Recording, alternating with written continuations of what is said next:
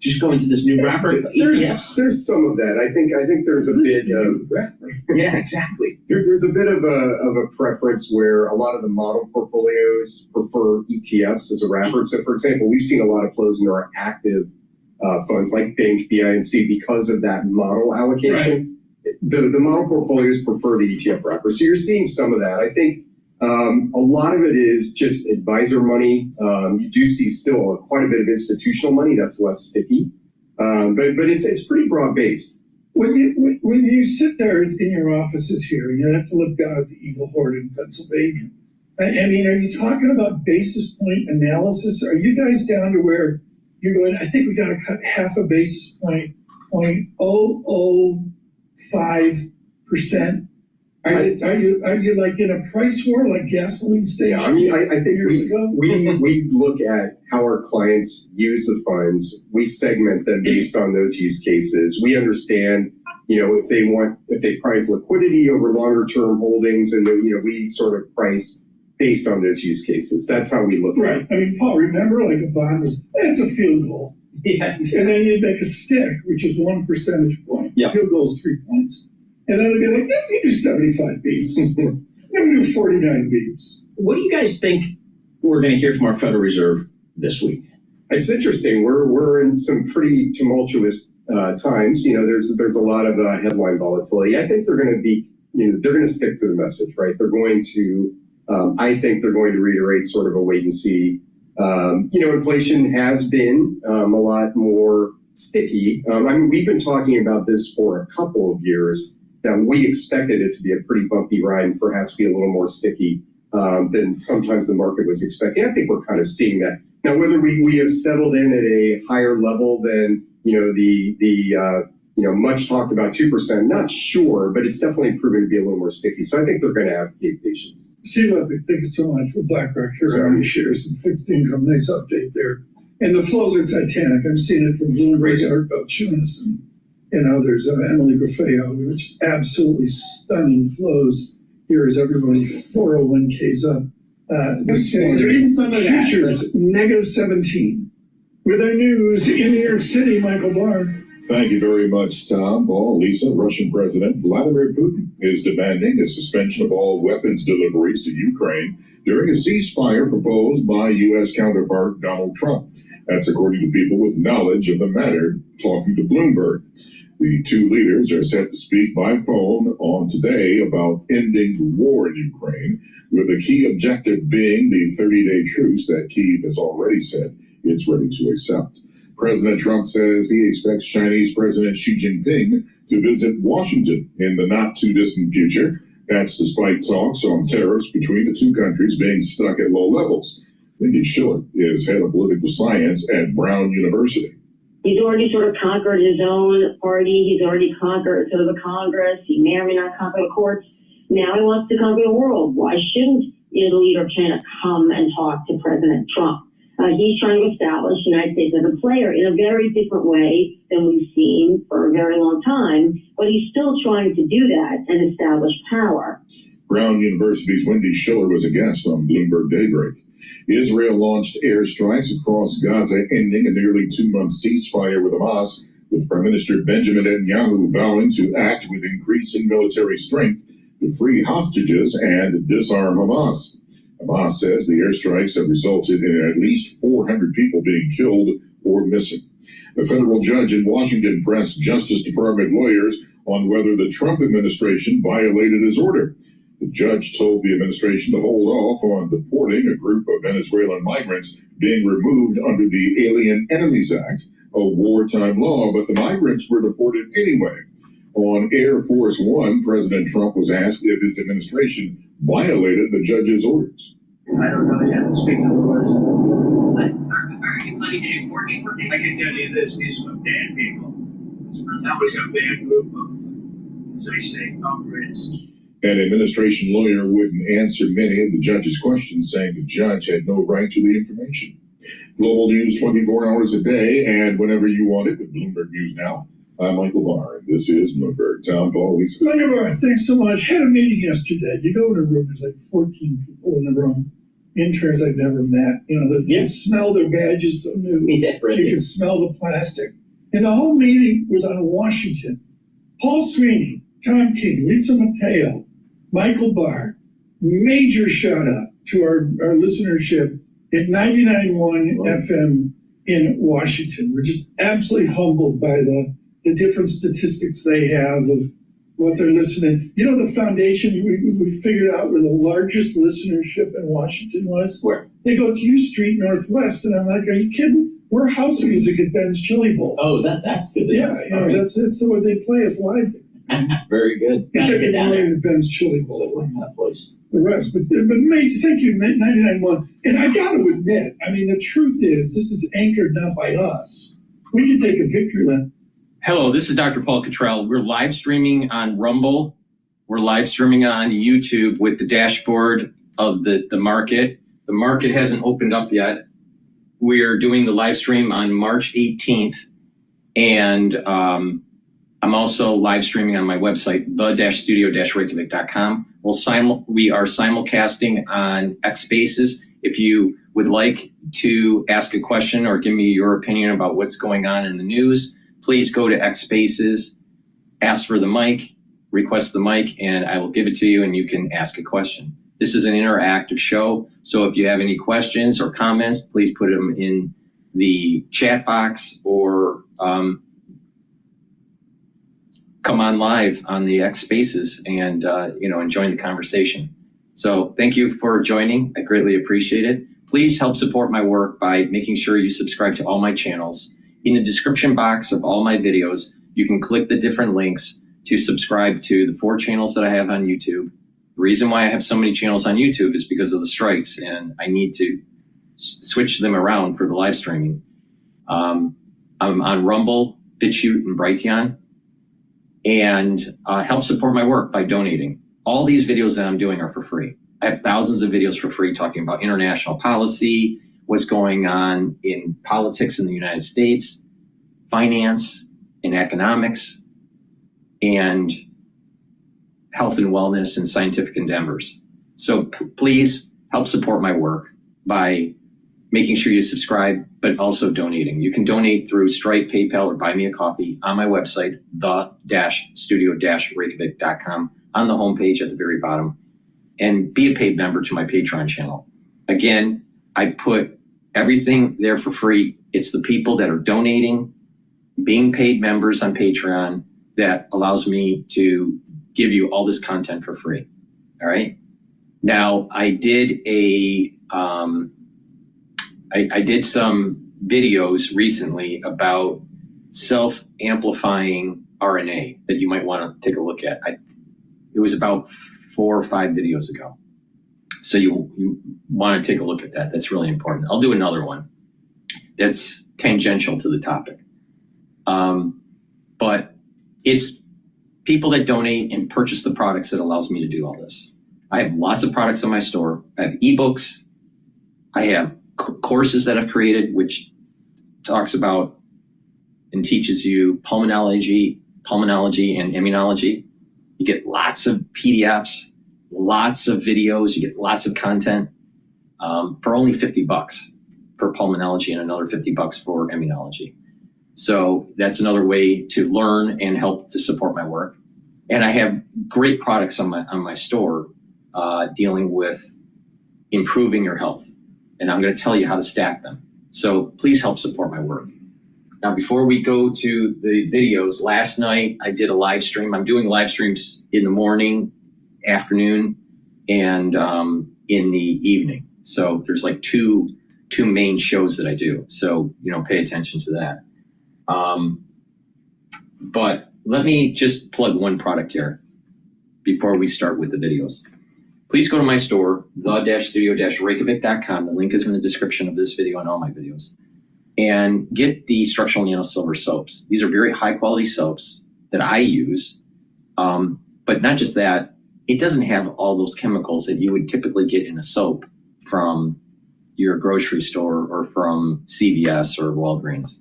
So please go to my store, help support the work that I do, and get healthier products like this structural nano silver soap. You can get it in peppermint, or in lavender.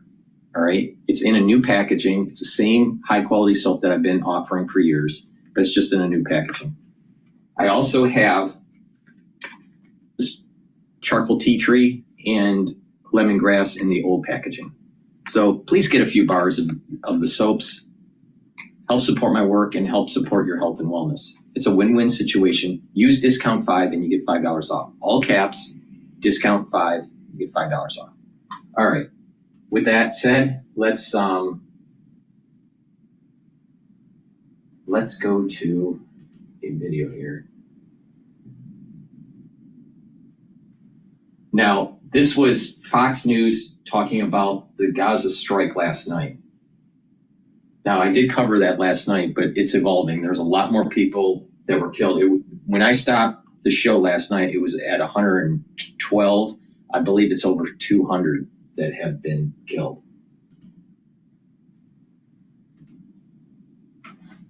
Ourselves on TikTok. It's amazing to see how it's growing. There's nothing else that would bring this kind of notability to our company. We wanted to build a legacy, and that's exactly what we're doing on TikTok.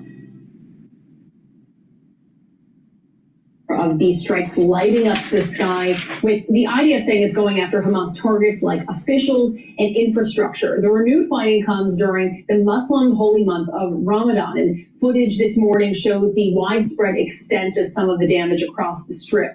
The first stage of the ceasefire ended 2 weeks ago. Negotiators have yet to hammer out a second stage, which would free the remaining hostages. Israel's defense minister saying this, quote, "The decision comes after Hamas repeatedly refused to release our hostages and rejected all proposals presented by U.S. President's envoy Steve Witkoff, as well as the mediators." Now, as Israel renews its offensive against Hamas, President Trump is also giving a warning to Yemen's Houthis and Iran, posting this online. Every shot fired by the Houthis will be looked upon from this point forward as being a shot fired from the weapons and leadership of Iran, and Iran will be held responsible and suffer the consequences, and the consequences will be dire. And his press secretary laying out the message even further.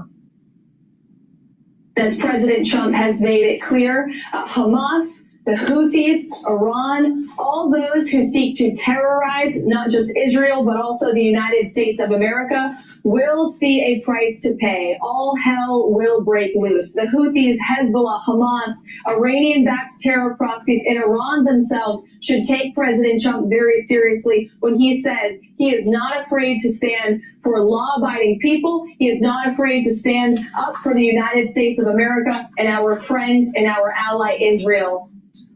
And Israel says that it will continue to lay out this military pressure, something that it says it will do as long as necessary. Carly, Tom, back to you. Alex Hogan live for us in London. Alex, thank you. Let's bring in former Assistant Secretary of State for George W. Bush, Robert Charles. Robert, the IDF says it learned Hamas used the pause in fighting to stock up on weapons in preparation for new attacks.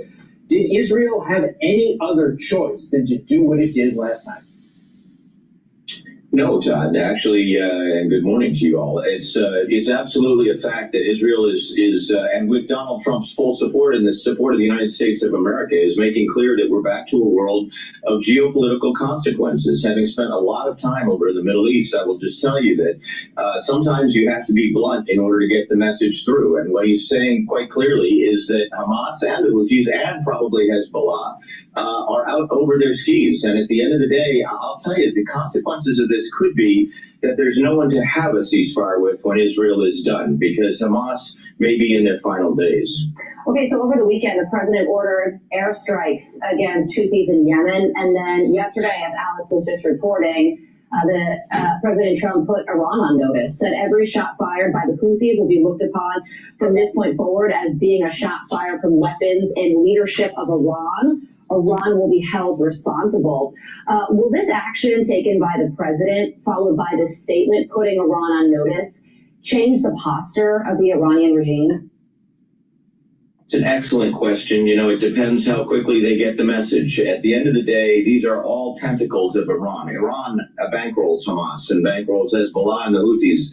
And I think at the end of the day, Iran's got to think very, very hard about what this president means. Donald Trump means what he says and says what he means. And thank God there is someone like Donald Trump there. I mean, there have been too many presidents who have been waffling, and in particular waffling in their support of Israel. And I think at the end of the day, this is a new world order for Iran. They're going to have to sit up, recognize that the next thing that happens is potential strikes against their assets. And I think he's making it crystal clear. Do not miss the message. The message is for you, Iran. You get it right, or you're going to pay a consequence you wish you didn't have to pay. Robert, you said something in your answer to my question that I want to jump off of. You said, if this continues down the path that it currently looks like it is, there may not be a Hamas to negotiate with because it may be wiped off the face of the earth. Do you ultimately think that there is any proposal at this point, after we've gone back and forth for months now, is there any proposal that Hamas would agree to? Or in the end, is this a fight to the end for them? You know, it's an excellent question, Todd. It really is. You know, is this, you know, are we going to think about Hamas like the Bolsheviks and the SS that they once were and they are no more? Or is there any room at all for a conversation? You know, I would tell you that at some point, all trust is lost. And if all trust is lost, this is the end of Hamas. If on the other hand, there's an immediate turn of tide, and you know they change of heart, and they can get these 11 hostages out of there, maybe there's some room to bring Hamas, whatever's left of it, back into the political process. But you know, I feel very badly not only for Israel, of course, because Israel is the constant victim here, but you know, Hamas has basically victimized the Palestinians in Gaza all over again. Yeah, and there's still one living Israeli-American hostage in Gaza, Edon Alexander, and 4 deceased. And we eagerly await for their return to Israel or the United States and pray that that does take place. So last week, Robert, Russian President Vladimir Putin says he is open to a ceasefire deal, but he did not agree to the negotiated one that Ukraine signed on to. He said that he wants to have a phone conversation with President Trump. That conversation is happening today, which seems like a pretty significant moment. How do you feel about it?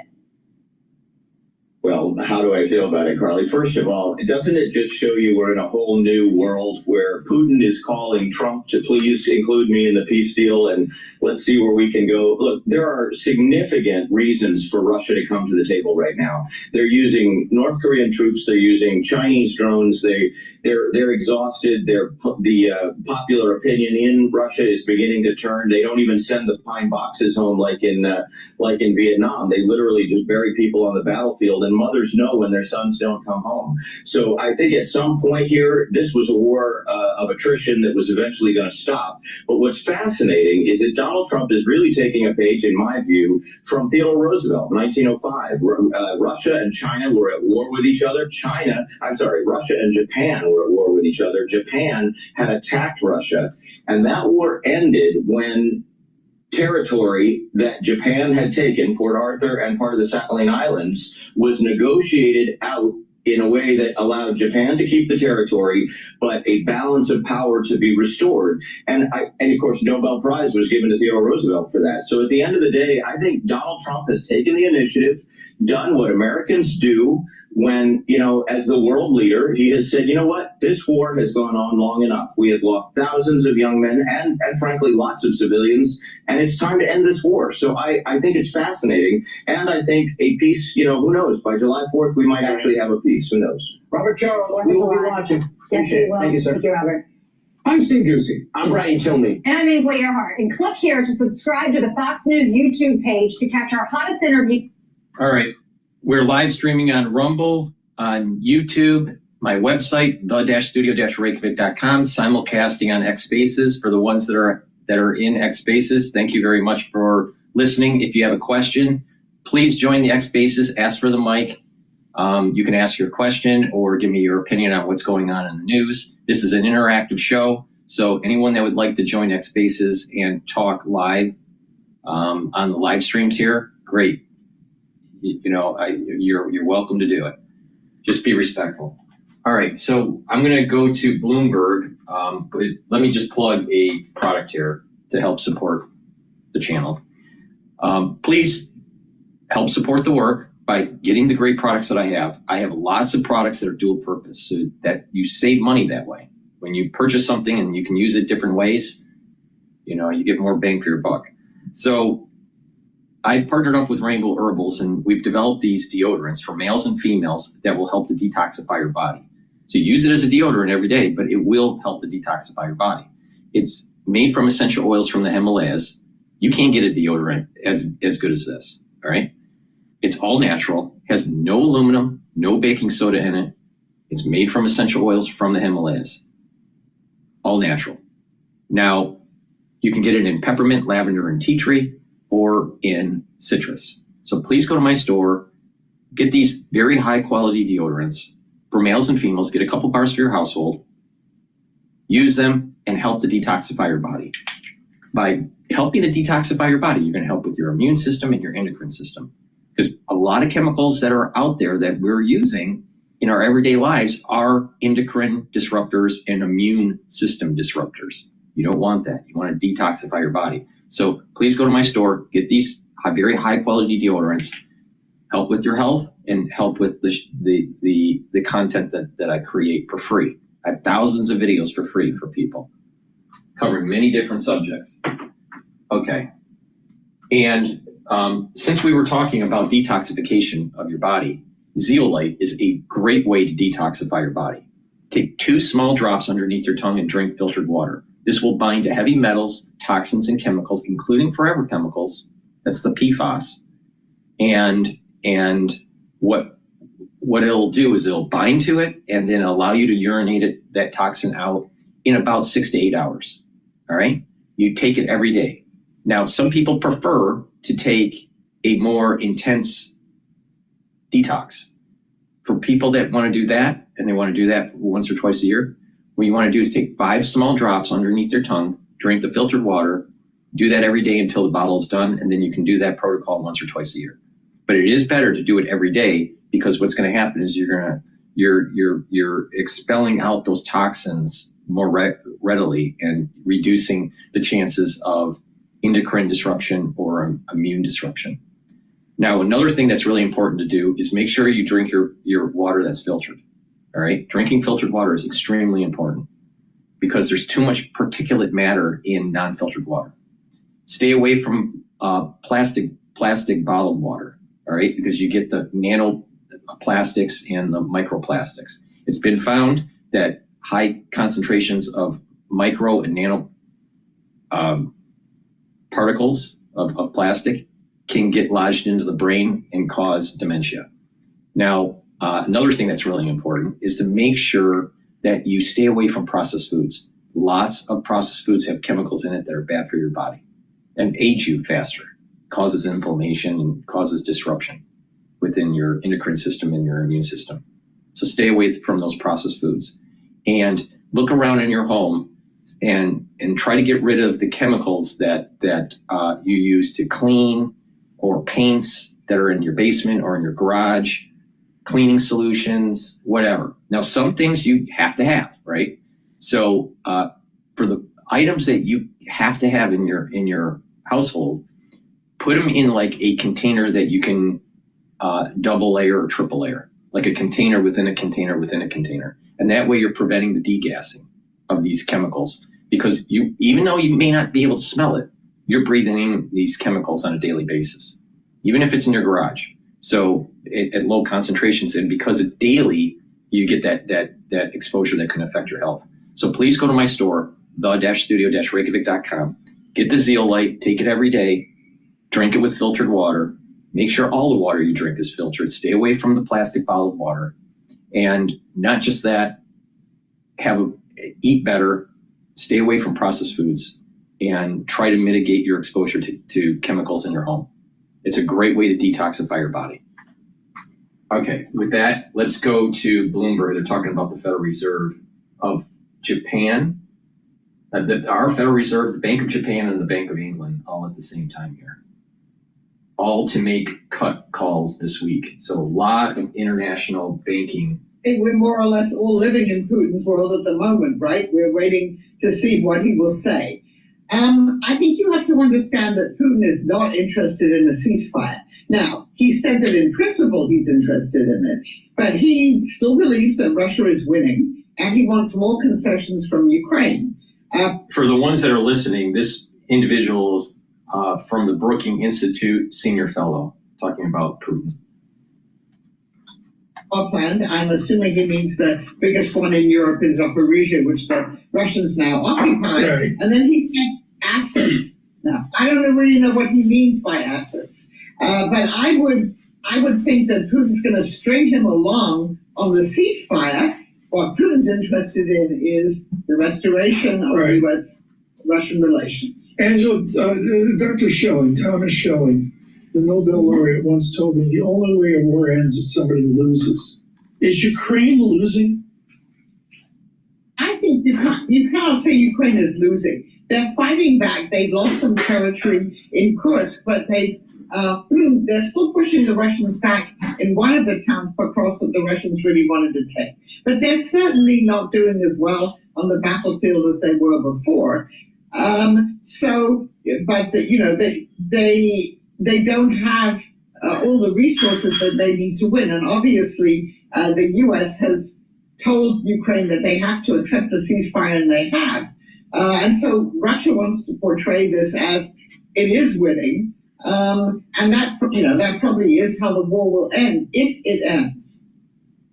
Angela, what would be a successful call today for President Trump and the U.S.?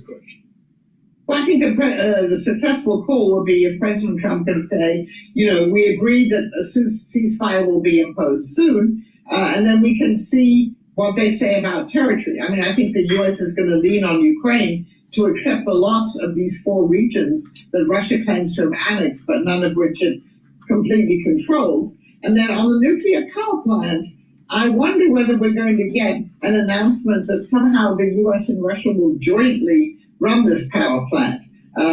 So I think for President Trump, it's coming out and saying, we are going to have a 30-day ceasefire soon. So if you're Ukraine, does Ukraine have any role? I mean, seemingly they're not on this call today. So how does Ukraine kind of inject itself here to these discussions? Well, I think it's very difficult for Ukraine. I mean, President Trump is going to be negotiating for Ukraine without a Ukrainian input into this. I mean, Zelensky did accept a 30-day ceasefire, complete ceasefire, Right. But they don't really have, as President Trump told President Zelensky in the Oval Office, they don't have too many cards at the moment. So it's unclear how much their interest will be taken into account. I did 480 miles from Warsaw, Poland to Kyiv, and that's, of course, across all of Ukraine. I mean, the distance from Warsaw to the border is just like it's not even a tank of gas.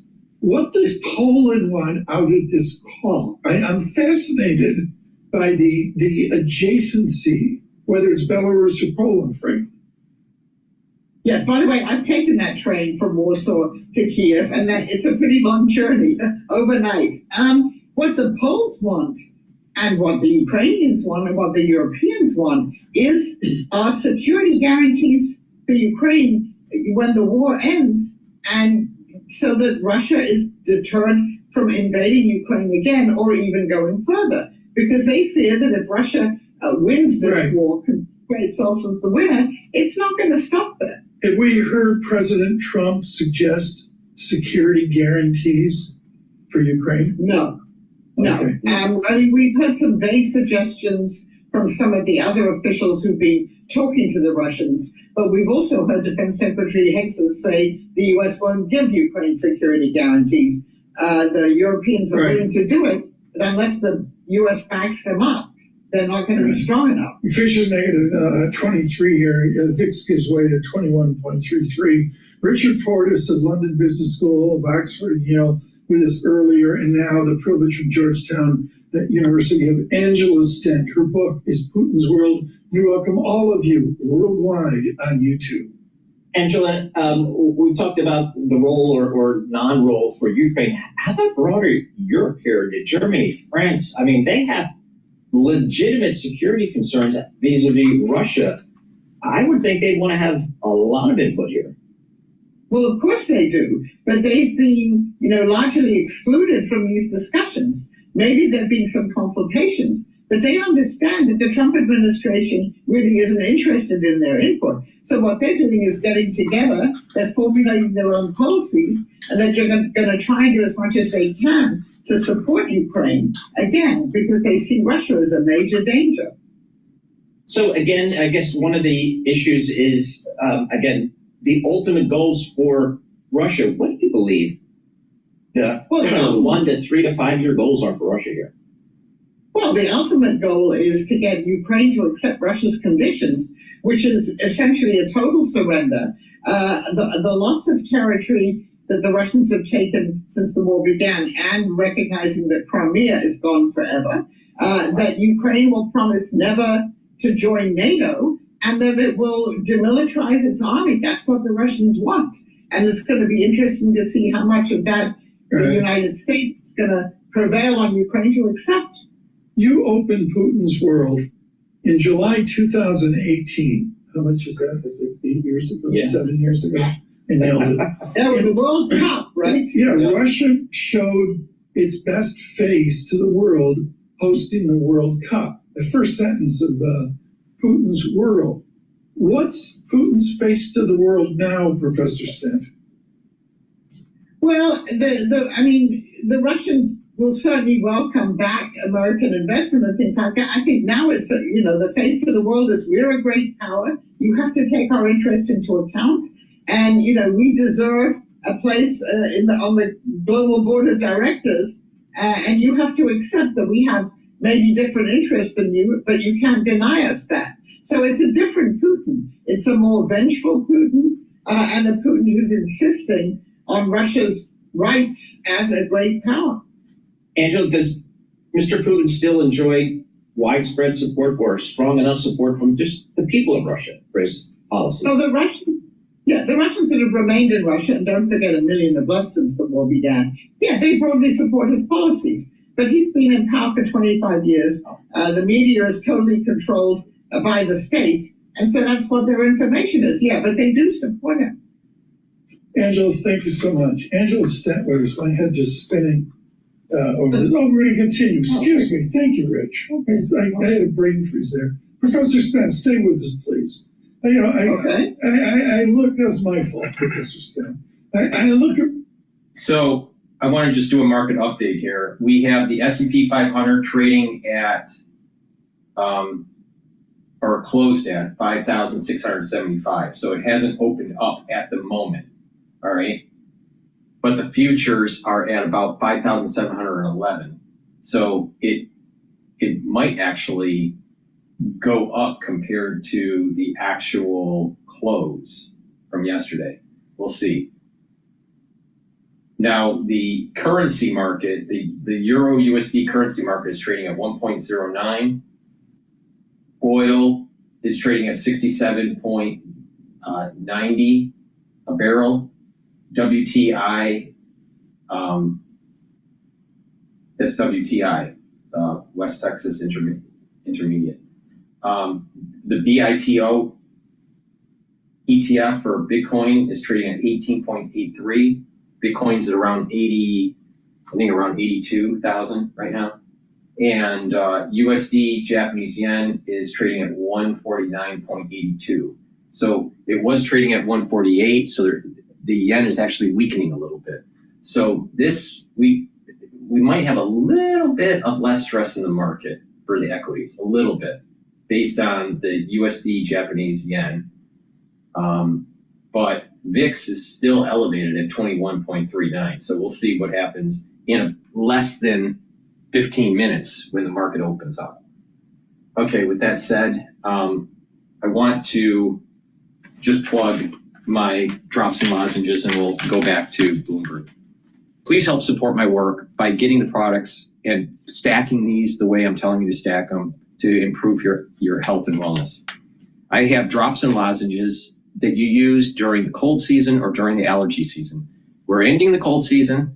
It's still elevated compared to last year, but at this time, last year, so the number of cases, especially with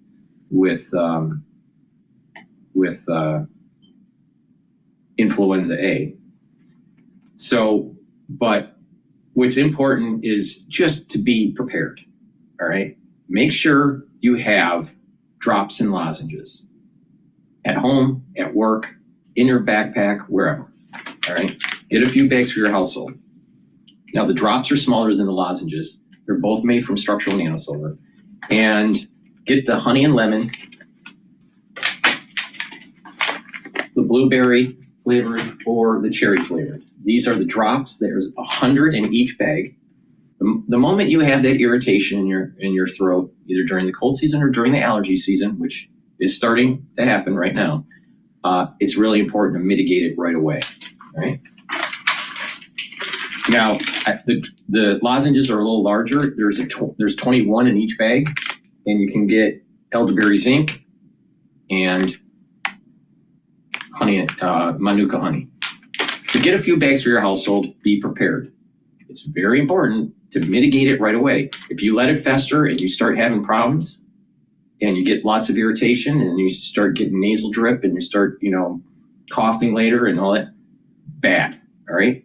Mild infection that lasts for 5 to 7 days takes 2 weeks to heal after. You may feel better. You may feel asymptomatic, but it's taking 2 to 3 weeks to heal your body with mild infection, all right? So if you have that happen to you 3 times a year, you're literally almost 25% of your year is either not feeling well, you're sick, or you're healing from the sickness. So that's why you age quicker. So you want to mitigate it right away. If you mitigate it right away, boom, you have more of your bodily systems and more of your immune system focused on other parts of your body than trying to heal a mild infection. All right. Now you take this to the extreme where you had a severe infection and you had lots of pulmonary problem, let's say pneumonia, all right, or chronic bronchitis. And guess what? It's taking you much longer to heal that tissue, if ever. Because some of that tissue is going to go into irreversible necrosis. And when that happens, permanent damage. So the point that I'm making here is that if you catch it early, you recover early, and you do less long-term damage to your body. But if you let it fester and you have this happen 2 or 3 times a year, then your body is in repair mode or in sick mode for 35, 40, sometimes 50% of the year. And then you wonder why you don't feel well and you're aging faster. So please go to my store, the-studio-reykjavik.com, mitigate that irritant right away before it festers. Use discount 5 and get $5 off. Okay, Bloomberg's on break. Let's go to Al Jazeera. No, let's go to live now. There's UN's response to Israeli attack kills over 400 people now in Gaza. Truce stalls talk. 400 kills 400 plus in Gaza after truce talk stall. The Israeli military reportedly hit residential buildings, schools, IDP camps, a trend that has been documented extensively by our office since October 2023. We're again seeing the scenes of mutilated bodies of children and bodies wrapped in shrouds. The Israeli military also issued a displacement order from several parts of Gaza, indicating a return to a pattern which led to the forced displacement of 90% of the Palestinian population in Gaza, often several times. It is unacceptable, even unimaginable, and to once again find ourselves talking about this instead of supporting a path towards meaningful recovery and sustainable peace. The situation is compounded by the blockade of Gaza. For over 2 weeks Let's go to now, Al Jazeera about this. Demand of Ben Gvir in order to join the government. There is a vote on the budget this month, so it is extremely important that he will be in the government, so the budget will pass and it will secure Netanyahu's government up to the next election on October 26th. So yes, it's extremely important to bring him back. Okay, so Netanyahu being driven by political considerations. What about military? Does he believe that the Israeli military can in fact defeat Hamas, which they haven't been able to do so far?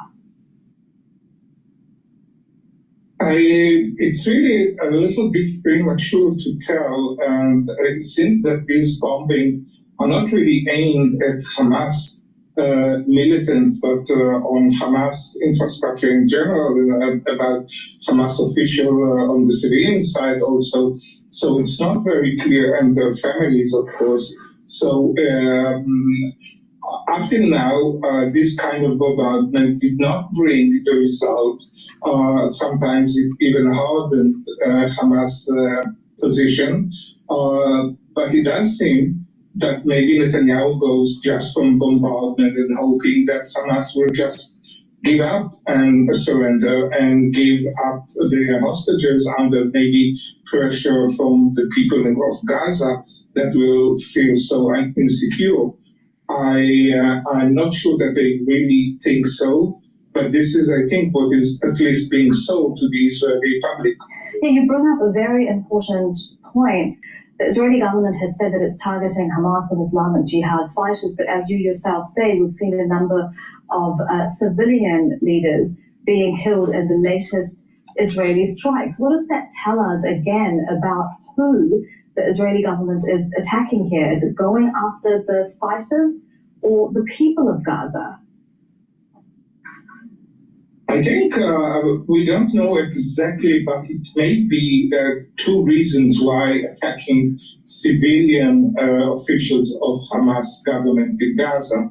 One is to disrupt Hamas rule in Gaza and, make it lose the confidence of the people of Gaza. And the second could be even a simpler reason is that they know where to find them because they are out. They more or less act in public because they have to. If they want to provide services, they have to be out. So maybe Israel just knows where they are, and it could targeted them while Hamas senior leaders and military leaders are probably in more secure places. That is Meron Rappaport joining us live from Tel Aviv. Thank you very much for your analysis for now. We appreciate it. Thank you. As we mentioned, the White House press secretary said Israel consulted the Trump administration before carrying out I'm going to go to strikes. CNN. They published 1 hour ago about what's going on in A Gaza. fragile ceasefire broken overnight after deadly Israeli airstrikes rocked the Gaza Strip. Minutes ago, Israel's foreign ministry said this was in response to Hamas rejecting 2 concrete mediation proposals presented by the U.S.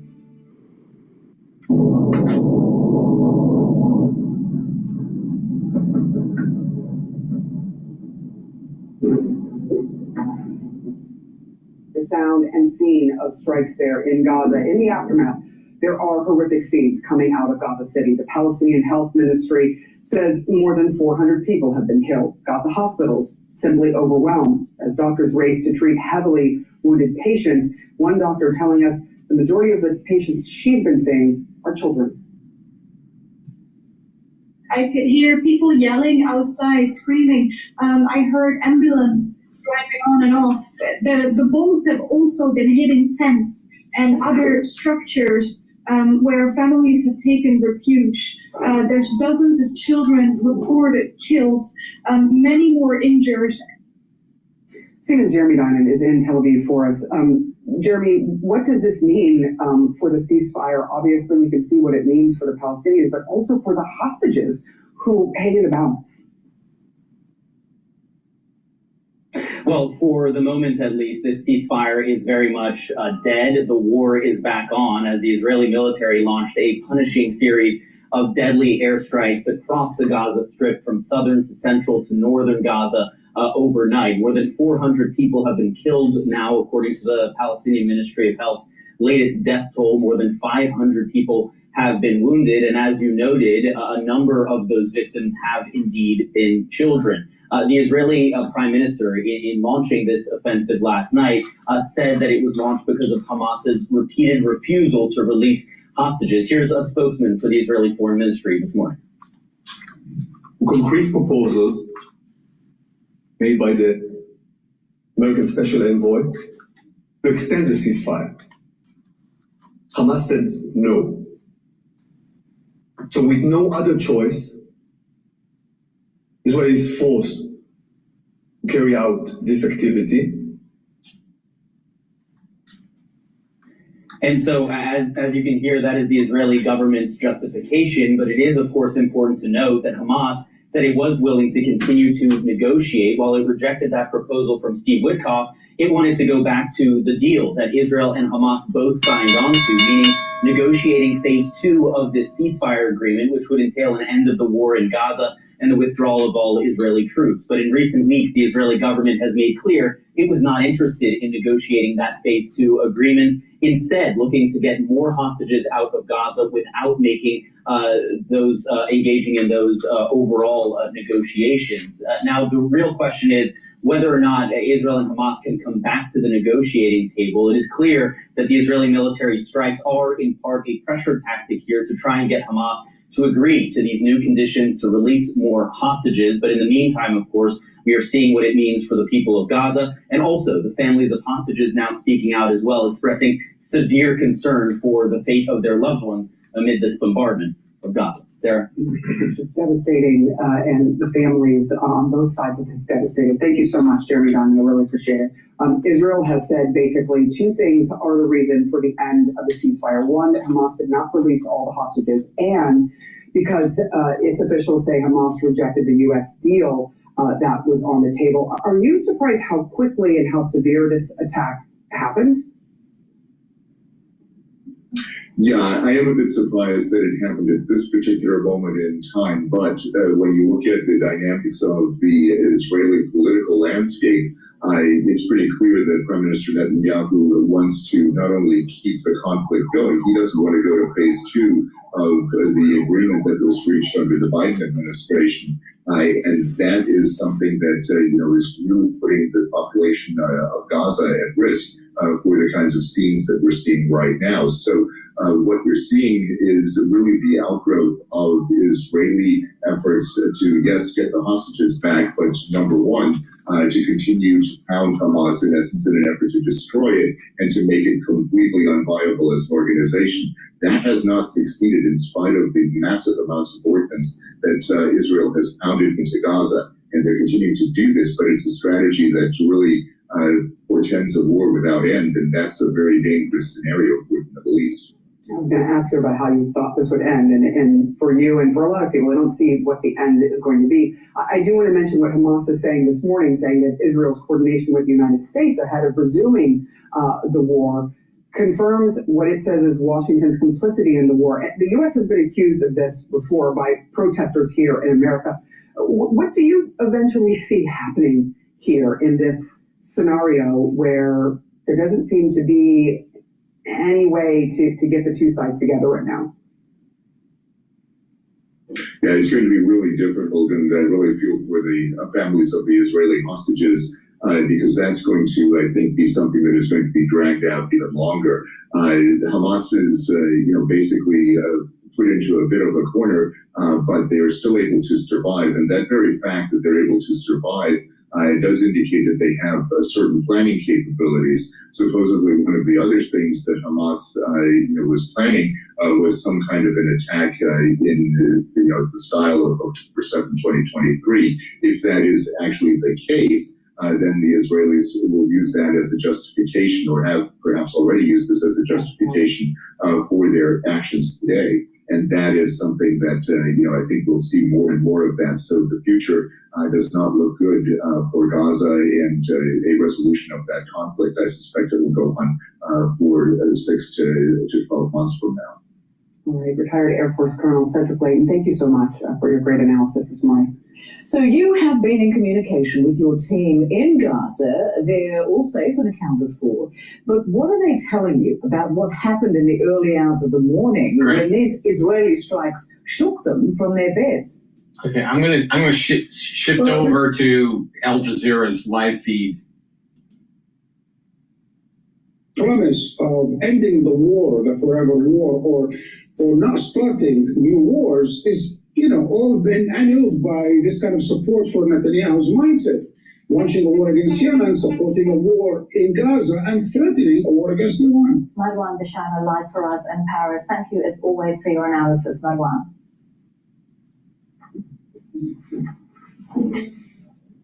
The global reaction to Israel's breach of the ceasefire has been a mixture of condemnation and calls for restraint.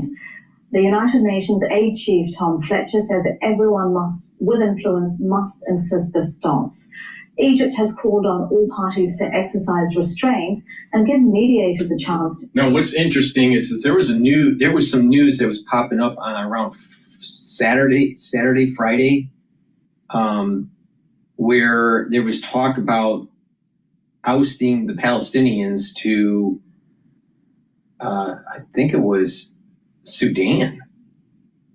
But, and then this happens over the weekend. Now, the market has opened up in New York, and the S&P 500 is trading down at 5,642. VIX is trading at 21.62. Euro USD is trading at 1.09. Oil is trading at 67.87. Bitcoin ETF is trading at 18.25. And the USD Japanese yen is trading at 149.77. All right. Let's go back to Al Jazeera in a moment. Statement from the deputy spokesperson for the Secretary General, Antonio Guterres. The Secretary General himself is in Geneva, where he's taking part in informal talks with Cypriot leaders. Later on Tuesday evening, he is expected to head to Brussels, where he will take part in the EU meetings there. Where he will be meeting with various EU leaders. These meetings were pre-scheduled before this latest attacks by Israel on Gaza, but from spokespeople within his office, we're saying we're waiting to hear if the Secretary General will make any more remarks in the coming hours. We'll be watching closely for that. And with the Security Council due to meet about Gaza shortly, Gabe, what can we expect from that? Yeah, this was a meeting that was scheduled, and it was meant to deal with the humanitarian situation in Gaza. As we've been reporting for over 2 weeks now, Israel has essentially had a total blockade on Gaza, not allowing any food or medicine getting in.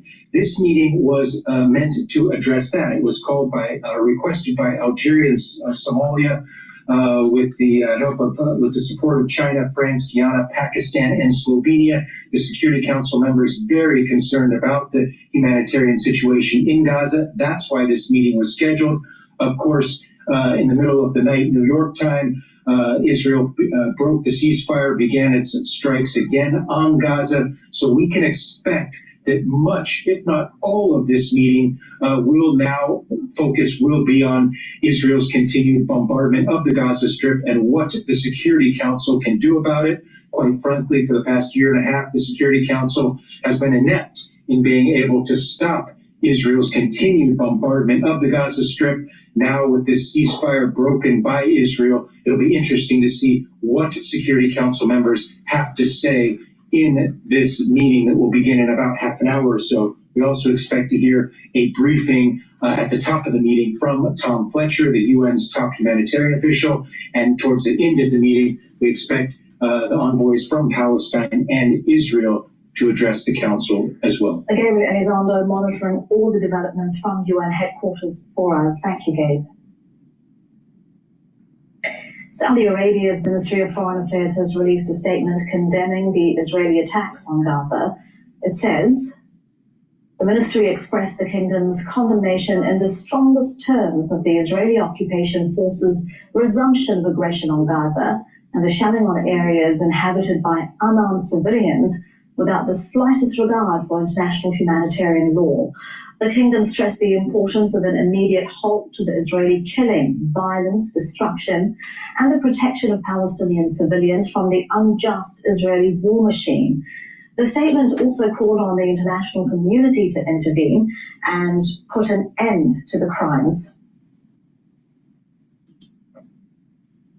Abdulaziz Al-Ghashian is a senior non-resident fellow at the Gulf International Forum. He's joining us live from Riyadh. An incredibly strongly worded statement from Saudi Arabia there. But what real pressure can we expect on Israel, on the US from Saudi, especially given Donald Trump's very good relationship with the kingdom and its rulers? Well, thank you very much, Elizabeth, for having me.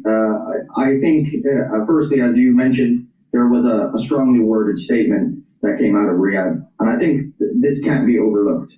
The reason being is that a great deal of disinformation is out there, and unfortunately there's a campaign of trying to make sure that Saudi Arabia is not siding enough with the Palestinians and not demonizing Israel enough. So this strongly worded statements is of the essence. So that's the first step. The second step is that we're going to see a great deal of lobbying. There's going to have to be a lot of diplomatic lobbying that's going to take place. Something very similar that came out from the Joint Arab Islamic Summit in 2023, where Saudi Arabia led this joint committee of Arab Islamic Committee that kind of traveled to different political capitals around the world to lobby for a ceasefire. Now, to answer your question also more precisely, what can they do? To be honest, this is not just a question for Saudi Arabia. This is a question for any other country apart from the United States. What can they do is not really much, because the leverage that there is in the White House or in the United States. And so right now, there is just, it's a great deal of, there is a limitation when it comes to leverage. Now, But Saudi Arabia does have great leverage with the United States, doesn't it? Because of how much it wants to invest, the hundreds of billions of dollars it wants to invest in the United States, for example. This is true. Now, they can do that. And the other thing that's even more important, which is the card of normalization. Now, I think here's a question of really sticks and carrots. Can they use the sticks? The sticks are very much limited here. No one can use the sticks apart from the United States. The question here is in the carrot. And I think the carrot here is in very much in these investments that the United States, that Saudi Arabia are trying to persuade or promise or incentivize the United States with. Secondly, I think the card of normalization with Israel. This is another card that the Saudis can use. But the reality is, there could be no normalization while this is happening. And that is something that Saudi Arabia has maintained throughout the war. In his first term, Donald Trump really wanted to broker a normalization deal between Saudi Arabia and Israel. We heard about it endlessly. But is it something that any of these parties are still seriously interested in? It is very, very difficult for different reasons. Firstly, I'm not sure that Netanyahu is going to leave anything left for a Palestinian aspect that the Saudis can use to normalize later on. Because the Saudis need to have a credible, irreversible steps and a series of steps within a framework of a two-state solution. And that in itself looks incredibly difficult. So Netanyahu wants something so bad, yet he is doing everything to avoid it, everything to negate it. Secondly, there are aspects of public opinion that right now Israel is simply just being perceived as a very, very undesired entity in the Middle East and is undesired to be associated with. So clearly, the cost of even relations with Israel in itself has increased dramatically. And that is why we won't see normalization anywhere in the near future whatsoever, right.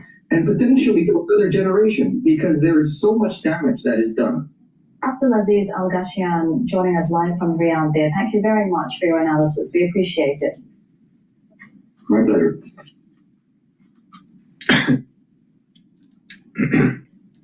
please go to my store, the-studio-reykjavik.com, and get the great probiotics that I have. I have two different types. I have the powdered version, which I usually take. It's just quicker for me to mix it with my food during lunch because I take a bunch of different powders that I'll talk about throughout this broadcast, and the VeggieCap version. Both are very high quality probiotics. You take a probiotic to reduce inflammation in your gut, to help with the absorption of your nutrients, to improve the mucosal lining of your gut. That improves your immune system. Also, the communication between your gut and your liver, and your gut and your brain. A good gut biome is going to help with metabolism. It's going to help with the functioning of your liver. Your liver is a major detox organ, but it also helps to produce sugars and bile and different proteins that your body needs to function. So a healthy liver, a healthy gut, and a healthy liver are really important for you. And the communication between your gut and your brain. You'll sleep better with a good gut biome. You're going to be less irritable. Your skin will be improved. Your hair, your nails, but not just the external features. You're going to be able to sleep better. All right. And so when you have a good gut biome, it kind of resets your body. All right. Now, another thing that you should be doing is drinking filtered water and staying away from processed foods. So proper diet, proper exercise, a good probiotic is going to be a great foundation for you to build on to improve your health. So please go to my store, the-studio-reykjavik.com. Get the probiotic either in the VeggieCap form or in the powdered form. There's a little scooper in here. You take 1 scoop a day. It's really easy. Mix it with filtered water or soft foods. I mix it with hummus. Please go to my store. Use discount 5 and you get $5 off. Now, another great stack for your immune system is the magnesium and zinc. If you're not feeling well, take a double dose, take 1 in the morning and take 1 dose in the evening. But regular maintenance, if you're feeling well, take 1 dose a day, usually in the morning. Drink it with filtered water because it's water soluble. Also, you can take vitamin C plus magnesium. This will help to boost up your immune system. Take a double dose. If you're not feeling well, drink it with filtered water because it's water soluble. Now, if you stack these together, this is a great stack for you to improve your health and your immune system. Really boost that immune system up. So take the vitamin C and magnesium and the magnesium and zinc together. All right, and you're going to improve your immune system and help with your metabolism. Now, with that,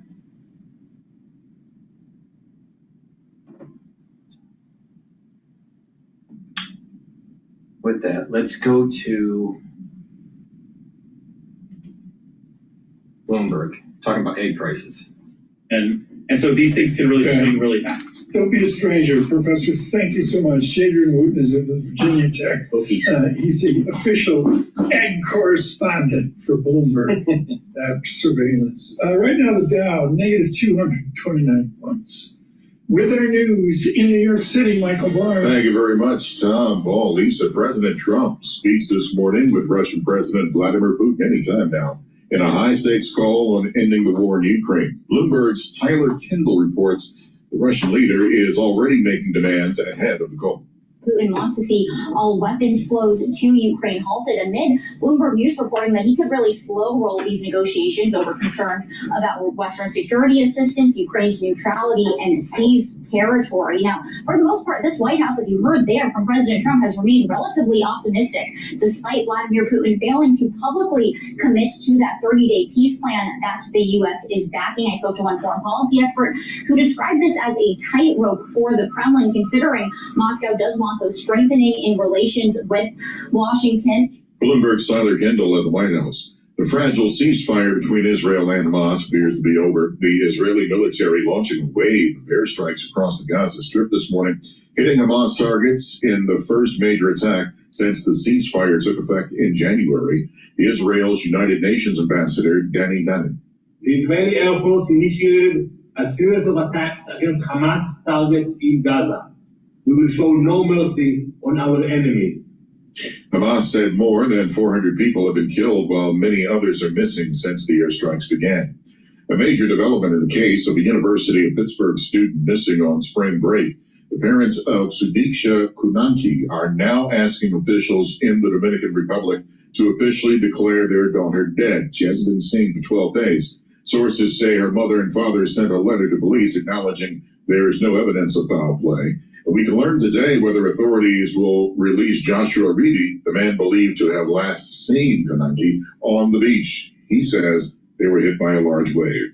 President Trump says that he is ending Secret Service protection for former President Joe Biden's son Hunter and daughter Ashley. Trump posted on social media it would begin effective immediately. Global news 24 hours a day and whenever you want with Bloomberg News Now. I'm Michael Barr, and this is Bloomberg's. I'm Paul Lisa. Michael Barr, thanks so much as well. That was brilliant on the X. Yeah, I learned a lot. Yeah, I mean, Virginia Tech, they know what they're talking about. That's Blacksburg, Virginia. That is beautiful country out there. Oh, man. But I don't know what a Hokie is. That's their, and I think a Hokie is the same thing as a Hoosier, which is. Are you making fun of the Grand Canyon Lopes? No, I haven't gotten there yet, but I think a Hokie is just somebody who roots for Virginia Tech. And their mascot's like a turkey.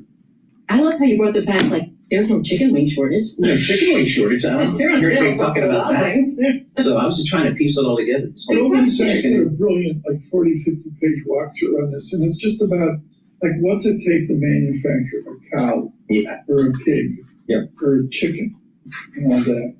I give a moment of silence here, folks, for Lisa Mateo. How many, we'll get back. Bloomberg surveillance, good morning.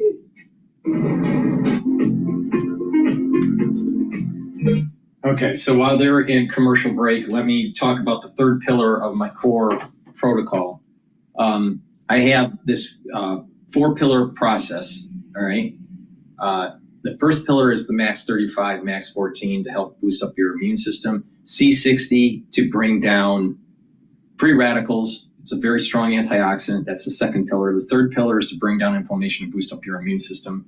That's lignans, turmeric, and ashwagandha. And then the fourth pillar is to boost up your metabolism and your energy levels with Boomer Boost. So let's talk about that third pillar to bring down inflammation. Now, by bringing down inflammation, you get a double benefit. You're helping with your vascular system. You're helping with your immune system. And when you're bringing down that systemic inflammation, you're helping your other organ systems and tissues to not be inflamed. So, especially your brain. So, turmeric will bring down pro-inflammatory cytokines, but not just that. Turmeric also soaks up free radicals. Really important for your immune system and your vascular system. Now, also for your brain, if there's lots of inflammation, you start having neurological problems and neurons could die. And the myelin sheath of the neuron can start to be attacked and break apart.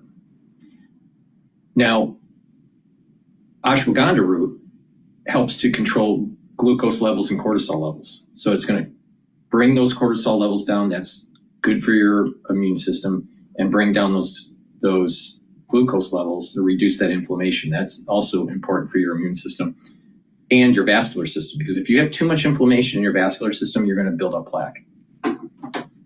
Now, lignans. This is a dual purpose supplement. This is going to help with your endocrine system and your immune system. It brings down inflammation, okay? Not just that, it also soaks up free radicals. It's a powder. You mix it with soft foods or with filtered water, right? I mix it with soft foods, but you should be taking this every day. What you'll also notice, if you take this and you work out, you're going to actually recover quicker. So a great stack to help with your cardiovascular health, bring down inflammation and reduce plaque buildup is this stack here. Turmeric, lignans, and ashwagandha.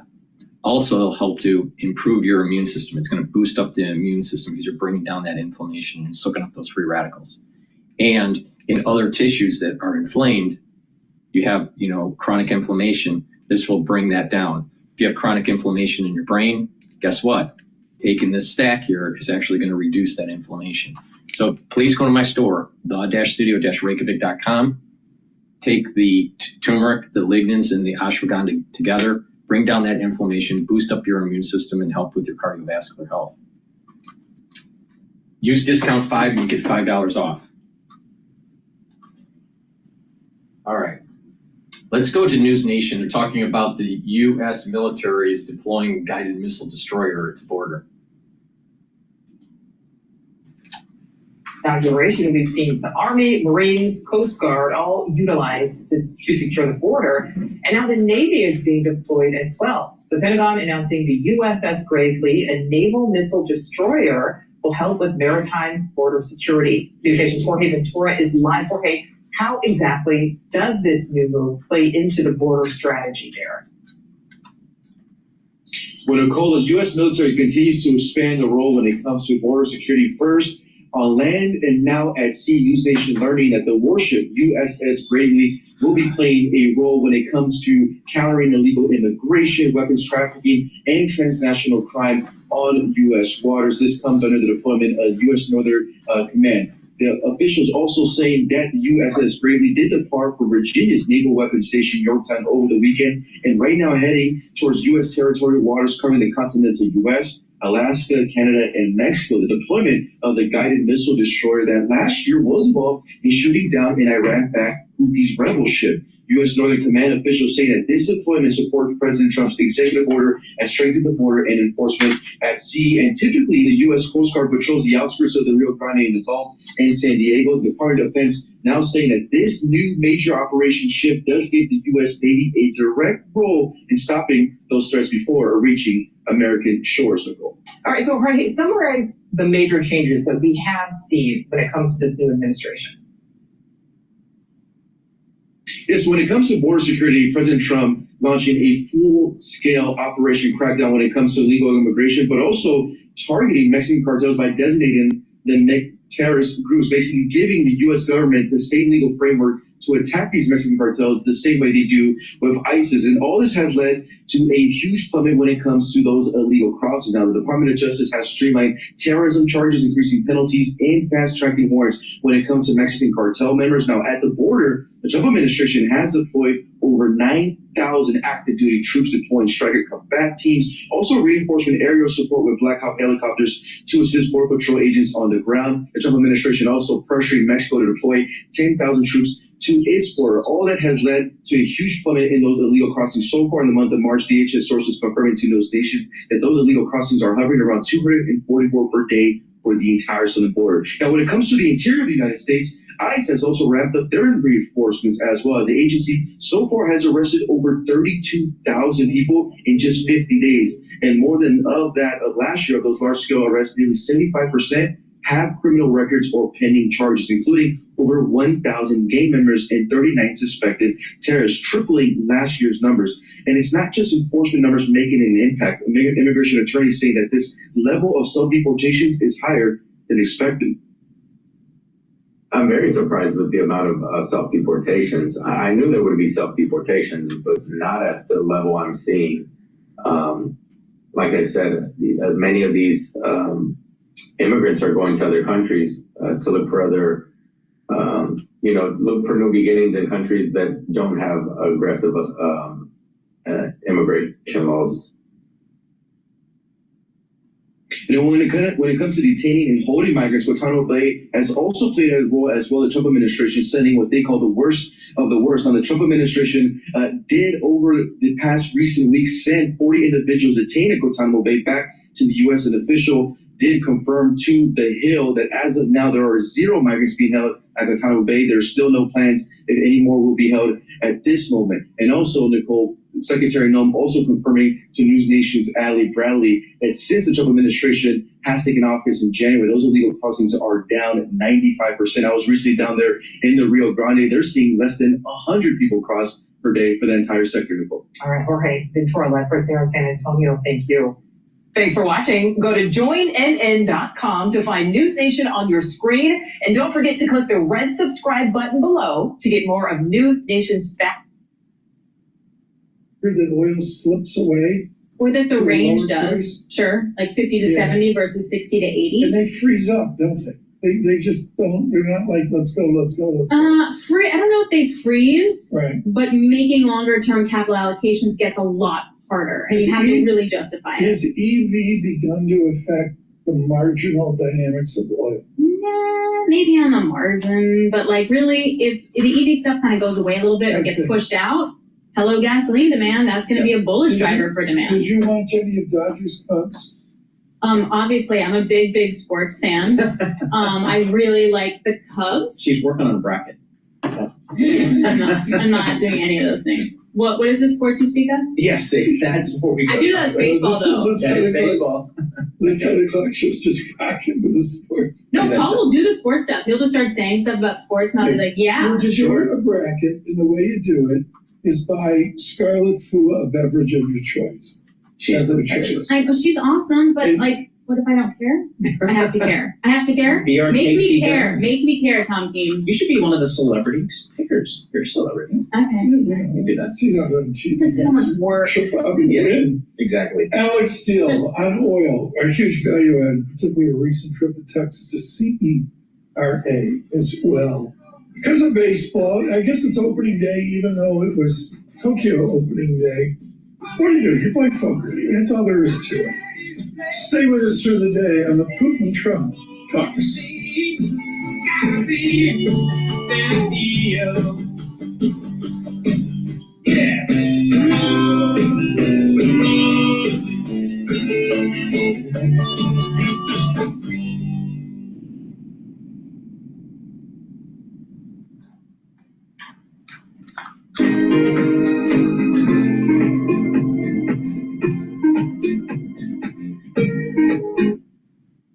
All right, let's go to live now. Israel's briefing about the airstrike that killed 400 people. The briefing I've just given, I told you that Hamas had rejected the Witkoff proposals. In fact, they had rejected all of the proposals. As such, Israel has returned to fighting Hamas. Next, a question from Joel Pollack at Breitbart News. Does the renewal of war mean that Israel has given up on seeing more hostages released? Not at all, Joel, is the answer to that question. Not at all. Our war aims remain precisely the same. They are to get every single one of our hostages home. 59 of them remain. We believe that less than half of them are alive. But all of them, alive, and those who have been already murdered by Hamas, should be returned home immediately. The destruction of Hamas's military and their governing capability, and ensuring that Hamas can no longer, and Gaza can no longer form a threat to this country. Our war aims are precisely the same. Hamas have stopped releasing hostages. As such, we have the right to return to war, to put pressure on them to release our hostages. Next question here is from George Dastis from FA, the Spanish news outlet. Are there any plans to resume ground operations after the strikes? And second, do you have an estimate how much longer the strikes have gone for? Is Israel still at the negotiating table? Thank you. Thank you, George. I think I've answered all of those questions in the comments I've made. Please go down. Next question is from Maxime Dovra from Jewish News.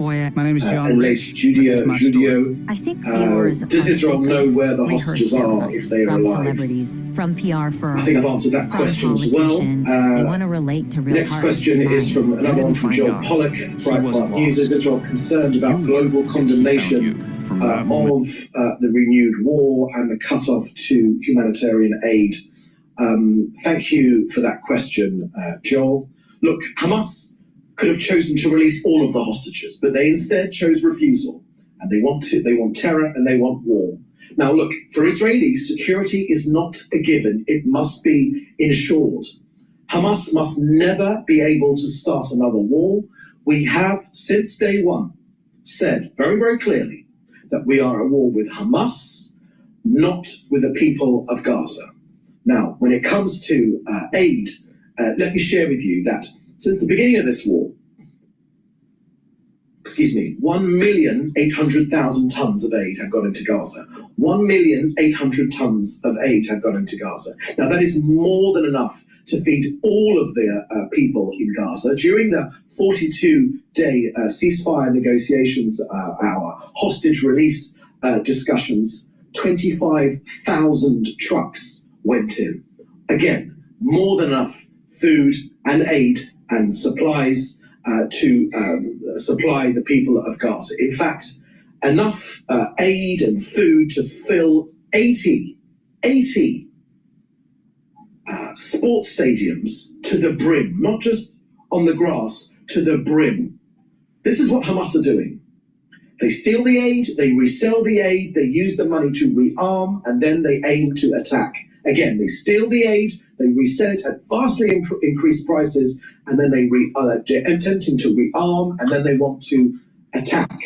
During this 42-day period, this of phase one, 25,000 aid trucks entered Gaza. There is no shortage of food in Gaza whatsoever. The only humanitarian suffering in Gaza is that of Israeli hostages who are being chained, they're being starved, and they're being held in Hamas tunnels. Hamas takes the aid that enters Gaza and is exploiting it in order to rebuild its war machine.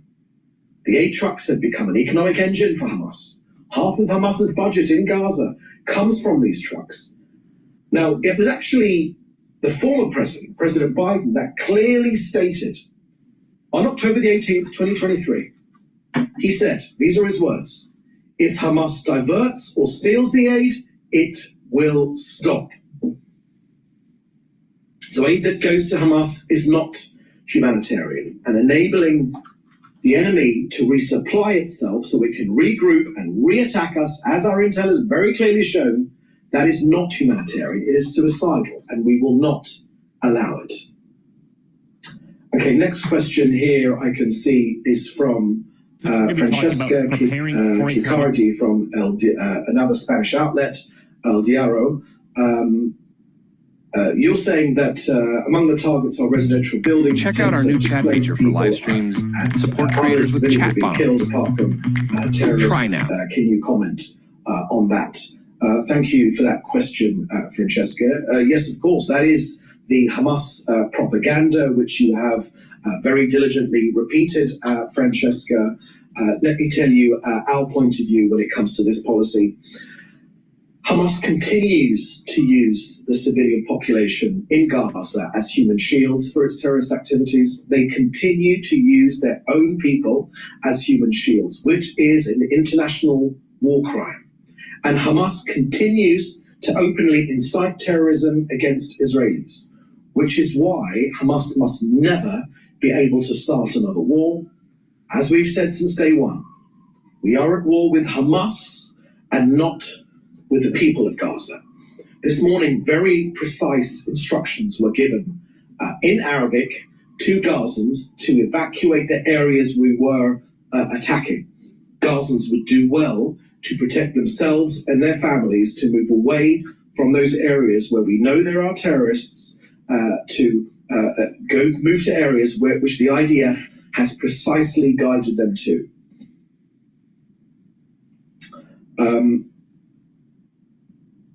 A question from Jody Cohen at Newsmax. Your Hamas officials reportedly suggested that Israel's strikes have led to a death of the hostages. What's your response to this? Thank you, Jody. Again, another example, I think, of Hamas propaganda.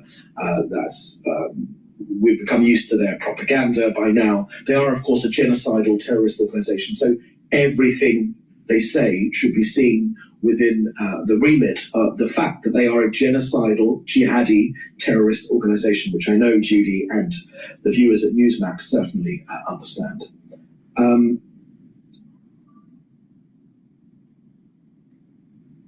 See, people don't understand. Another question. I'm gonna. People don't understand about even the history within the Bible.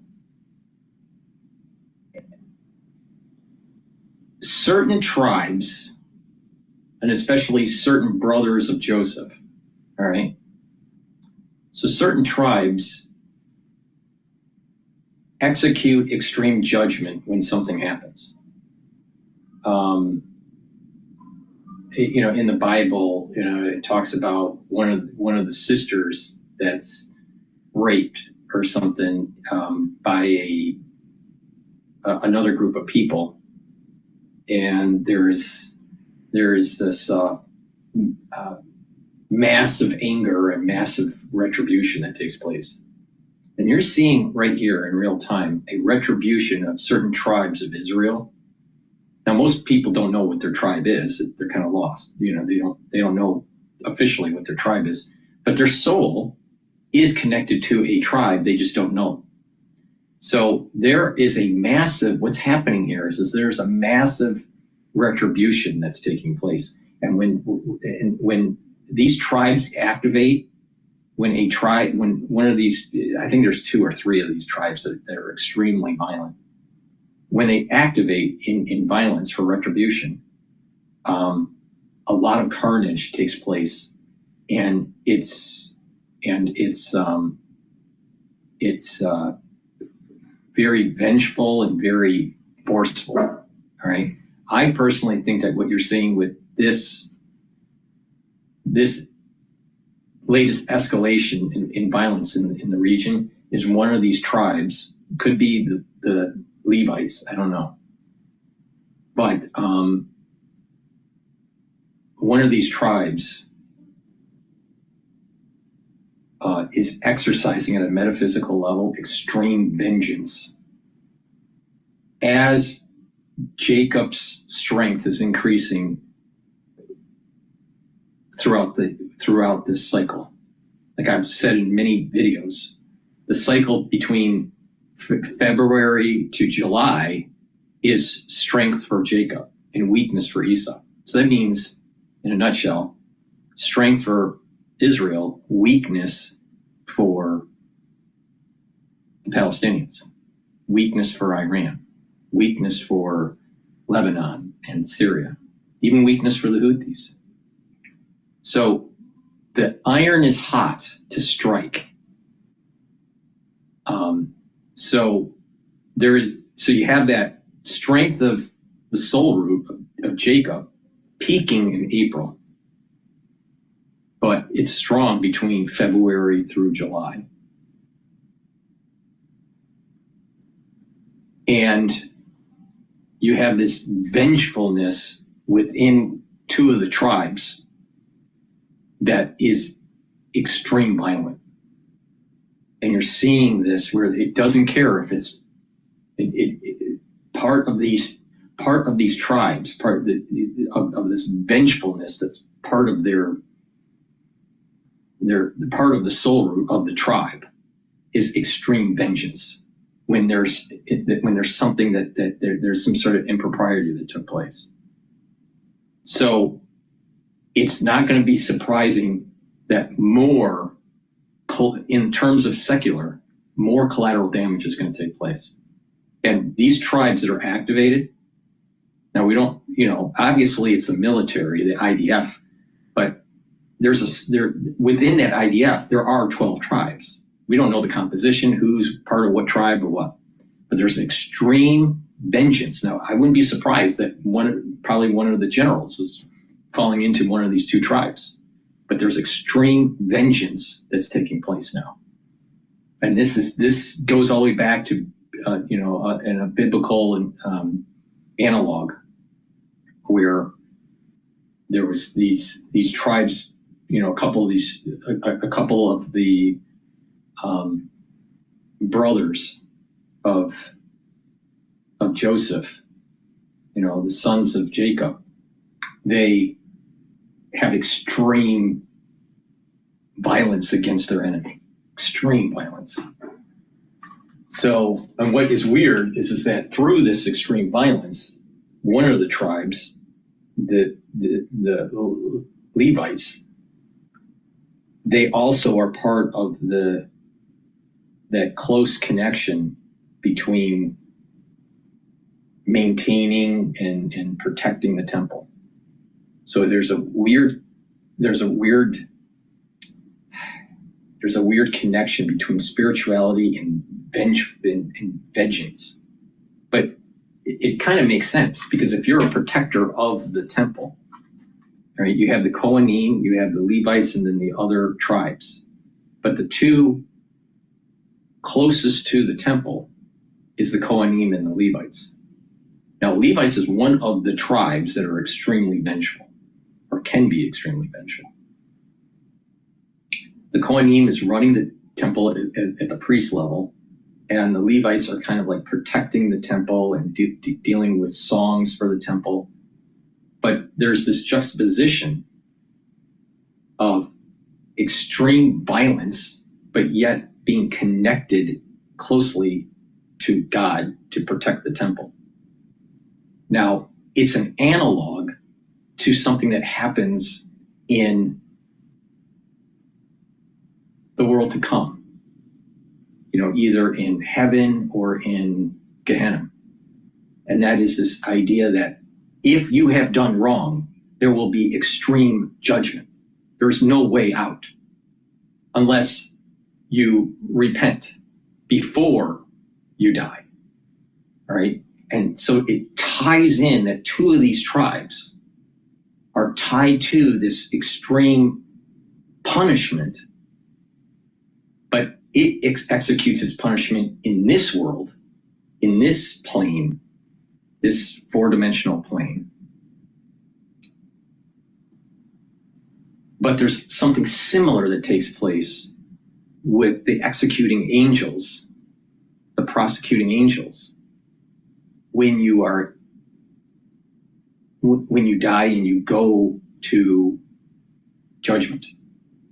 And through that judgment depends on, how much of Gehenna, all souls, let me rephrase this.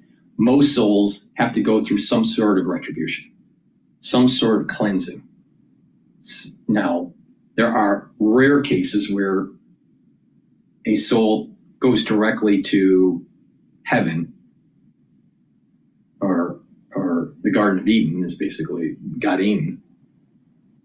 And it will go, but that's very rare cases. Most people will spend a period of time in cleansing the soul before it can elevate up. Really bad souls stay in the purification process longer. Some rare cases, they stay in Gehenna. They never get out. It's rare. It's extremely rare. It's probably less rare than the ones that elevate directly to heaven without any cleansing. But it's still rare. So the far majority of the people have to go through some sort of cleansing process for their soul to elevate up. So there's an analog on what's happening above and what's happening below. Below meaning on our plane, on our physical living plane, all right? Above meaning what happens when you die, or what happens in, this communication between heaven and this plane, depending on the context that we're talking about. In this case, we're talking about extreme retribution on our plane by a tribe within the military apparatus. We don't know who it is. They don't even probably realize that they are part of one of these tribes of pure, of extreme retribution. But it's happening. And it's extremely violent. And it's going to get worse. This is going to get worse. It's not going to de-escalate. And it's an analog to what happens in Gehenna. When you do something bad, there's extreme judgment and you can't get out of it. You could get out of the extreme judgment in this plane if you repent, if you try to become a better person. And if you do it with pure heart, then everything that you've done wrong is washed away. But if you don't repent, if you don't have a sense of sorrow of how you lived your life and tried to become a better person, then there's going to be extreme judgment on you. Now, if the average person isn't going to have, forever in hell kind of stuff. That's rare. All right. But most people are going to have to go through a very painful purification process because of the way they live their lives. And those angels that are doing the prosecution and the purification for your soul, when you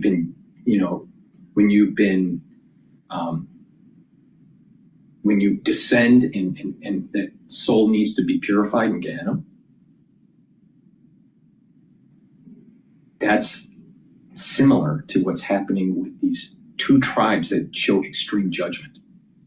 The extreme judgment from these tribes is God. It's not God ordained, but it's allowed because they're executing judgment because they did something wrong against some sort of serious biblical precept. All right, so there's this very strong battle, very violent battle between Jacob and Esau that's taking place.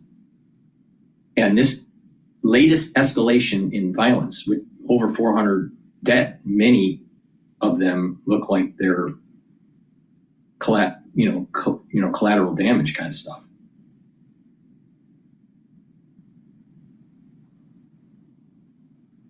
This is showing that tribe mentality of retribution because the other side did something wrong. And it's going to be the battle of the will. Who's going to win, Esau or Jacob? Now, I think Jacob's going to win in the long run. But we're seeing this playing out. We're seeing extreme violence from a tribe within Israel that is executing judgment against their enemy because of this hostage thing. And it's not there is an example of this in the Bible with one of the sisters being raped by a neighboring tribe, and this must be I think it's in Genesis. Yeah, is it in Genesis? Might be. Yeah, it's either in Genesis, maybe Leviticus. But the thing is that they execute judgment on that tribe and on that king or whatever. I'd have to look up exactly the name of the sister and who the two individuals were. But basically, they're extremely violent if a precept is broken. And part of the reason why the Levites are so close to the temple, just below the Kohanim, is because of this absolutism that they have. That they will protect the temple, they will protect the vessels, they will, so you have angels in heaven and in Gehenna that are executing their command. It's very similar. There's a similarity to it. These angels are very absolute. They don't deviate to the command. And so these two tribes that I'm talking about, it's very similar. They don't deviate to the retribution. They do absolute destruction. So this is part of the reason why when the Messianic age starts to happen, and we get closer to it, and you start seeing the quickening, people that haven't prepared for it will die, because there's going to be there's going to be war and execution and absolute judgment on this plane, and in the what we call the in the world to come plane, this other world that's after this plane of existence. So there's these tribes that will do absolute judgment, and then you also have the angels that do absolute judgment on the soul when it dies, when the body dies and the soul departs from the goof, which is the body. So we're seeing this playing out. This is actually execution. This isn't the execution of a decree, because what Esau has done to defiling the dead bodies of the hostages. That's the take. That's what's happening here. That's the metaphysics of what's happening.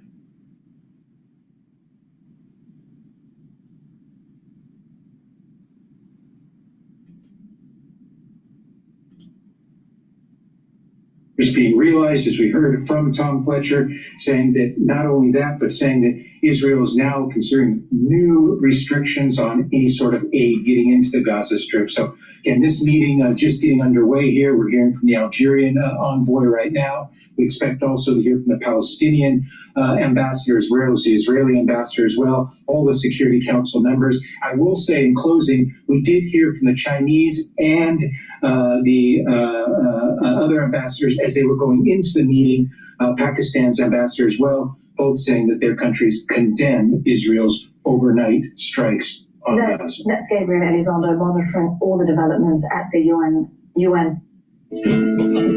know that thing your family does? Yeah, that thing.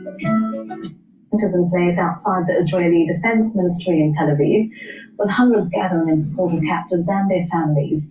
They've been calling for the Netanyahu government to do whatever it takes to secure their release. Now they add in the other complication. So there's extreme judgment against Hamas and the Palestinians because of the defilement of the hostages.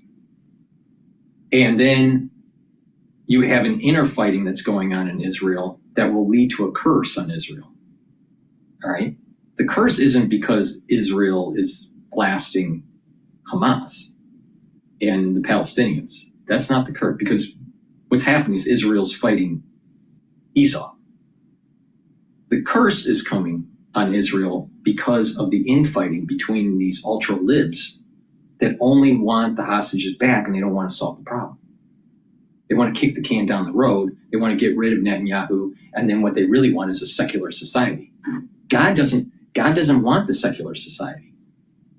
God wants a Jewish people that are following the Torah. Now, if the Jewish people are following the Torah and there's no infighting, there's going to be a blessing that comes down. And remember, Jacob's soul root strength is right now and peaks in April around the time of Yom Kippur, or not, around the time of Passover. All right, so Passover is going to be a zenith point. And if the Jewish people come together, then there's going to be a major Kav flow, an energy flow of blessing. But if the Jewish people are infighting between observant Jews and secularists, which is what's happening, there's going to be a curse that's going to be happening on Israel. And if a curse happens on Israel, the world isn't going to be in a good place. It's not going to be in a good place. So it behooves everyone to not pay attention to so much how much collateral damage is happening in the Gaza Strip. That's eye candy. That's easy to try to cover and to demonize. All right. What the real issue here is the infighting between the secular Jews and the observant Jews. And God wants the observant category. He doesn't want the non-observant. He wants the non-observant observing. But he also doesn't want the infighting between the observant Jews and the secularists. So it's a confluence of different priorities. One priority is to be in harmony, knowing that there will be different levels of observance. But when one group is literally trying to destroy the other group within Israel, meaning that the Jewish secularists are trying to destroy observant communities and not follow the precepts of the Torah, then there's going to be a curse that comes down. So beware of that curse, because that curse is way worse than what's happening in Gaza.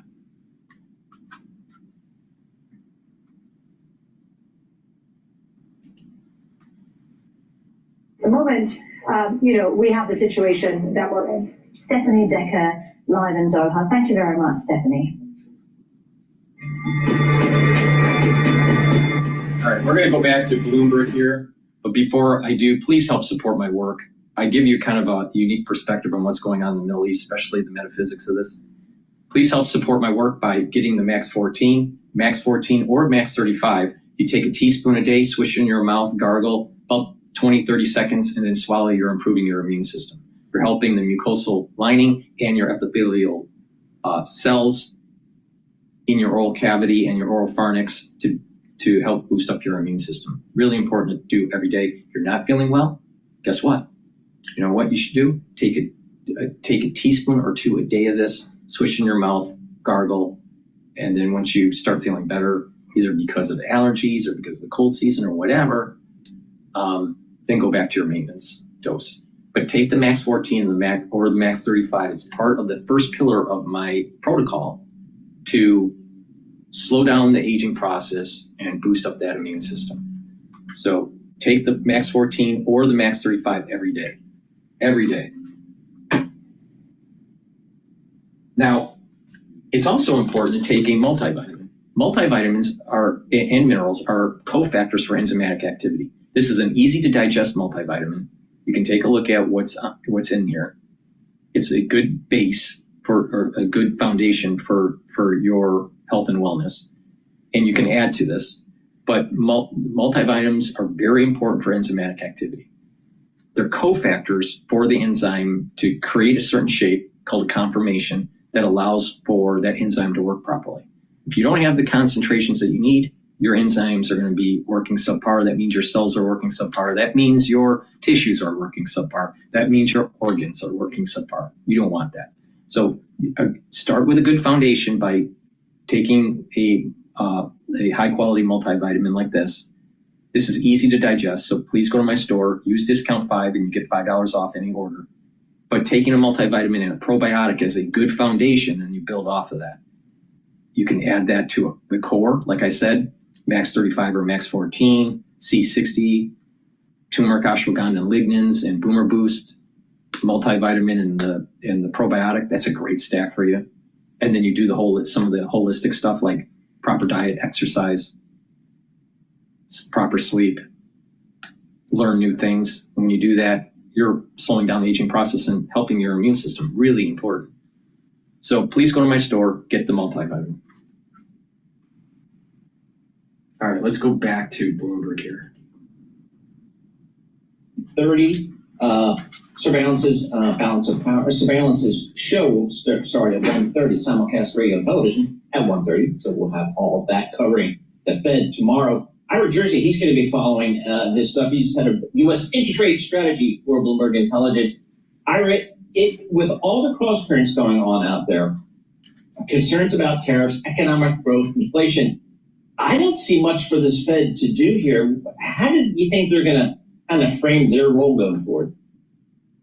Yeah, so it's the going forward part that I think is important in your question there, Paul, because I do think that the Federal Reserve is going to be a little bit more dovish. So we've diverged a little bit from the thinking of some folks in the Bloomberg economics team, in that I do think that if you look at the preponderance of the data that's come out the last couple of months, it definitely seems to be a little bit weaker and is weakening. So I think that you'll see that in both the statement and Jay Powell's press conference afterward. They've been overweighting the beige book, and we have, like I've mentioned this to you guys before, but we have a natural language processing model that looks at a lot of the Fed statements, and we do that for the beige book too. And the beige book statement was actually the biggest decline that we've seen in about a year in terms of just the change and the downward shift. So I do think that they'll be more cautious than they were at the January meeting. How does that look? Like, how does more cautious look? Like, what are the key words that they're going to do to get that across without inciting any freak out or panic? Yeah, I think it's just a matter of a little bit of caution. So that first paragraph in the statement will be the key, where they talk about the economic environment, and they'll say that we're now growing at a modest pace or something like that instead of a moderate pace, right? Which that's a very nuanced word. It sounds the same, but it's really not in terms of Fed speak. They will also note, however, on the other side, and this is the reason why I think people believe that the Fed's going to remain on hold for a little bit longer than we think that they might. And that's that inflation, and inflation expectations have gone up, right? When you look at the University of Michigan Consumer Sentiment Survey from last Friday that came out, there was a massive jump in inflation expectations, and that's going to scare the Federal Reserve a little bit. But remember, they still have a dual mandate, and because of that, the key is going to be the job figures. And yes, it was okay in February, jobs market was okay, but you did see some signs at the margin that things are even slowing down in the job market. So I think that they'll just urge caution, but they're going to sit on their hands for now. And a lot of the questions are going to be about their propensity and what's their reaction function for what's going to cause them to cut, whether they cut in June or August or later in the year. That's going to be how we'll have to read through a lot of the statements that Powell's going to make tomorrow. All right, Ira, thanks so much for joining us. Ira Jersey, Chief U Interest Rate Strategist from Bloomberg Intelligence, joining us via our camera down in Princeton, New Jersey. And, this is one of those times where it might be a little anticlimactic tomorrow, because it seems like what's moving markets these days and moving economic, forecasts or just expectations is not necessarily interest rates. It's more kind of just trade policy and the uncertainty that's brought into the whole economic discussion. Yes, and we haven't hit April 2nd yet, so it doesn't have to, Powell doesn't have to address that. But on the flip side, we have seen that deterioration in the soft data, not yet in the hard data, but there has to be some sort of history of connection there and how long that gap winds up lasting. So how then do you wind up addressing it? And, do they say temporary or transitory at all when it comes to inflation? Because that's the theory, right? If it's just a one-off tariff, that is going to be transitory. That is. But if they say that, oh my God. I can't imagine that. Maybe different word choice, maybe. Yeah, we have to look at some synonyms there for that. All right, coming up, Dan Williams is a reporter for Bloomberg News based in Jerusalem. We're going to get more on Israel ending Gaza truce with some deadly strikes overnight. Of course, we're blaming Hamas for that as well. We'll break that down for you from the ground. This is Bloomberg.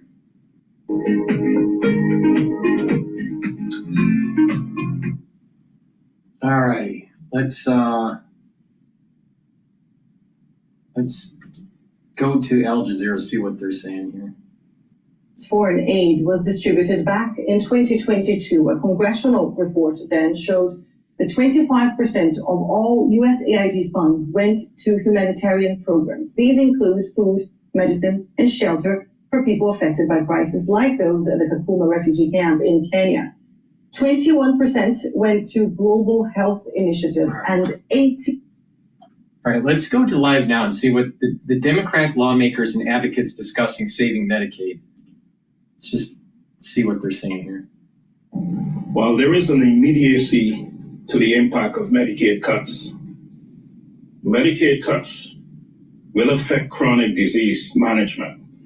And I want you to think brain, heart, and kidney. For untreated hypertension and diabetes, it's going to lead to heart attacks 15 years from now. It's going to lead to stroke 15 years from now. And it's going to lead to renal failure and increased costs. True. So true. Absolutely true. You don't treat it. But it's even better to change your lifestyle, do this holistic approach, follow a supplement protocol that's anti-aging, and it gives you longevity and vitality, and you're mitigating most of these chronic diseases. Most people in the United States that have diabetes, the answer isn't, oh, just give them insulin, right? Or just, put them on medication. The idea is actually change your lifestyle, and you can mitigate most of these chronic diseases. The heart disease. Now, there are some people that have some sort of genetic problem with their lipid profile or structural issue with their heart. That does happen. They could have some sort of injury that took place in life and caused them to have these issues. But most chronic disease for diabetes and heart disease is self-induced. Now, if you have a patient that hasn't been taking care of their life, and they are diabetic and have hypertension and they have, problems with their heart now. And you look at that EKG and it's like, wow, that heart's been remodeling in a unhealthy way. And you start developing heart blocks and all this stuff. Well, you got to put them on the medication, and then you slowly change their lifestyle, and hopefully they can get off the medication 100% or have very low concentrational levels and low dosage, and move towards a more holistic approach. And that would save money. So to solve the Medicaid problem that we have, we need to rethink. It's not about more dollars in a healthcare system and people get treated allopathically. The idea is the patients that get treated allopathically also use a holistic approach to wean them off of the allopathic treatment and do it more holistically and more naturally. Now, some patients won't be able to do that. Some patients will be 50% off of their medication. Some patients can get, almost 80% off their medication. And some patients can get off 100% off of their medication. But the key is that patients need to realize that most chronic diseases that they have in the United States is self-induced. That's a fact. So the answer to the Medicaid problem isn't asking for more money. The reality is that you have to tell the patient there is a way to treat at the stage you're at right now allopathically, but you also have to move towards a holistic approach so you can get off this medication and reduce the actual burden on the healthcare. And that way, costs will go down. Costs will go up, right? Because more people in the United States are not taking care of their health. But when people take care of their health and they reduce the number of incidences of cardiovascular disease or diabetes, you've radically changed the price structure and the cost structure of Medicare and Medicaid. You're saving money because less people need to be treated because they're eating properly and exercising and taking the right supplements. That's the answer to the problem, not keep on spending more so more people are unhealthy and taking medication, taking beta blockers and taking metformin and taking statins and blah, blah, blah. That's not the answer. The answer is tell the patient you're too fat, lose some weight, and guess what? If you do it the right way, if you follow the directions, then you're going to get healthy and your chronic problems will start to go away. When you start losing weight, then they have less problems on their joints and then they have less arthritis. You start losing weight, you don't have problems with diabetes. You start losing weight, you have less stress on the heart. You start eating properly and you control your lipid profile. And guess what? You're having your vascular system heal to a certain extent. There's some damage that's permanent with these people that have really gone on for decades with these chronic problems because of their lifestyle. So to save money for Medicaid and Medicare and to reduce costs in this disease treatment model that we have in the United States, treat the disease model instead of be proactive. The way to bring down costs is to inform the patients on what they need to do to reduce their chances of chronic disease. And most chronic diseases in the United States is self-induced. Self-induced. That means don't eat as much. That means don't go to the restaurants. That means eat healthier. That means staying away from fatty foods. That means a lot of things. Now, there's some people who go, well, they're on the Atkins diet and blah, blah, blah. I don't care. The reality of the situation is that what you need to do is take charge of your life and stop asking for more money from Medicare and Medicaid. Oh, well, I got diabetes now, and I'm 200 pounds overweight. Well, and you can't get out, can't get off the couch because your knees are shot. Well, guess what? You did it to yourself. Now you're going to have to take charge of your life and move forward. Well, no, I just want just medication, just pop a pill and just, and I'll be okay. Just reduce the pain and just give me metformin wrong. Now, for some patients, you have to allopathically treat. But the key is that's a stepping stone to get off of the medication and do it naturally.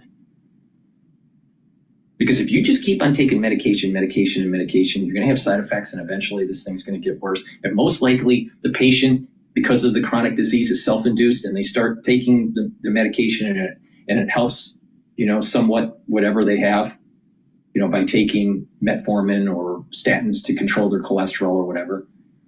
It may help. But the thing is they haven't really changed their lifestyle. And so what happens is the body starts to age, and now they have to increase the dosage. And then it gets to a point where the body is aged to the point where you can't, it's a runaway. There's escape velocity. You can't catch it and help the patient. And they'll just progress to other problems like kidney failure or neurodegenerative disease. If you have diabetes, you will have problems with your neurons. So the problem here is that people need to take charge of their life instead of asking for more money from Medicare and Medicaid. Because the costs that we're spending in the United States for healthcare is because of a society that is too focused on bread and circus. And that is a fact. And patients hate being told that. I mean, I even know, I've seen it. I've seen it in clinic. All right. I was talking to a patient and diabetic and had problems with their knees and, was lethargic and blah, blah, blah. And, I went and told them what exactly they needed to do to get healthy. All they wanted was to pop a pill. They didn't want to take charge of their life. And that's the majority of Americans. And that's a problem. And that's why we have escalated healthcare costs. It's not the only reason. There's other reasons too. But that's a big part. If you don't need the healthcare because you're healthy or because you've changed your lifestyle and you're moving towards a healthy you, healthcare costs will go down because the demand will go down. And our body is designed to heal if you know how to plug into that healing process. And if you don't wait too long. You wait too long, it's too late. But the thing is, most Americans, they're too fat, too stupid, and not willing to take charge of of the decisions that they've made for decades. That has caused this problem. So you got the Democrats whining that they want more Medicare. Well, yeah, you have an aging population in Medicaid, you got an aging population. But you also have this inflow of illegal aliens that are coming in and soaking up resources, including Medicaid. But this aging population that we have, you know what? If they chose better lifestyles, most of the problems that they have would have been drastically diminished, if non-existent.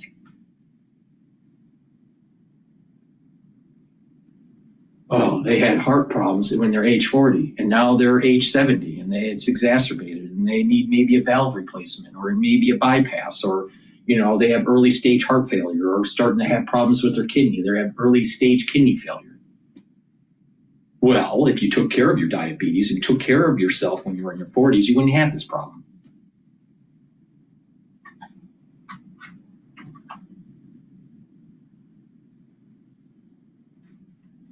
All right, let's go back to Well, with that said, let me plug a supplement stack that helps with your health. You know, I am very passionate about this issue because my brother died at age 36 from heart disease that was totally preventable. Now, there was a predisposition for heart disease that runs in my family, on my mother's side. And many people died early, but it's activated through a certain lifestyle. If you take control of your health, you don't have the problem. My brother didn't take control of his health and he died. Same thing with my uncle that died at 46 from a heart attack. He didn't take control of his health. Same thing that happened to my other uncle that died at age 35 from a heart attack. He didn't take care of his health. He also had a lot of kidney problems because of it too. So the bottom line is this: even if you have a genetic predisposition, your environment, the way you approach health and wellness, is a major determining factor on the way your epigenomics will be expressed. So if you have a poor lifestyle, your epigenetics is going to express in such a way where you're going to have disease.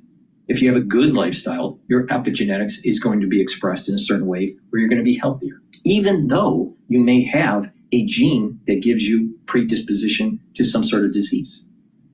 Now, there's always cases where, you know, that if you have a certain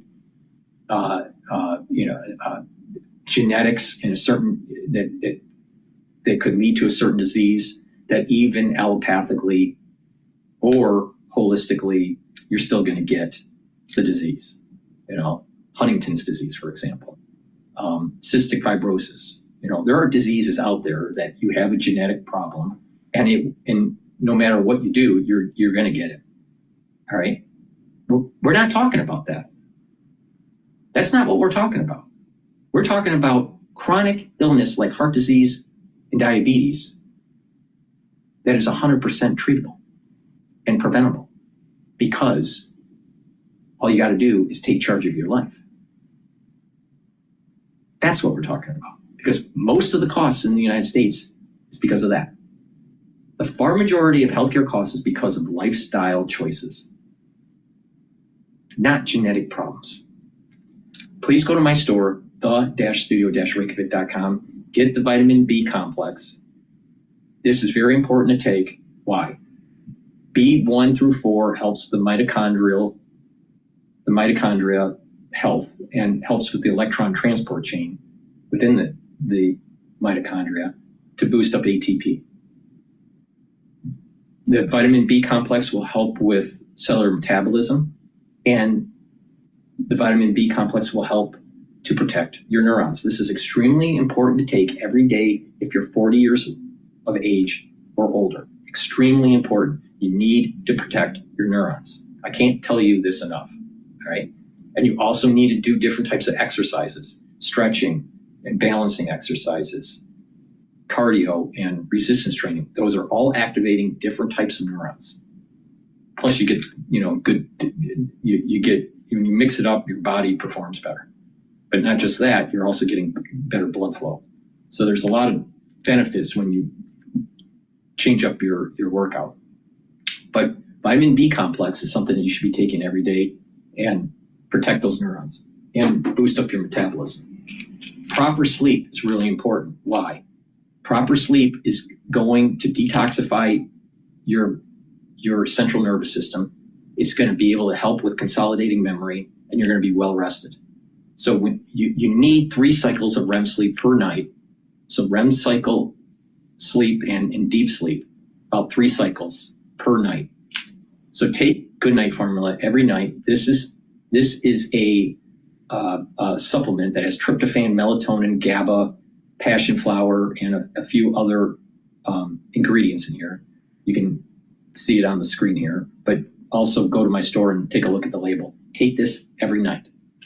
What you're going to see is that you are more well rested, and over time you're detoxifying your body, That's important because if you are chronically sleep deprived, you're building up toxins in your central nervous system, and you are increasing your chances of early onset of dementia. Lack of sleep will lead to early onset of dementia. And not only that, lack of sleep will have higher cortisol levels, which means that you're suppressing your immune system. That means you're going to get sicker easier. And your body isn't going to be able to fight and heal the body as well. So don't be surprised you get cancers, higher incidences of cancers by not sleeping, all right? Because your immune system is suppressed because you have high cortisol levels chronically. So it's very important as part of this protocol to sleep, that they have proper sleep. Not too much sleep, but not too little sleep, all right? So get the good night formula, take it every night, and get the proper sleep, and you're consolidating memory too. And then omega-3, very important to take. Why? Because it helps with your lipid profile. It brings down LDL levels and increases your HDL levels. That's important because if you have less LDL, you have less LDL that oxidizes. That means that you have less plaque buildup. And omega-3 helps to prevent red blood cells from oversticking. That means you're reducing clot formation. And there's lots of people that clot too much. If you have more blockage in your artery, you have more poor flow, and that leads to clots. And you need to prevent that. So taking omega-3 is a great way to do it. Stacking omega-3 with nattokinase is a great way to break up clots. Another thing that omega-3 does is brings down systemic inflammation. By bringing down systemic inflammation, you're helping your immune system and your cardiovascular health, because inflammation is the first part of the cascade to build plaque. So please go to my store, the-studio-reykjavik.com, and get the omega-3. So a great stack here to help with your cardiovascular health is the omega-3. To help with your brain and bring down your cortisol levels and consolidate memory is the good night formula. And the B complex to help with your neural health and your metabolism and boost up your energy levels. This is a very powerful stack. You're helping with your brain, you're helping with your metabolism and your energy levels, and you're helping with your heart. Please go to my store, the-studio-reykjavik.com. Like I said, if you take this approach holistically, you can get off of the pharmacopoeia treadmill. And you won't have to worry about needing more money for Medicare or Medicaid and blah, blah, blah.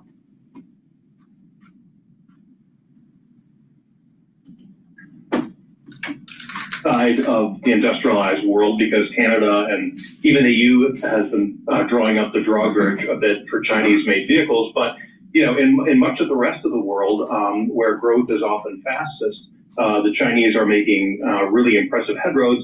And the established automakers are not sitting on their hands. They're often trying to beat the Chinese on price, or use their better brand name recognition and credibility, and often and sometimes working with local dealers to pressure governments in places like, say, Brazil, to throw up their own barriers that blunt some of the inroads being made by Chinese. This would be a silly question, but are Chinese car makers displacing European and U.S. car makers, or is this like expanding general auto market share? That's a really good question. I think it's both. I mean, you're not seeing growth so fast that the pie's expanding to the point where everybody's getting a bit of it. You are seeing erosion. It's not true everywhere, but take Thailand. That's a perfect example of where that was basically owned by the Japanese for decades. And there were other automakers, Ford and others sell there too, but it was basically known as kind of Japan's backyard, and where companies like Toyota sold tremendous numbers of vehicles. The Chinese have really started to eat their lunch. So that's happened in, you can see that a little bit in places like South Africa and Brazil as well. So yeah, the pie is still growing, but not not enough for everybody to gorge equally, and it's really the Chinese that are picking out, so to speak. How's the quality of these Chinese cars? I remember when the Japanese cars came into the U.S. in the 70s and 80s, the quality was just a lot better. That was one of the reasons they were able to get share. How about the Chinese quality? That's an excellent point too, because for years, Chinese have kind of labored under the impression that their cars are junk. And, that was true until fairly recently. However, in recent years, the Chinese have caught up and in some cases even surpassed the technology that some of the Western or Japanese automakers have. There's a company called Xiaomi in China that sold its first car last year and now just bumped its capacity up to 350,000 a year, which is like 7 times as many as Rivian, a U.S. startup, makes. This company was making mobile phones a couple of years ago. That was its main claim to fame. And it's been able to move a lot of that connectivity and technology into the cockpit of the vehicle. So you're finding that not only are Chinese cars cheaper, but oftentimes they have just as many creature comforts or sometimes more than the equivalent, say, GM or Toyota or Volkswagen.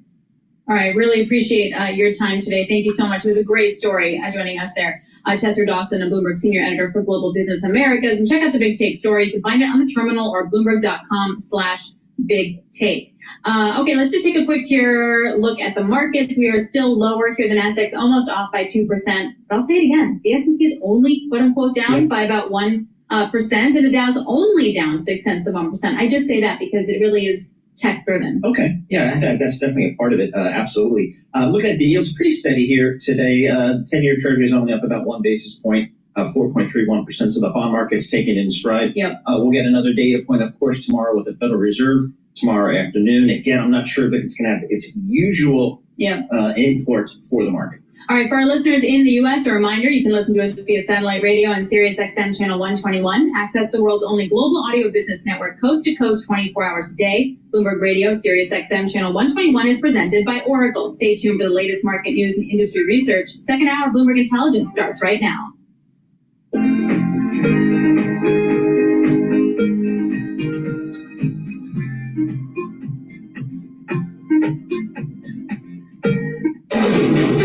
This is Bloomberg Intelligence with Alex Steele and Paul Sweeney. The real outperformance has been in U.S. corporate high yield. Are the companies lean enough? Have they trimmed all the fat? The semiconductor business is a really cyclical business. Breaking market headlines and corporate news from across the globe. Do investors like the M&A that we've seen? These are 2 big-time blue-chip companies. The window between the peak and cut changing super fast. Bloomberg Intelligence with Alex Steele and Paul Sweeney on Bloomberg Radio. Happy Tuesday, everybody. Alex Steele here alongside Paul Sweeney and John Tucker. This is Bloomberg Intelligence Radio. The latest news right now, German lawmakers backing landmark defense spending plans. The German Bundestag lawmakers are backing the bill with 513 votes in favor. It does have to go to the upper chambers, I think, on Friday. But the rhetoric seems to be that once the lower house passed, this will then sail through. Bonds are dropping after the spending vote passes. The 10-year yield is up by about 3 basis points, hitting 2.84%. And just looking at the German stock index, the DAX, just since in October, an August 24 low, it's up 35%. Yeah. What happened to the sleepy European stock market vis-a-vis the U.S.? It's been a real story here in 2025, the end of 24. That's what happens when you're going to put almost €1 trillion worth into the system, potentially a huge, huge change within the fiscal situation in Europe as well as Germany. Speaking of, the White House saying that President Trump and President Putin are currently speaking. They'll bring you any updates, any headlines as that crosses. Let's get you updated right now, though. Here's a business flash with John Tucker. All right, sell off in large tech, dragging down stocks right now. 7 of the 11 major groups in the S&P 500 are lower. Communication services. Right now, that's the biggest drag.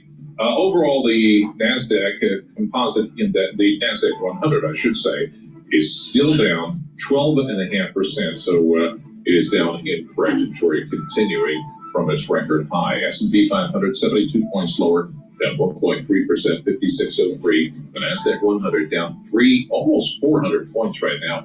That is a 2% decline. The Dow Jones Industrial Average is 316 points lower. Deal news, Google parent Alphabet agreeing to acquire Wiz, that's the cybersecurity firm, $32 billion. That's cash.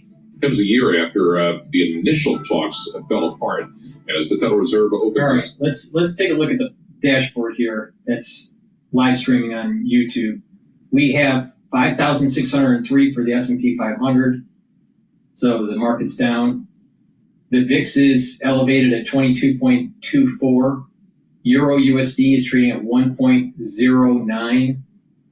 Oil is trading at $67.58 a barrel. WT, the Bitcoin ETF BITO is trading lower at 18.15. And the USD Japanese yen is trading at 149.6.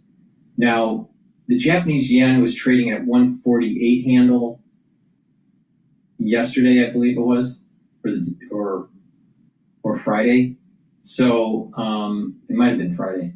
So the yen is weakening a little bit relative to the last few trading days. But we have elevated risk in the market based on the VIX index. So, equities are, selling off here. Now, the S&P 500 is down about 70 points.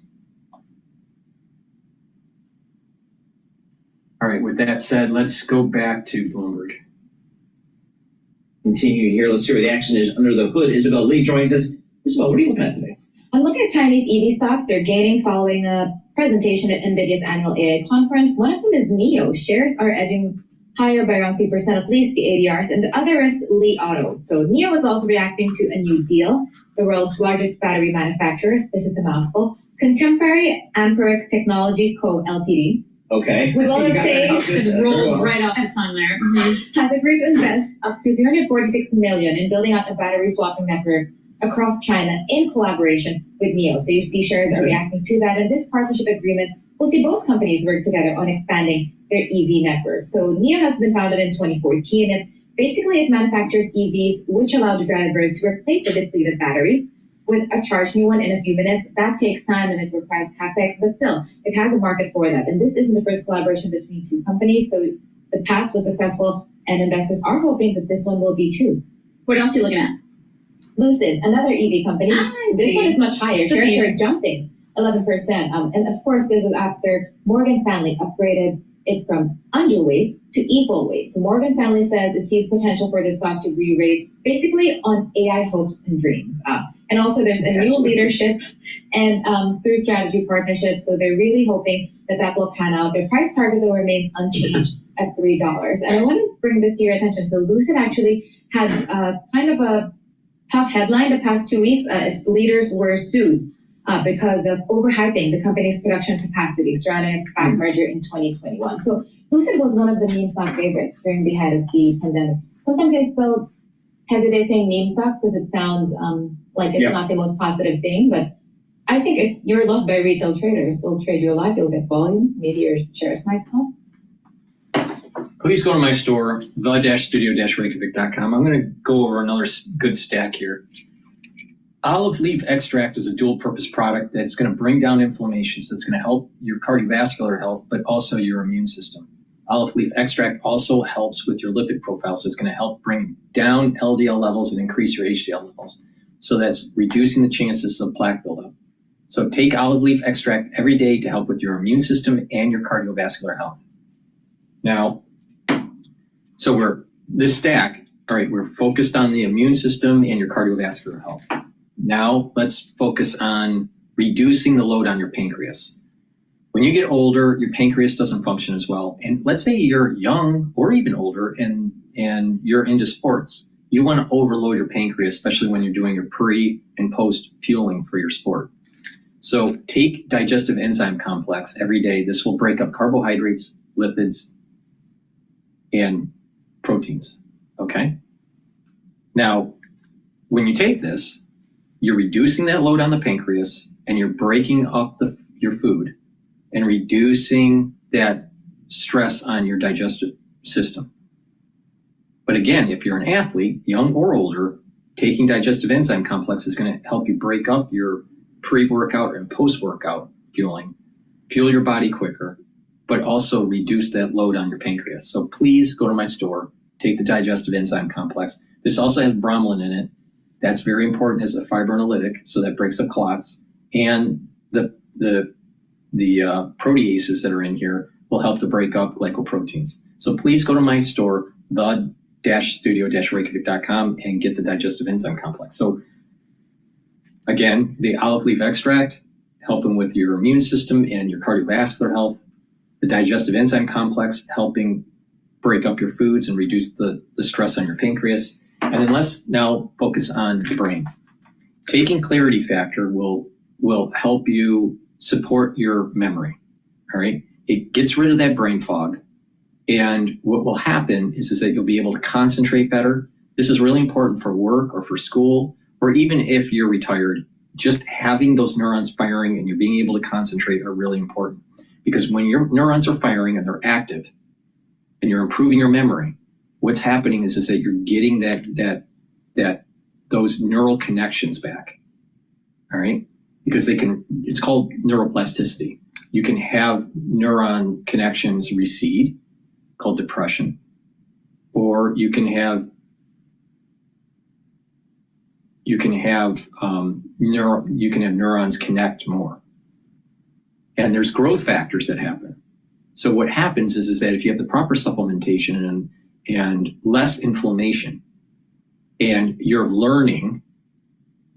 either learning kinematics because of balancing or working out, or learning new concepts in a book, or you're reading and writing and talking to people, what will happen is these neurons will build up stronger connections and shoot off these neurotransmitters at a higher rate. So what will happen over time is that you're going to be thinking quicker, your memory is going to be improved, and you're going to have this higher positive neuroplasticity.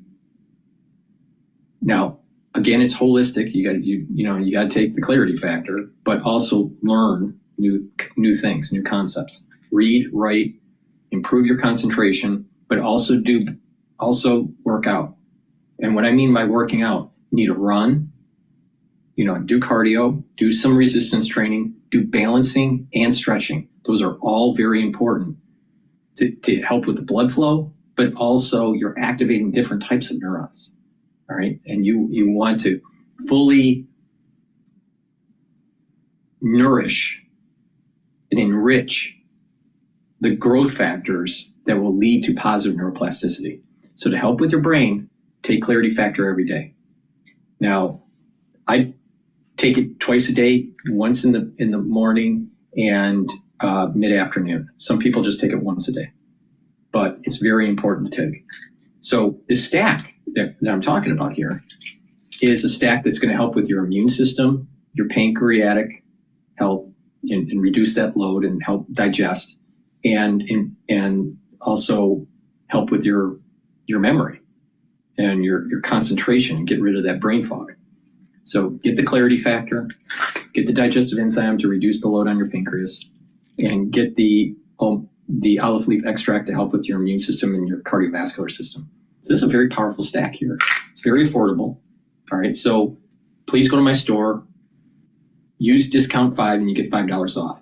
I want these high quality products in your hands and stack them. All right, and when you're stacking them, you're attacking, you're addressing different systems of your body, and you're going to get more improvement quicker. So you do this stack, let's say, for 1 year. And so you're going to see improvement in your digestion. You're going to see improvement with your mental acuity, in your memory, and you're going to see improvement with your immune system and your cardiovascular system. So, and that's just over 1 year. And this is only a subset of what I take. I mean, but this is a great affordable stack for you to get on your way. You add in, let's say, the multivitamin and the probiotic, and you're helping your system even more. You add in the core protocol, the Max 35, the C60, the turmeric ashwagandha lignans, and the Boomer Boost, and you're right up there with the anti-agers.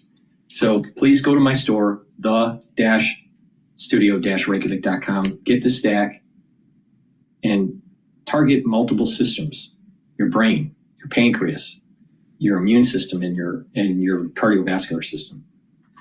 Go to my store, the-studio-reykjavik.com. of efforts in Ukraine to defend themselves from an invasion by the Russians, but they're also worried about housing prices, their own jobs. The price of eggs is finally coming down, but we see that they're holding back on vacation planning. They're starting to hold back on house hunting. You know, there are these weird signals that Americans are much more nervous about the economy than they thought they would be under Trump. And I do believe that Trump and the Republicans in Congress have to start heeding those signals sooner rather than later. So how much attention the American public will pay to the details of the deal, I think really is in question. Who is in Congress right now who ardently supports Ukraine in opposition maybe to the White House pushing for a ceasefire? Is there anyone left? Well, yeah, I mean, Alex, there are Republicans, particularly in the House. Some of them come from areas in swing states that actually have fairly strong Ukrainian populations. So there's a constituency angle there. And then there are some that ideologically believe that Russia is our enemy, that we don't want Russia to be able to expand willy-nilly and invade countries. And they want to preserve the space for the United States to stand against Russian aggression. So they do have beliefs there. Whether the leadership will sort of translate those views into anything, I think we'll have to wait and see. But also the defense industry. I mean, they have a stake. They make weapons. Granted, we were running a little short of weapons. So, you know, either you build up the U.S. defense military for itself, or you continue to pay defense manufacturers to arm the rest of the world. Either way, it matters for the economy. So even if you have defense manufacturing in your district, and most districts have some connection to the defense industry, that's also important to Republicans, particularly in the House. And 2026 seems far away now. By the end of the summer, that's where they're going to be looking, and they got to pay attention to signals that are being sent now. Wendy Ross Matheson, Bloomberg News in London, we were talking to her about the European perspective of being maybe not having a seat at the table, or at least the adults' table. Does President Trump, how does he view the role or the position, the view of our supposed European allies here? Does he care at all? Donald Trump, Paul, has been very consistent on this. He believes that Europe has not paid its fair share on NATO.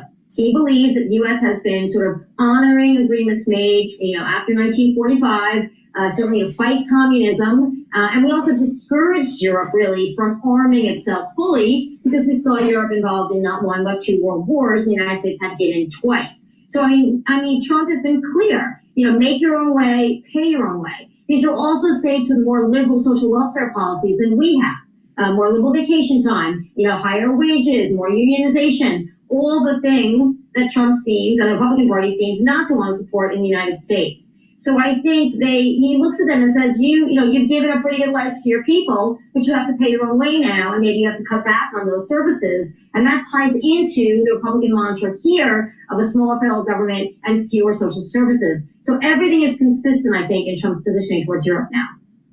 What is the longer-term ramification of German rearmament and defense spending and infrastructure spending, and a world where the president of the United States is willing to work with President Putin? Again, Alex, Donald Trump is now, and it seems that, Marco Rubio is on board, Secretary of State, as Secretary of Defense, in the position that the United States is a powerful but lone actor. I mean, I know I'm going to get criticized for this, but George Washington's farewell address, written mostly by Alexander Hamilton, said, don't get involved in permanent alliances or entanglements with Europe. And Trump is sticking to that script and is asserting U.S. power individually. How that works out for the United States and the global economy, and of course our principles of democracy, we are all going to have to wait and find out. But they are committed, I think, to that platform. All right, Wendy, as always, appreciate getting your thoughts here. Wendy Schiller, she's a professor at Brown University. And again, the phone call between Presidents Trump and Putin taking place as we speak. The White House reported that call began at 10 a.m. Eastern time. And so we will have headlines. Presumably there'll be a read of the call, and we'll get some. I want to just do a little bit of a op-ed here. My observation with this whole JFK thing and the files being released, I think it's long overdue. My understanding is there's another 80,000 documents that are going to be released. And it's going to show, all the information that everyone wants to know.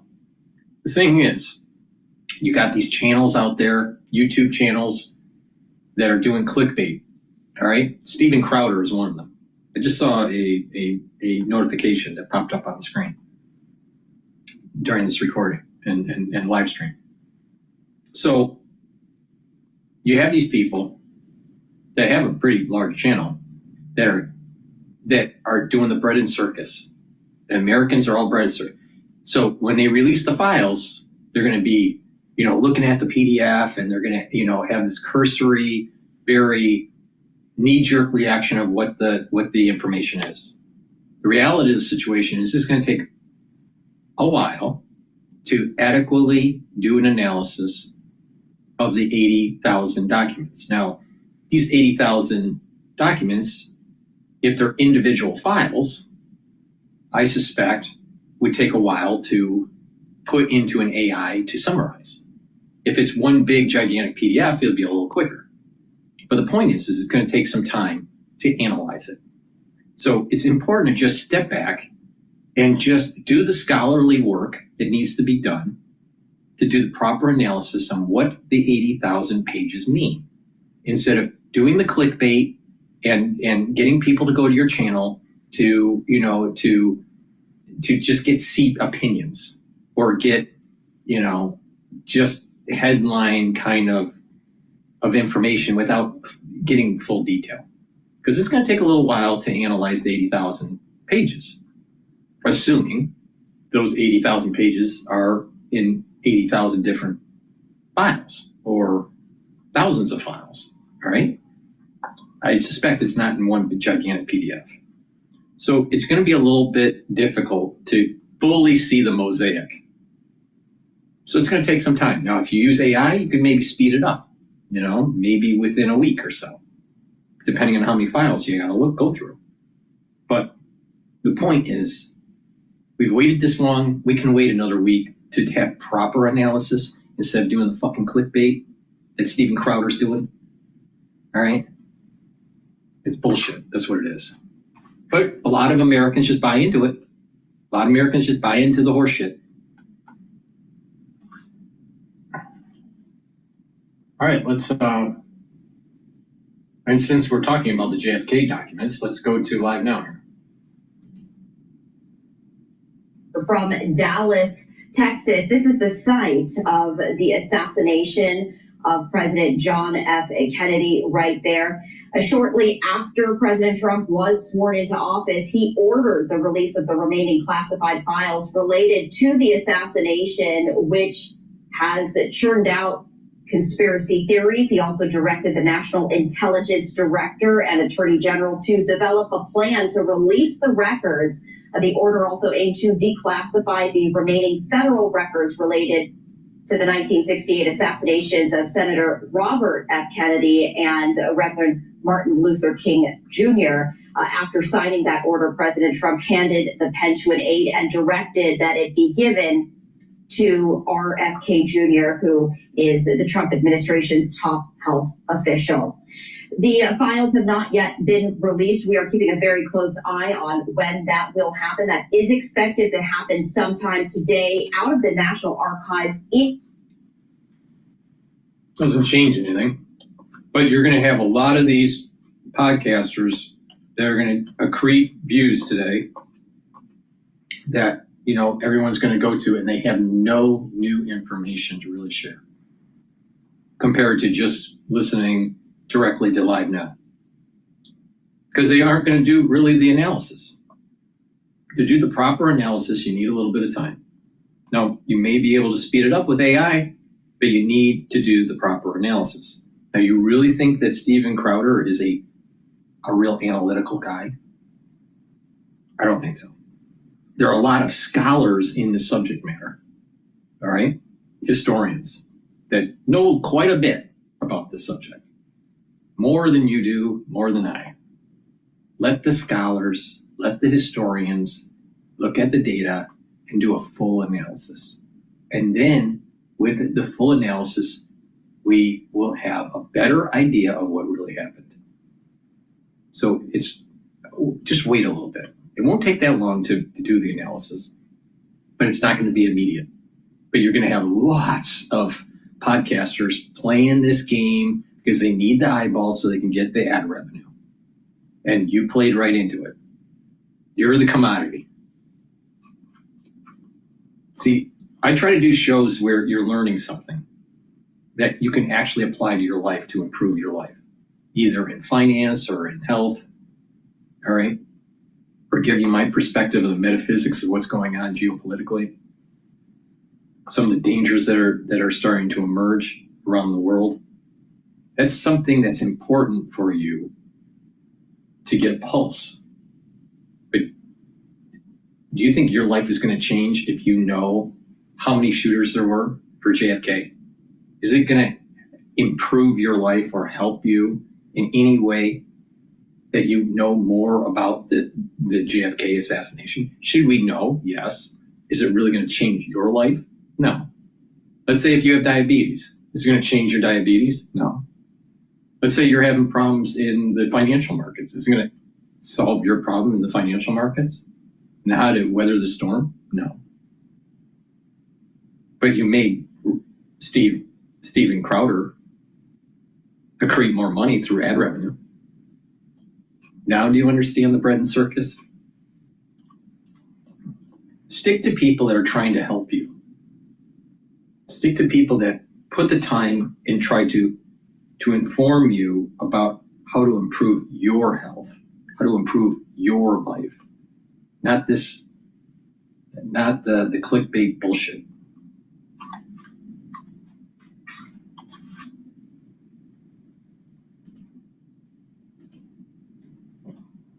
Are you seeing that at all as a positive sign for commercial real estate broadly defined? Definitely a positive sign. Commercial real estate, a very leveraged business. Interest rates matter in a significant way. And so, yeah, we'll take what we can get. If it moves from 7 to 6 2/3, we'll take it. Where in commercial real estate do you guys see relative value the most attractive right now? Yeah, there's a few spots, and certainly a lot of headlines get focused on the doom and gloom that's out there. Office has been just a whipping boy for real estate for really since COVID, so call it 5 years now. But some bright spots are out there, and T2 is active in some of these spots. Private credit has been a bit of a darling. Frankly, it's a great time to be a lender right now, as banks and others kind of try to process all the information that's going on, not just economically, but politically, and figure out where is it wise to allocate capital. So being in private credit, being that lender in these spots of uncertainty has some advantages to them from a pricing power perspective. Also, we have found a tremendous green shoot in student housing as well. We recently exited a large position at the University of Tennessee just last month. With liquidity as difficult as it is to come by in the past couple of years, really, for us to exit $100+ million position just last month is noteworthy. So those two spots, credit and student housing, have been a real green shoots for us. All right. Please go to my store, the-studio-reykjavik.com. Get this structural nano silver toothpaste. This has no fluoride. It whitens your teeth, freshens your breath, reduces inflammation at the gum line, helps the gum line heal. And with good oral hygiene, you're reducing the chances of vascular disease or valvular disease. Really important, especially when you get older. This is the best toothpaste you can buy. There is no toothpaste out there that you can buy that's better than this. Nothing. Please go to my store, the-studio-reykjavik.com. Get a few tubes of this toothpaste and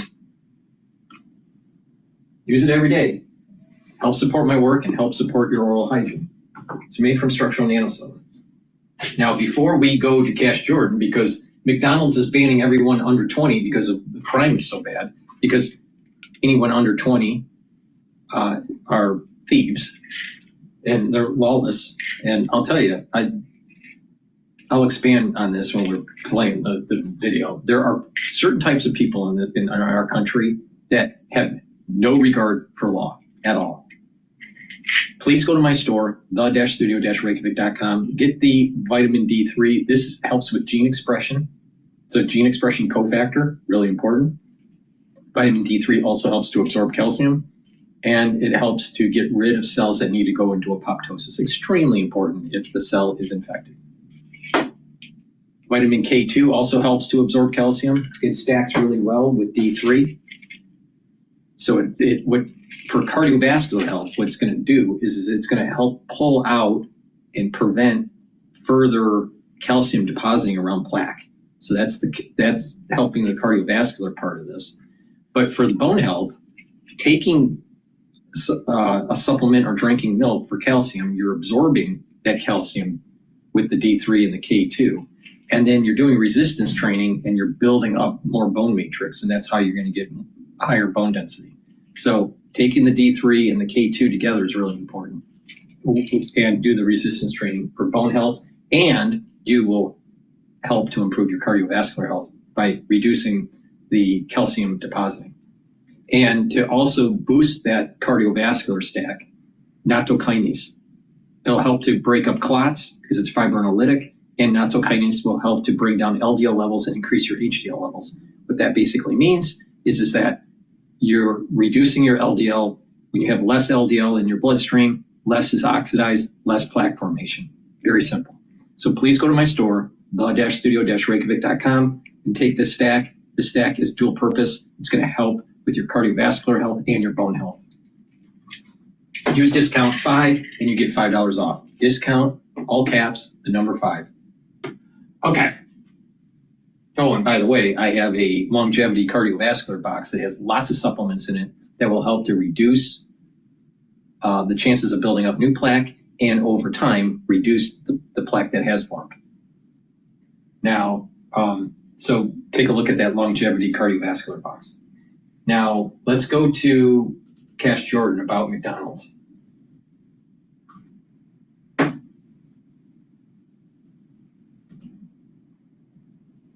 Unruly young people terrorizing his restaurant, and now he's forcing customers to show their ID to get inside, and anyone under the age of 20. So one McDonald's has started carding people to try and limit gang activity, but it's not the only location in town really from an increase in crime. Some restaurants have rolled out security guards to keep the bad guys from coming inside and enjoying their own version of a Happy Meal, while others are barely hanging on as they display the visible signs of a society that's collapsing all around them. Kinda like this one right behind me. But most customers say the age restriction is a good thing, and so are the 3 security guards posted at the entrances, because teenagers from nearby high schools Think about it. You can't go to McDonald's without seeing crime taking place and wrecking up the store in New York. This is the problem when you have children that are raised in this ultra woke society where it's lawless, where there's no affinity to God, country, or family. And when they become adults, when they move into their 20s and 30s, they become hardened criminals. This is a big problem in inner cities in America. And guess what? A lot of them are minorities. A lot of them. And what type of minority in New York? Black.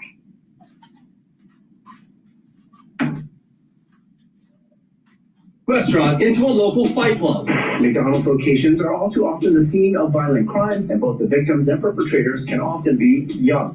They were panicking. Yeah. Some of the guys were calling somebody were calling 911, and then like in a few minutes, the police came. I don't know why people pick this as their fight location. It's unfair. They're crazy in this McDonald's, and they do too much. They jump people, jump delivery workers, jump the security. It's not just out there cussing like a sailor. You can't turn around and say nothing to them. You understand what I'm saying? You got to know. And this goes back to lack of God, country, family. And when you lose those pillars, you lose ethics. And when you're losing ethics, the society is going straight to hell. Big time, big time. And you can't even go to a McDonald's now in New York without having a. You need to be Rambo to be able to get a Happy Meal. They're used to being ID'd since the Target around the corner also doesn't allow those under 18 in without an adult. Police have been called to this location 29 times this year. 29 times. And it's not even March yet.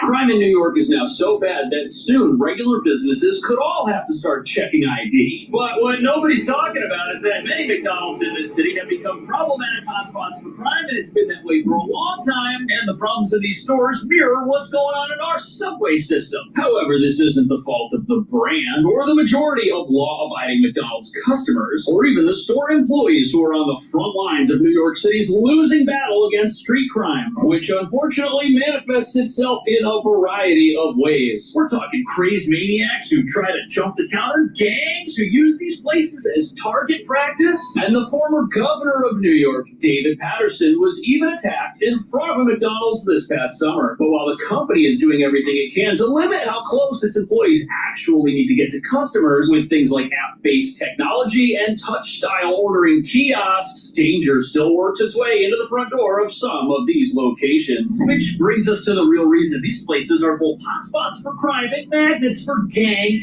activity. They're located in a city that would rather enable its criminals than punish them, which became frighteningly obvious last fall when a McDonald's in Manhattan's exclusive Upper West Side was overrun by gang members during a street fight, causing that entire restaurant to be evacuated with customers leaving their half-eaten meals behind. And as you're about to see, a bunch of these places have crime problems that are so bad, checking ID won't stop them.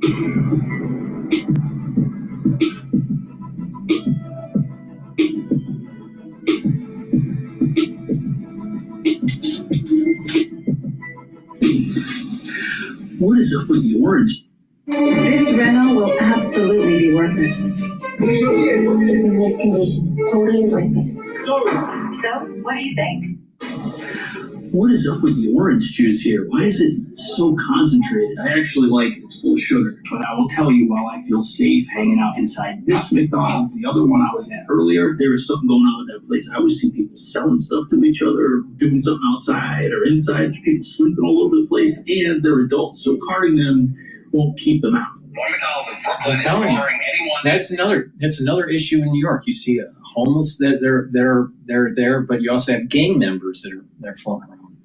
Now, I remember, coming home, late, and around the Penn Station area, and there's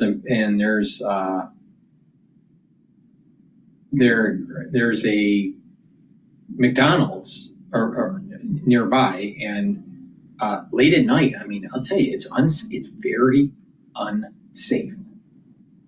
New York has got a serious problem with crime.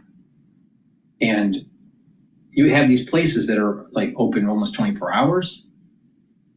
They, especially in shady areas, they're going to attract this kind of stuff. They're going to attract the gang members and the homeless and all that. Now, if they're homeless, most homeless people just want to be left alone.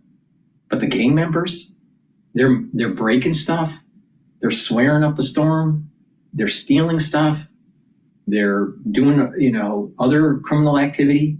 This is unsafe. People can die in these kinds of situations.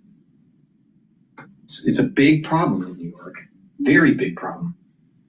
And unfortunately, we have a weak DA, a district attorney, because he's not willing to prosecute minorities, especially blacks. Under the age of 20 from entering their restaurant without an accompanying adult. A sign went up on the door announcing the policy change last week, and it comes after several incidents at that location. So this particular location in Brooklyn, I've been there. It's by a whole bunch of schools, and it is kind of a rowdy location, but apparently their main problem is with large gangs of teenagers congregating inside the store, and they're not the only business with this problem. The Target nearby that location's also started carding people, and there are some malls in this city that won't allow anybody in without a parent if they're under 18 either. But before we get into why that particular location is so dangerous and why some of the other locations in town have such This is a gun it's important to understand a gunshot through the window at McDonald's. And that's at a corner right by a pizzeria. I mean, anyone could get killed. I mean, I'm telling you, and there's tons of bikes there, but they look like delivery bikes.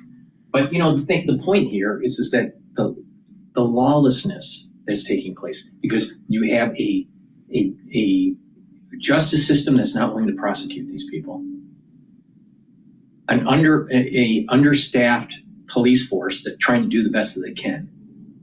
And you have, on top of that, illegal immigrant activity, illegal aliens that are gang members. Not all illegal aliens are gang members. That's not the point. But in New York, as a sanctuary city, and we've been covering this for a while here, there are a lot of gang members that are coming from south of the border, on top of the lawlessness that's coming from the Black community. It's a problem in the United States, especially in inner cities like New York. And then you expand this out to that where you have a minority group out there, like the Black community, that wants reparation, that feels as though they are owed it and that they'll just take it from you. Right? So there's that element too. It's like they're trying to hold hostage non-Blacks. And so they get social benefits, they get money, they feel as though they're above the law, or that they know how to use the law in their favor to get away with these types of things. Crime, not paying their bill. These things are, and across the United States, this is happening, right? This is not just McDonald's. What if you're a landlord and you have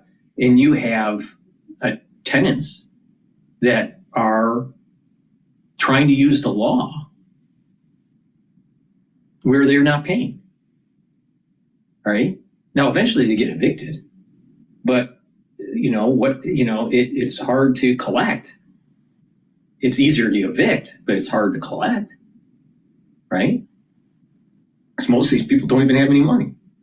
But the problem is that they don't have, you boil it all down, what's the root cause? They don't have ethics. They don't have an affinity to God, country, and family. They don't have the ethics for a well-functioning society. And what needs to happen is at the judicial level, they need to be held accountable, the full extent of the law, and don't give any leeway to these people. And its own customers in order to keep its doors open, because that right there is the problem that underpins every single issue these stores are having. For example, the Upper West Side McDonald's that was taken over by gangs on Halloween after weapons were used just outside the restaurant. It's in an area where there were never any police, but where there was lots of gang activity taking place. And since the city won't stop the gang activity, it sometimes makes its way inside these places. And as you're about to see, there are some instances where checking ID won't do anything to stop even people who are under 18 from taking over these restaurants. He says there were about 5 or 6 people running toward the McDonald's. They were panicking. Yeah, some of the guys were calling somebody were calling 911, and then in a few minutes, the police came. The police? So that right there is the aftermath of a street fight that took place outside of a McDonald's in what many would consider to be a nice neighborhood that then made its way inside the very store, forcing everyone there to leave and the police and an ambulance to arrive. And when armed felons are charging into your business, I'm not really sure what 1 or 2 security guards checking ID are going to be able to do about that. However, having security in these places is almost a necessity in such a high crime city, because the last thing you want is for gangs to be congregating and plotting from inside the very restaurant. That's just going to act as a magnet for more criminal activity. And you certainly don't want people selling things that are illegal in these places either. And that right there is the big problem that a lot of the places in the area I'm in are experiencing. Well, most customers say the age restriction is a good thing, and so are the 3 security guards posted at the entrances, because teenagers from nearby high schools have turned the fast food restaurant into a local fight club. I don't know why people pick this as their fight location. That's unfair. So what's really unfair is that since we don't have law and order in this city, it's up to McDonald's to police itself, and it's up to the customers inside these places to watch their backs. And if you thought McDonald's prices were too high, think of what a local restaurant's going to have to charge if they have to hire a security team. Those security guards' paychecks are coming out of the pockets of the customers, and it just creates a ripple effect. First, the store has to charge more money to keep itself secure, and after the amount of money that it charges goes up, the second thing that happens is less people are going to shop there, eat there, you know what I mean? And as less people come in the doors, the store's going to have to get more lax with who it lets in, and then the criminal element out on our streets is going to find its way inside once again. It's a losing battle that our businesses are fighting, and they're not equipped to fight this battle alone. They should be getting help from the city, but they're not. And as you're about to see, just putting on the outfit of a security guard and going to one of these places, that right there could make you a target for criminals who fear nothing. They're crazy in this McDonald's, and they do too much. They jump people, jump delivery workers. And jump what's the common theme that you're seeing here? Lots of blacks talking about the problems that they're seeing within their community. All right? Not all blacks are, bad or, don't have, God, country, and family ethics. That's not the point. The point is that in these communities, there are these gangs that are running roughshod on everything. And they have, for some reason, they have no fear of the police. So if they have no fear of the police, they have no fear of law enforcement, they have no fear of the judicial system, they're not going to pay attention to city ordinances or just, federal or state laws. And people get harmed. People can die in these kinds of situations. But somehow, some way, because they've seen it in the rap videos, they see it in their movies, the drug culture that they're a part of has exacerbated this point where people are dying in the streets. It's time to clean it up and to hold them accountable and push back. Point out the children need a place to congregate and after-school options. And locals tell Fox 5 a new recreation center should be opening soon. But NYPD... Okay, so if the people in the McDonald's are jumping the security guard, I'm not sure they're going to qualify on a behavioral level to be allowed into whatever rec center we need to stop gang activity from happening. And to be honest with you, this isn't really an access to resources problem, even though that's how local progressives want to spin it. Here in Midtown, they blame every problem making its way from the streets into our businesses on a lack of resources. Not enough rec centers, not enough after-school programs, not enough treatment facilities, not enough outreach workers. But here in an area of town that has a notorious crime problem, you have a plethora of treatment facilities all down the street from stores like the one I'm sitting in right now, which locals say just act as a magnet for criminal activity. And that's because if you're going to give out free resources, but you're not going to also give out consequences for dangerous, disruptive behavior, those resources are just going to enable more of that behavior. And the crime problems you've got are just going to get worse. Today's stories reveal that we live in a world that is out to get us from the very moment we wake up and open up our smart devices, which is what He's starting to do advertisements in his videos, so I'm just kind of getting rid of skipping his advertisements.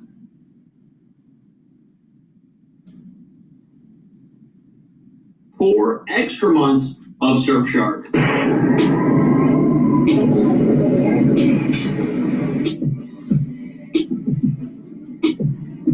So here we are inside Penn Station, the scene of an ongoing humanitarian crisis beneath the streets that we were just standing on. And critics say part of the reason for that is because people are allowed to engage in whatever type of criminal behavior they want in a public setting and absolutely nothing ever happens to them. Plus, this is a neighborhood with tons of resources available for free, which are here to supposedly help people. And if you're going to let people be criminals while giving them free resources, that's just going to enable a criminal lifestyle they decided to engage in. And this isn't limited to just what you see going on down here. Oh, no. They're reckless and as ruthless of a crew as we've seen. And they're young, some as young as 11 years old. Police say they first targeted Central Park this summer. I mean, think about this. 11-year-olds and above gang members going to Central Park and causing havoc. They feel that and it's only going to get worse when they get older if they aren't killed. Times Square is their playground. So here we have a gang of teenagers who live in one of the city's asylum shelters. Now, they get to live there for free, and their ability to live there is not in jeopardy if they use that place as a facility to plan and commit crime all over town, which is what they're doing as members of a very dangerous gang. But in New York, we passed a law called Raise the Age, and what it says is that people aren't criminals even if they commit crime if they're under 18. And that's why you've got an unstoppable crime problem. And that comes right out of, the lovely DA, the district attorney, Alan Braggs. In Midtown, that's why you've got an unstoppable crime problem at some McDonald's that now have to ban teenagers. That's the only way to stop the problem, because people can be inside a McDonald's or out on the streets, do whatever they want, get transferred to the back of a police car, and then they get released back to whoever they're. Now think about this. Think about this. You're 17, 18, maybe 16, 17, 18, you're hanging around these gangs. You're not, you're stealing stuff and you're not paying your way.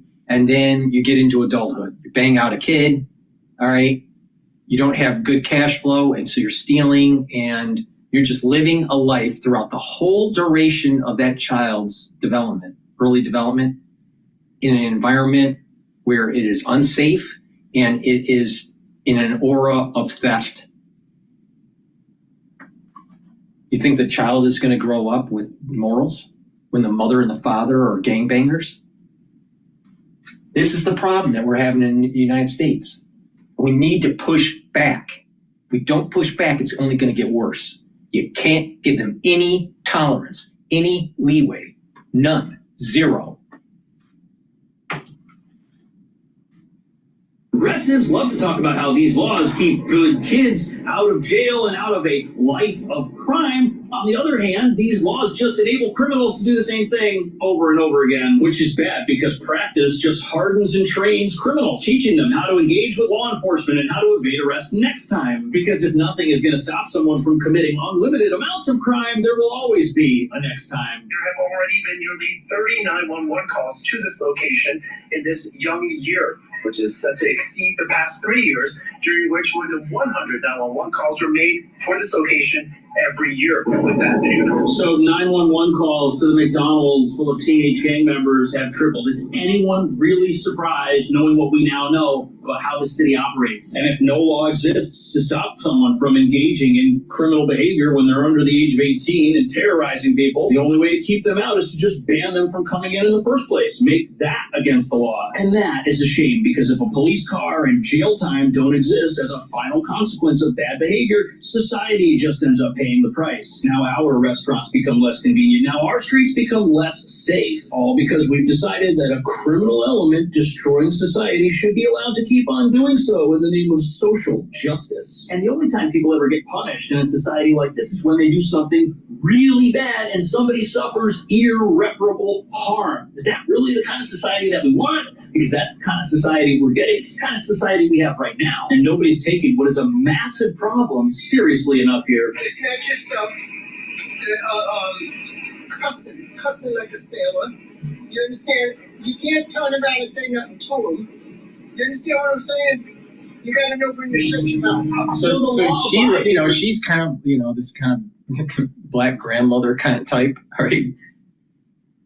If you have a population, a youth that is not willing to listen to their elders, that's another problem, another issue in that society that will only lead to further criminal activity. If you don't respect your grandmother, how are they going to respect the police or the laws of the land? They don't. They don't. So you have to be very forceful with these people. You cannot give them any leniency. None. Zero. Because they will get worse. It's a cancer within the inner city, and it's metastasizing.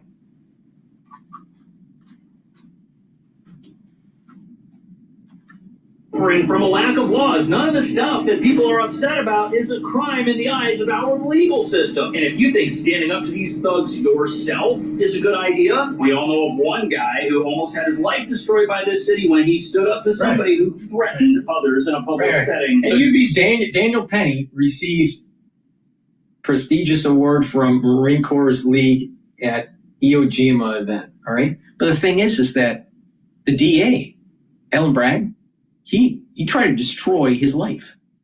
Meanwhile, he was trying to save people's lives on the MTA from a dangerous individual.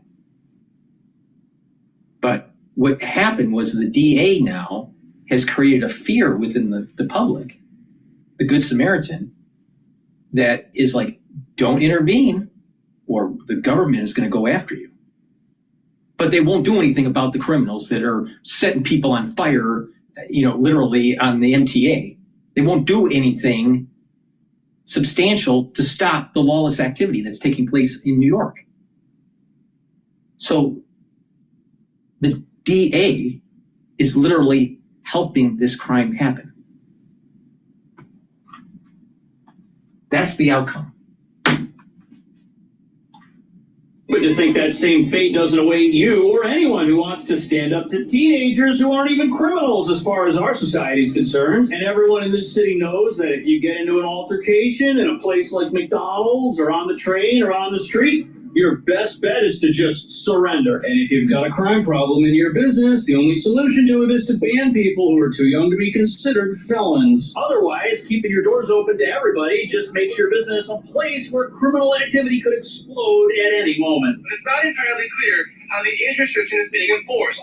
These high school students walked right in. The security guard even held the door for them. I mean, we do look like we're probably gonna go get security guard. It's kind of odd that you're like, oh, you gotta be 20, and then that walks right in. They had it as 18 at first, and now they went up to 20. So this store right here, it's got cameras all over the place. All of these stores do. And you know what? Whoever runs that McDonald's that's carding people, they know who the criminals are. They're heading into their store causing trouble. And of course, they want as much business as they can get. And they're not going to deny regular customers who aren't troublemakers or people who don't appear threatening. And of course, once this works and the security guards let all the nice people in and keep the bad actors out, some progressive lawmaker is going to put a stop to it right away because it's working. And as our streets continue to get more dangerous and our laws continue allowing petty criminals unlimited second chances at places like McDonald's, local businesses are just going to have to be creative if they want to exist in a society that's falling apart. Because it doesn't look like we're headed in a direction where the problems happening in our public spaces are ever going to be the city's problem. And as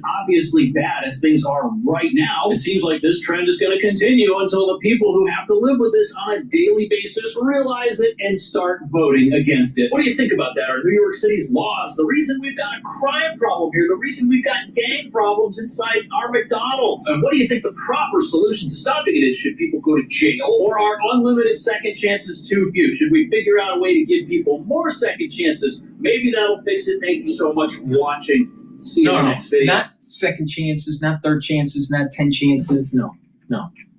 Please go to my store, the-studio-reykjavik.com. Get the NAC. NAC is something that I've added to my health stack. Why? To bring up the glutathione levels, soak up free radicals. That's really important. Also, NAC helps to detox your kidneys and your liver, especially if you take acetaminophen. And NAC will help with calming the central nervous system and reducing anxiety. That's important because if you're over anxious, if you have a lot of anxiety, you're not going to be able to concentrate, but not just that, your cortisol levels are higher. And when you have elevated chronic levels of cortisol, it's immunosuppressive. You don't want that. It weakens your immune system. So you want to calm down that your central nervous system, go into parasympathetic and bring down those cortisol levels and reduce that anxiety. So NAC helps with that. And NAC helps with lung health, to improve your lung health. Really important. Please go to my store, get the NAC, add this to your stack. Now, NAD Plus is another product that you should be taking. NAD Plus is a supplement that will help boost up your NAD Plus levels. That will increase your energy. That will also help to heal and repair your DNA damage. at the cellular level and at the mitochondrial level. All right, you have cellular DNA and you have mitochondrial DNA, and that mitochondrial DNA is actually coming from your mother. But the thing is that NAD plus, this supplement will boost up those NAD levels and help with repairing that DNA damage. As you get older, you start to accumulate more DNA damage and you age faster. But if you repair it, you're slowing down the aging process due to DNA damage. So NAD plus is really helpful with that, and it is neuroprotective. So when you're older, you need to take things like NAD plus and ubiquinol to help protect your neurons. And this stacks well with also clarity factor and the NAC. All right, that's another great stack.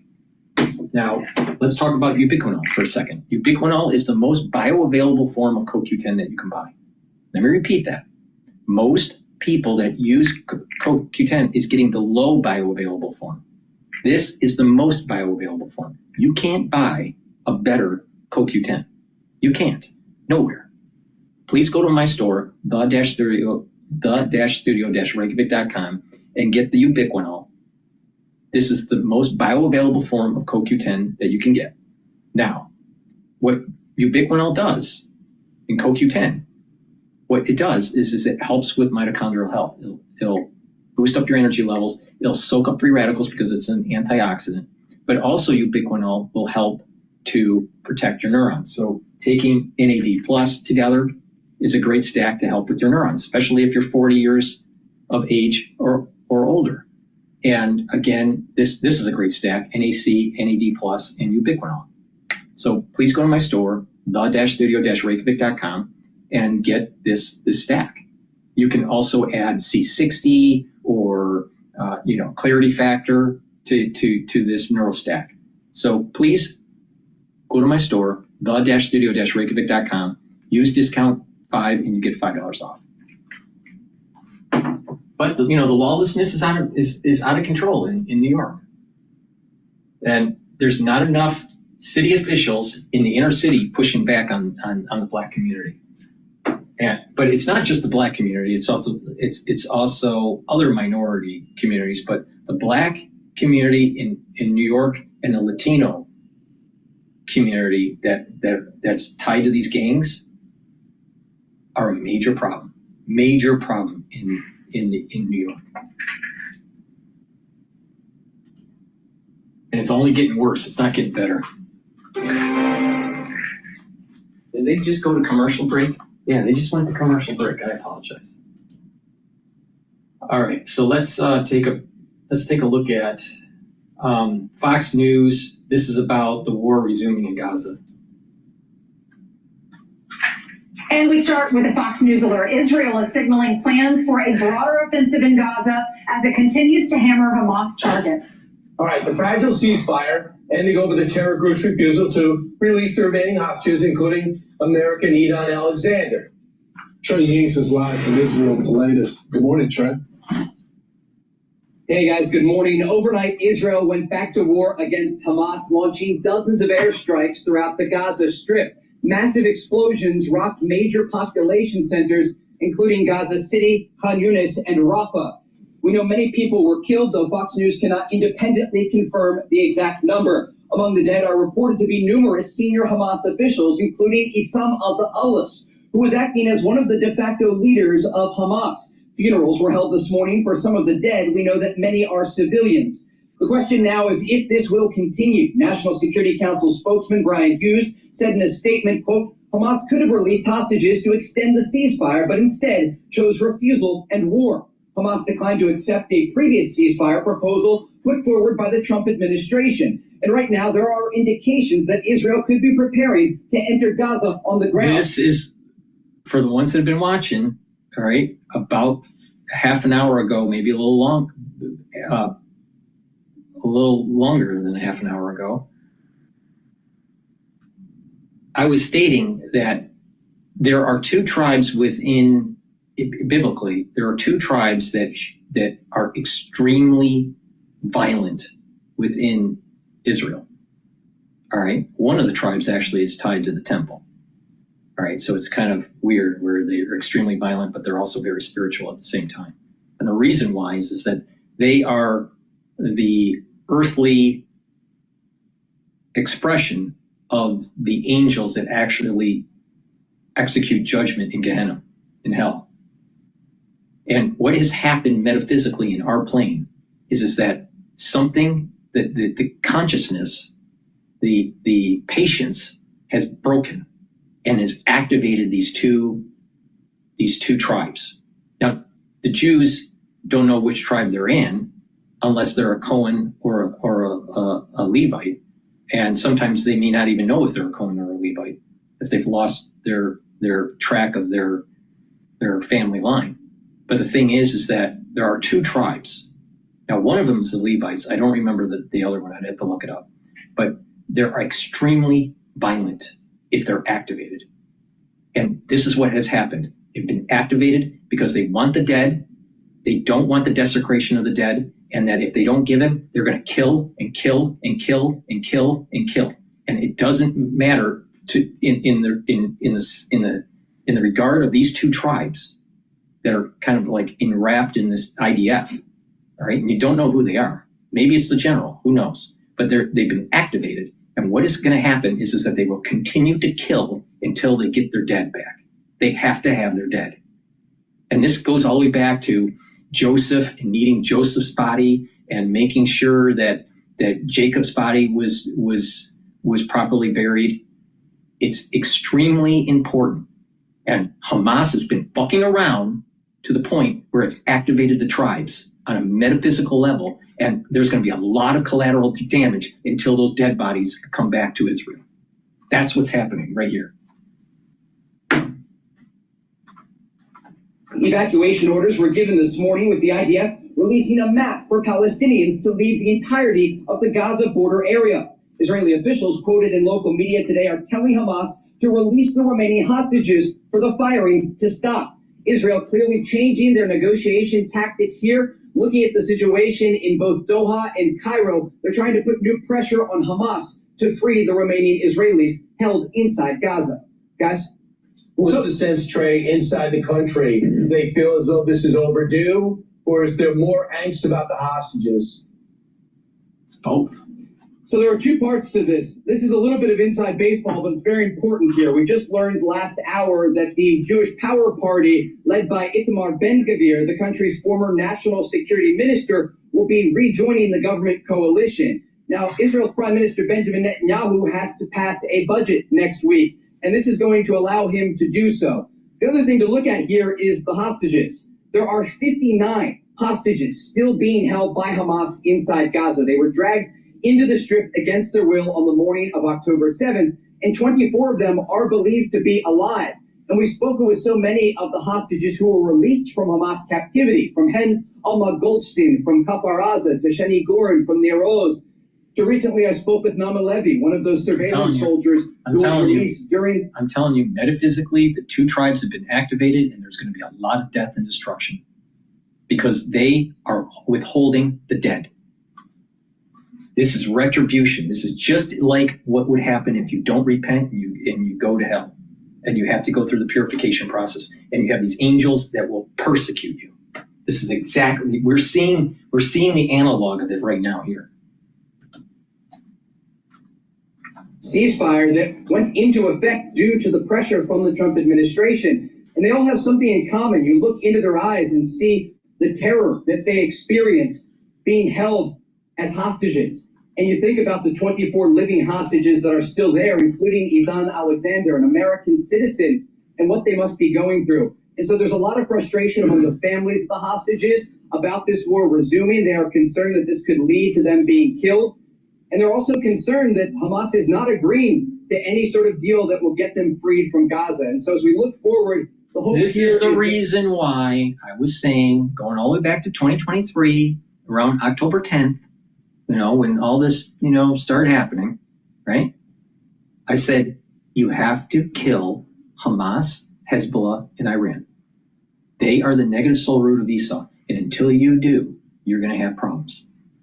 You can't kick the can down the road anymore. Absolute, complete destruction of Esau.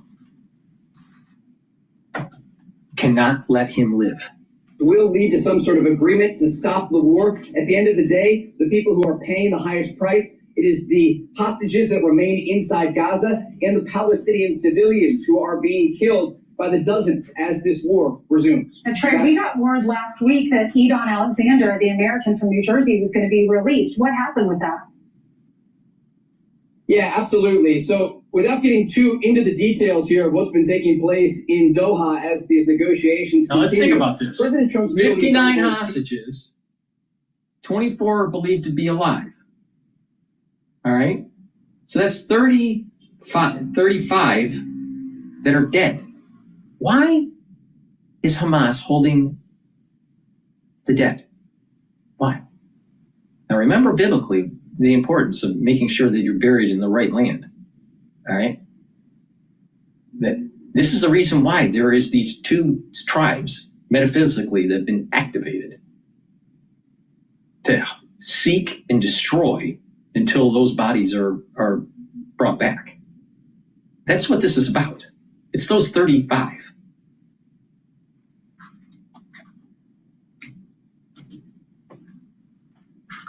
Bitcoff basically proposed a deal to Israel and Hamas that would see a two-phase deal.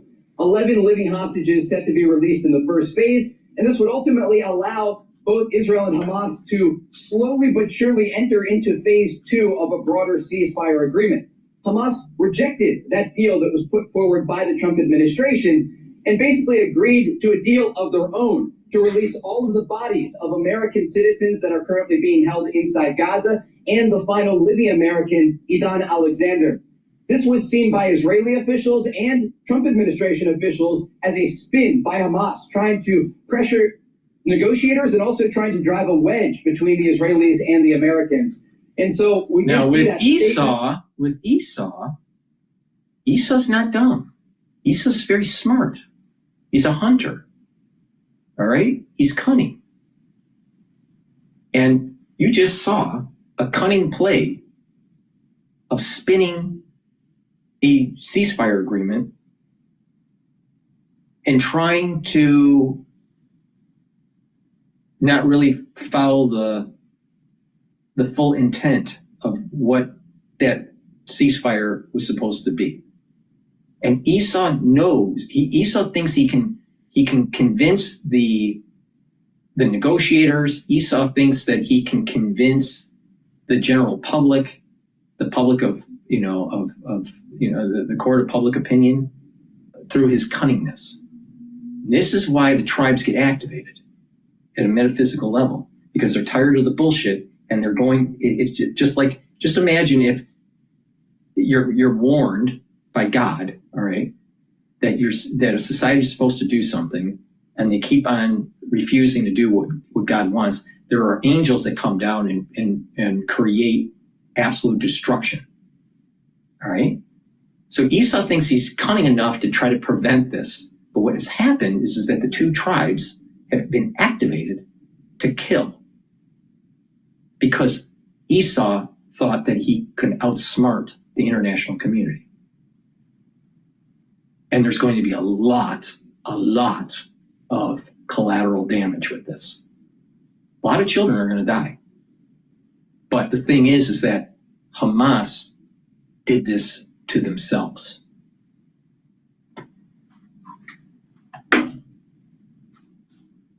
Reported it out, but again, what we are looking at here is likely some sort of proposal on the table that remains.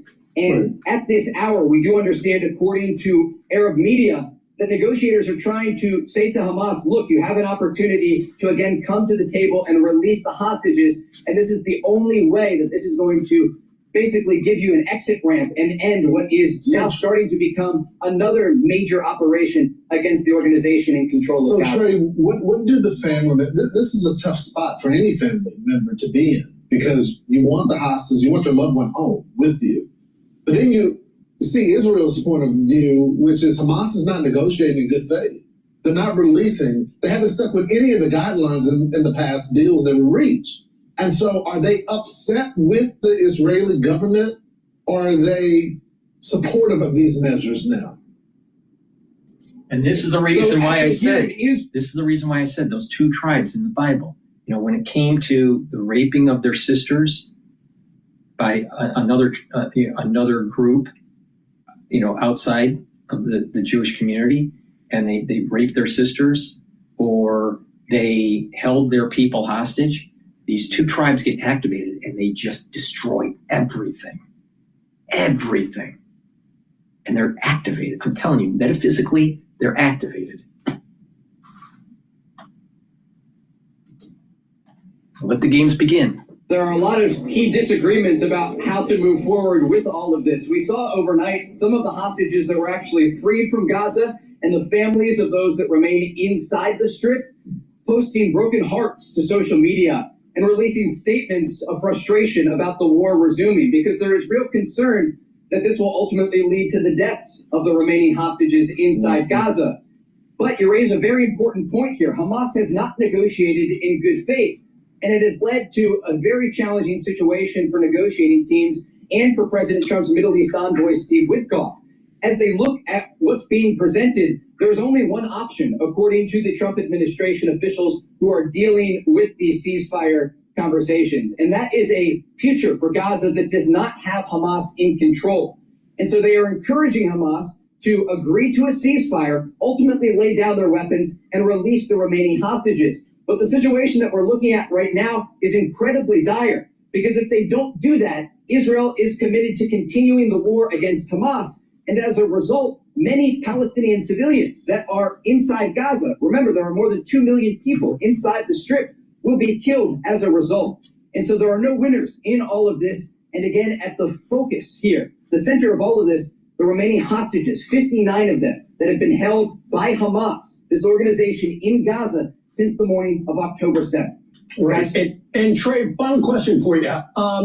Clearly, the Israelis completely dialed in the White House. We had heard that they were consulting with the White House.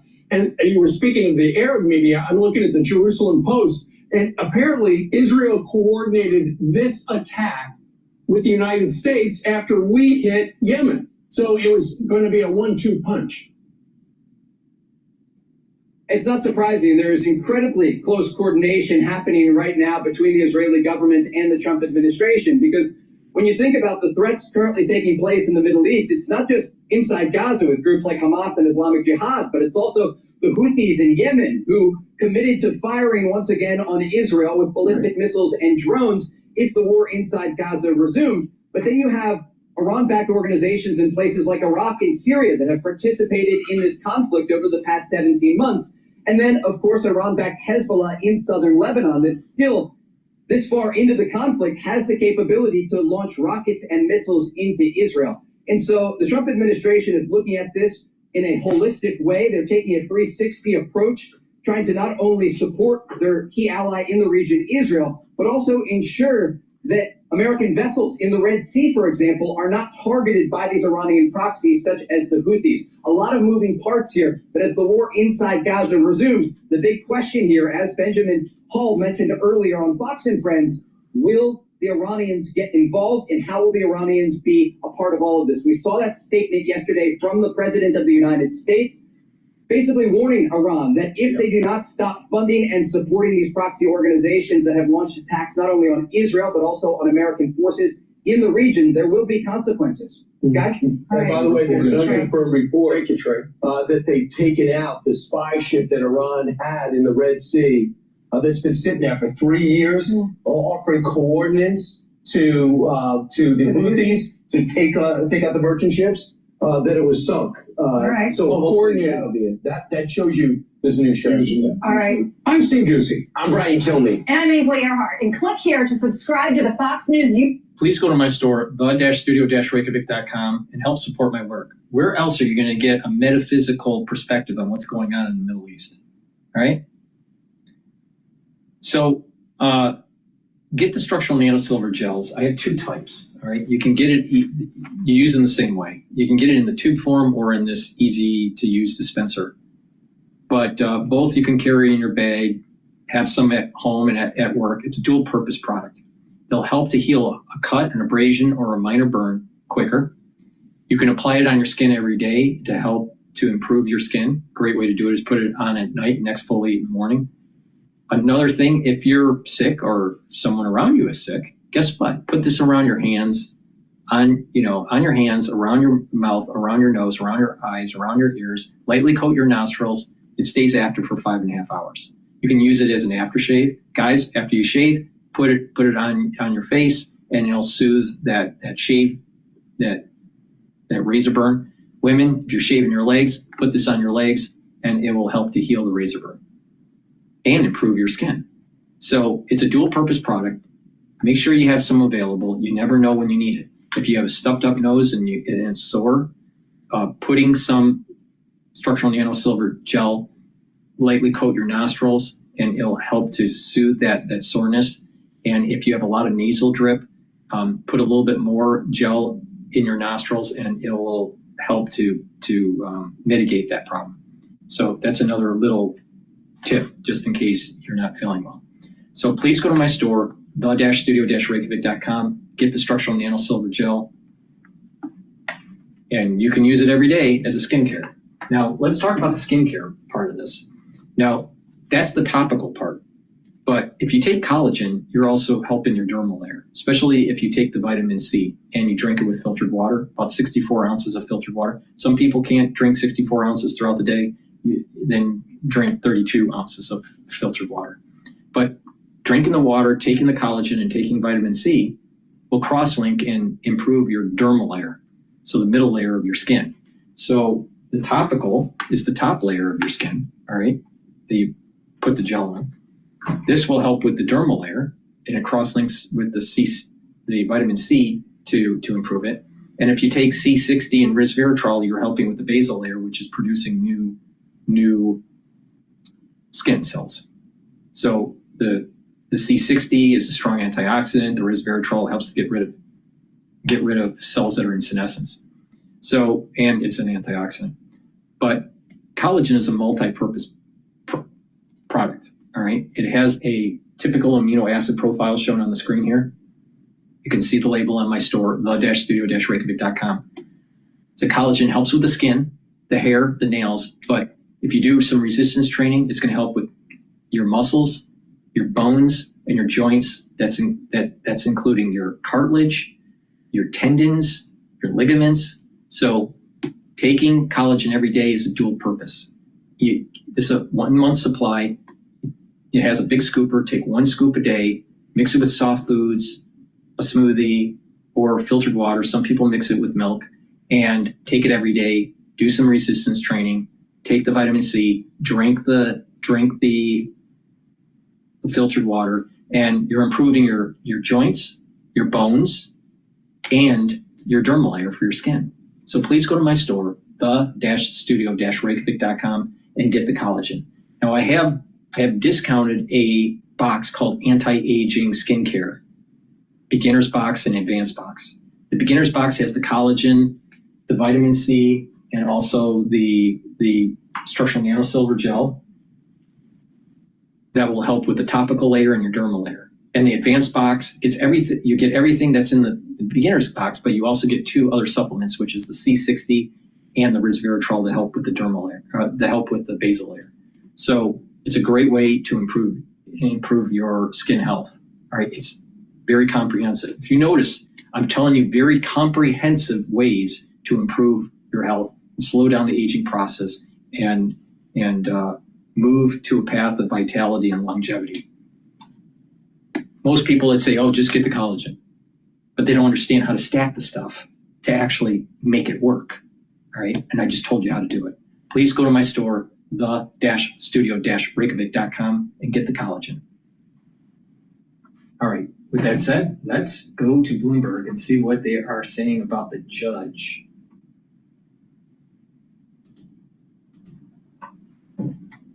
Extraordinary, especially for this Chief Justice. I can't remember the last time he's said anything like this, sort of sua sponte, as they say, just out of the blue, because of some of the things that have been going on and today with Trump, with that Truth Social post, where he called Judge Boasberg, who is the judge in this case involving the Venezuelans who were flown to El Salvador, and the question is whether it was done against that judge's order. So because there are calls for his impeachment, and in fact, as you mentioned, there have been, an impeachment has already been filed against one judge who made a ruling in the Doge case over the Treasury data.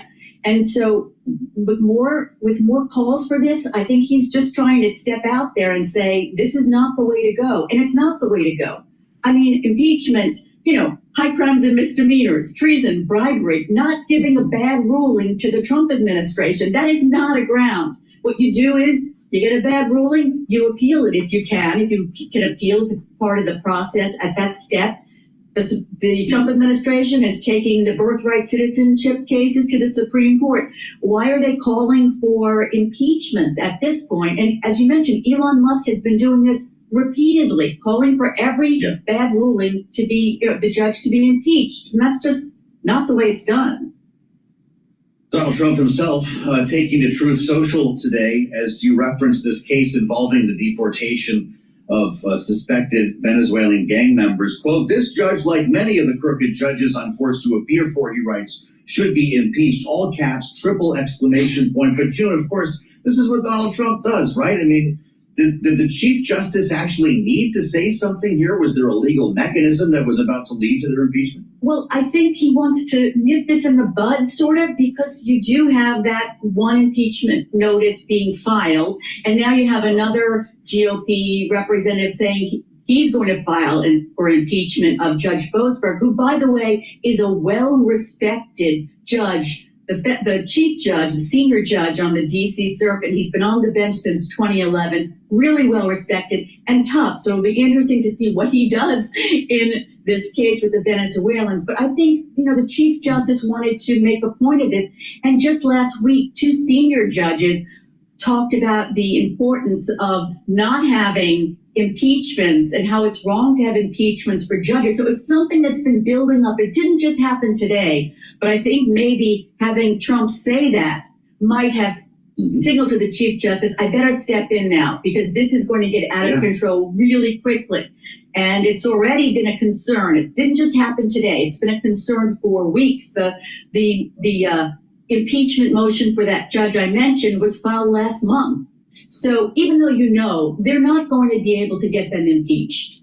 I mean, if you couldn't impeach Trump years ago, you're not going to be able to get the votes to impeach them. But just the whole process of putting a judge through that in any respect, when it's just about an order, and it's not even final orders, it's preliminary orders that they're saying are so bad that the judges should be impeached. It's just not the way the legal system is supposed to work. And I think the Chief Justice just said, let me stop this right now if I can. Wow. Sounds like, the Chief Justice is speaking up for his team. He's looking out for the judicial branch in this case because, June, I think we can agree here in our remaining moment, the judicial branch has turned out to be the check on the administration while Congress is still trying to find the door. Exactly. And now we're faced with the question of whether Trump and the administration are going to obey the orders of this particular judge, the judge in this Venezuelan case. And as you mentioned, I mean, the Chief Justice, it's really extraordinary for him to say this, to step in at this point, or any point really. Usually you hear what he wants to say in some speech he gives or in a Q&A he does at a law school. You don't hear it like this. Here's a statement from the Chief Justice of the United States. It's extraordinary.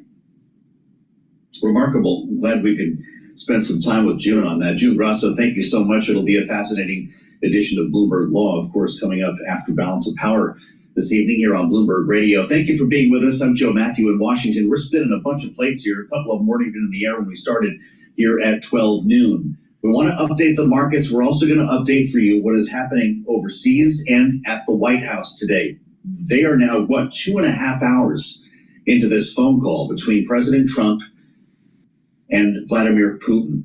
Ian Marlowe will join us ahead to talk about what's going on here. We've also got our eyes on the Middle East today with a ceasefire that appears to have just fallen apart.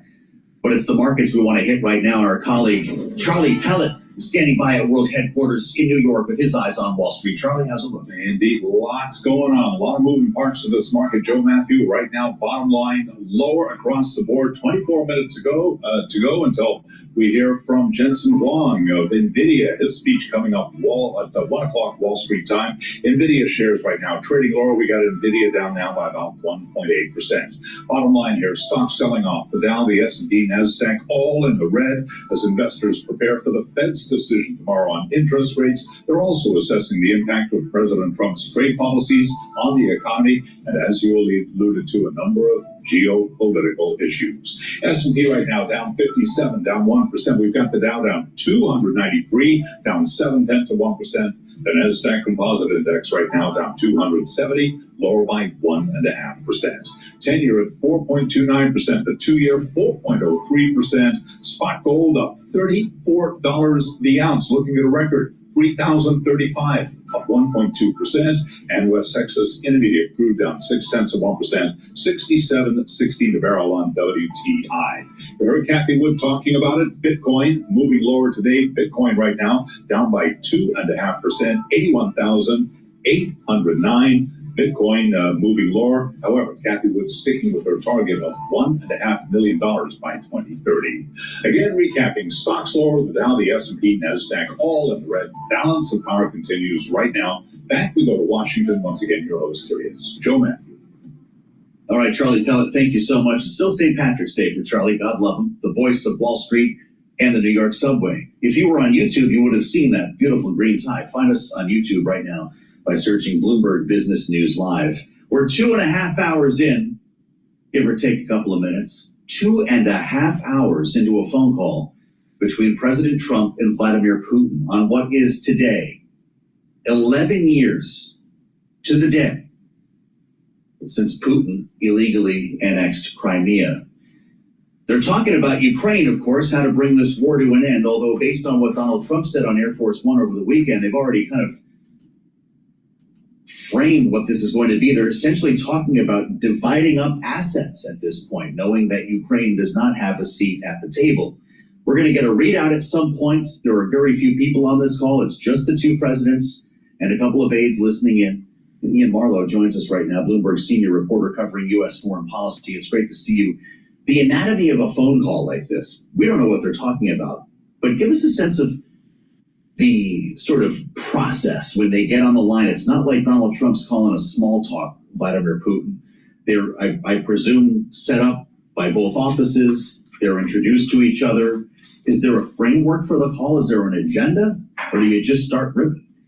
I think generally there's an agenda on these types of calls, and both sides now know what they want to get out of this. I think the issue for the Trump team is emerging from this still looking strong and not looking like you're getting run around by Putin, who, people have long said kind of wants to engage in this process in part to potentially spin it out and continue getting battlefield gains and the rest of it while the U.S. pressures Ukraine. So I think there's a lot of pressure on Trump's team now to emerge from this on both sides, not looking weak vis-a-vis Russia and not looking too fierce when it comes to pushing the Ukrainians to the table, which has been the main criticism, I think.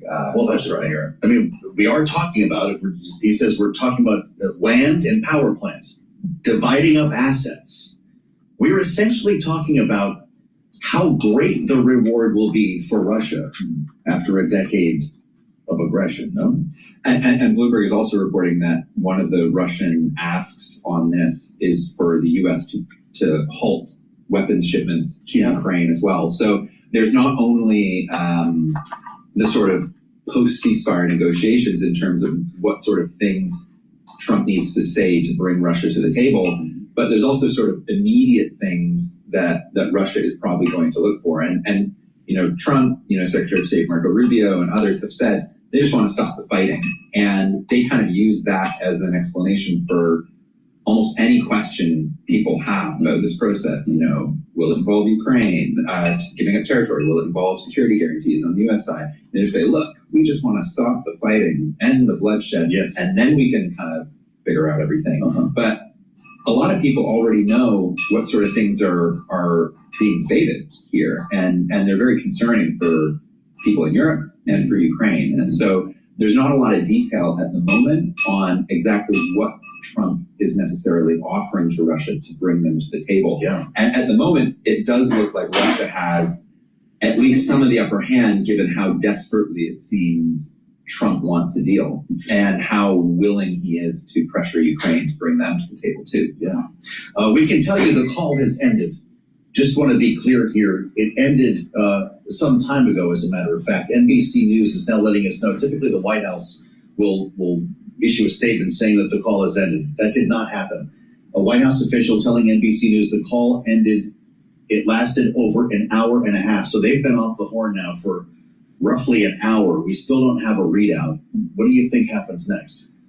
I'm not honestly too sure. When we were they may not either. Yeah, exactly. I mean, when we were in Saudi Arabia with Secretary Rubio, when they were dealing with the earlier talks with the Russians, I mean, just process-wise, the Russians bring along their own delegation, their own press, and they are, very free and talking to the media about what they want. And so, some of us with the U.S. delegation were learning things via Russian state media and stuff. So sometimes that's the way this process works. The White House might be more formal about it. But I think we'll probably get a readout, and then we'll have a sense, maybe, Trump is unorthodox. He might, jump in front of the camera and give his sense of what's going to have to see him at some point today, right? We should let our viewers and listeners know that there's a 3 p.m.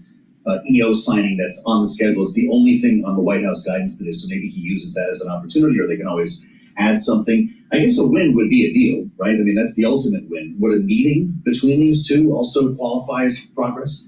I think so, yeah. I mean, I think there's the White House is very interested in showing progress on an issue that Trump talked about a lot on the campaign trail, and a lot since he's come into office. He put a lot of resources into it.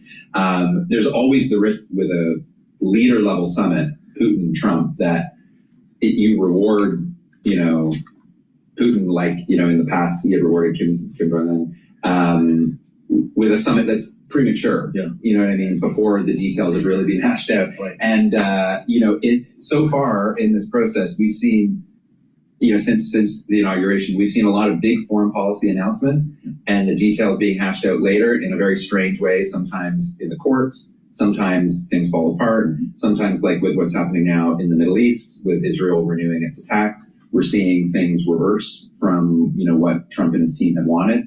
So we'll see. But I think a summit would be if it's just Trump Putin, then you're into criticism about whether Ukraine is involved and whether Trump is moving forward with this without Ukraine. So we'll see. Just go to Yalta. I mean, do people realize that's in Crimea? It's kind of amazing how this stuff works. Yalta references running wild this morning. In our remaining 30 seconds, is there a world in which we see Vladimir Putin at the White House? It's been floated as an idea. Mm-hmm.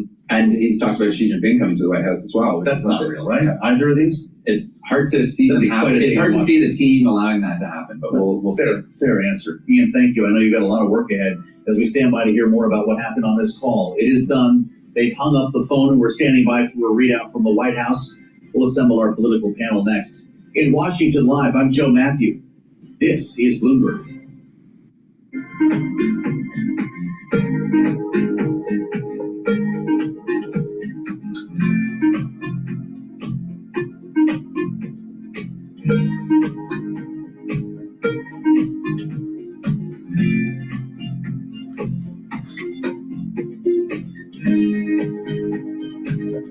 All right. Hopefully, we're going to find out what that Putin call was with Trump shortly here. Please go to my store, the-studio-reykjavik.com. Let me talk about a stack that's going to help with your muscles, with soaking up free radicals, and also helping rejuvenate your tissues. Now, let's start with rejuvenating your tissues here. Resveratrol is an antioxidant, so it's going to soak up free radicals. It's going to help with your mitochondrial health, so it's going to help with energy levels. But it also helps with youthful gene expression. All right. So your genes that are expressed change when you get older. You want to go back to a youthful expression. This is part of the epigenomics. All right. So, and when you get older, your methylation changes. So if you get rid of the cells that stop dividing and they're in senescence, they're older cells. So they have a different methylation profile compared to the adult stem cells in that tissue. So if you can activate those adult stem cells to rejuvenate and get rid of the old cells, then your tissues will be healthier. The expression of the genes will be more of a youthful cell because of the change in methylation profile, but also the telomere lengths will be longer.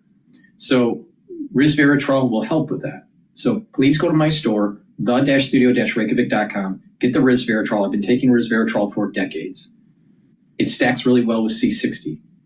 Now, C60 is a very potent antioxidant, and you can get it in a 2 ounce, a 4 ounce, or an 8 ounce configuration. It's cheaper to purchase the higher ounce configuration because you get a discount. The cost per ounce is lower for the higher ounce configuration. Now, C60 needs to be in a lipid. C60 is a molecule, 60 carbon molecule, looks like a soccer ball. The technical term is fullerene or a buckyball, but it's a very strong molecule. You cannot break it. You cannot break C60, all right?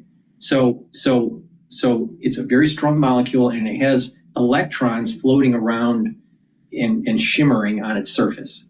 And those electrons are moving around these different carbon atoms. And it allows for the C60 molecule to neutralize the free radicals and bring down the stress in the cell. So it's very potent. You take a teaspoon a day.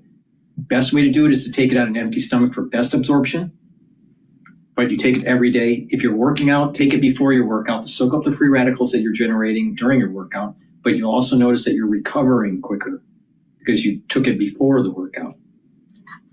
Now, C60, soaking up those free radicals, reducing the stress in the cell, helping with the health of the mitochondria. And so therefore, you are going to have higher ATP levels. You're going to have more energy in your cell and your tissues. That means your tissues are going to perform better because it has less stress and it has more energy. And by soaking up those free radicals, you're reducing the damage that can be formed in the cell or in the tissue because of oxidation. Okay? Now, C60 also helps not just with your immune system, but it also helps with your endocrine system and your neurons. Why? Because in your neurons, you have lots of mitochondria. Your neurons need lots of ATP to stay healthy and to make neurotransmitters and to shoot those neurotransmitters into the synaptic cleft. So when you do that, you need lots of ATP. If you get older and you have poor mitochondrial health, you don't have the ATP to have these neurons firing as well. And this is part of the reason, not the only reason, but part of the reason for the cognitive decline in the elderly. Or you also start having cognitive decline once you hit 30 and age 50. But we'll talk about that later. But C60 will soak up those free radicals, boost up the health of the mitochondria in the neuron, and it'll have the ATP to be able to create those neurotransmitters and to shoot them off. By bringing down the stress in the cell, by soaking up the free radicals with C60, you're also improving the health of the neuron.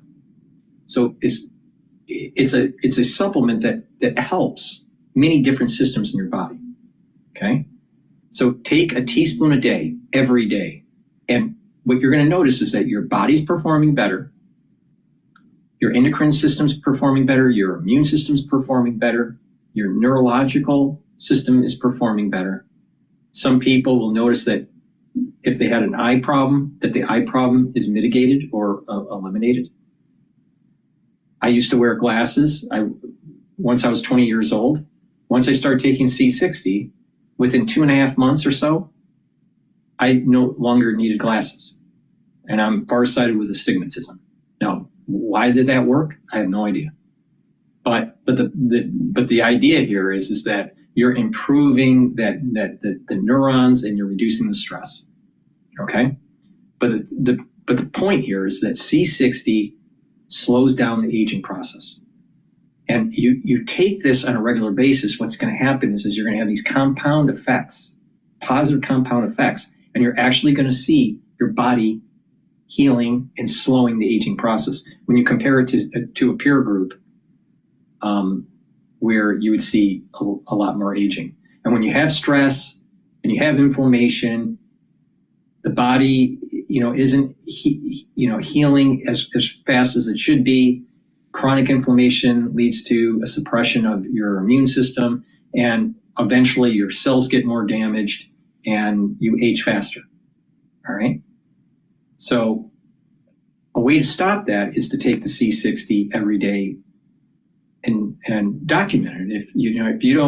If you're unsure of what this does, take C60 for 1 year, make a journal, say what your ailments are in the journal, and over time, do a weekly journal and say which of these systems are improving and when it's happening.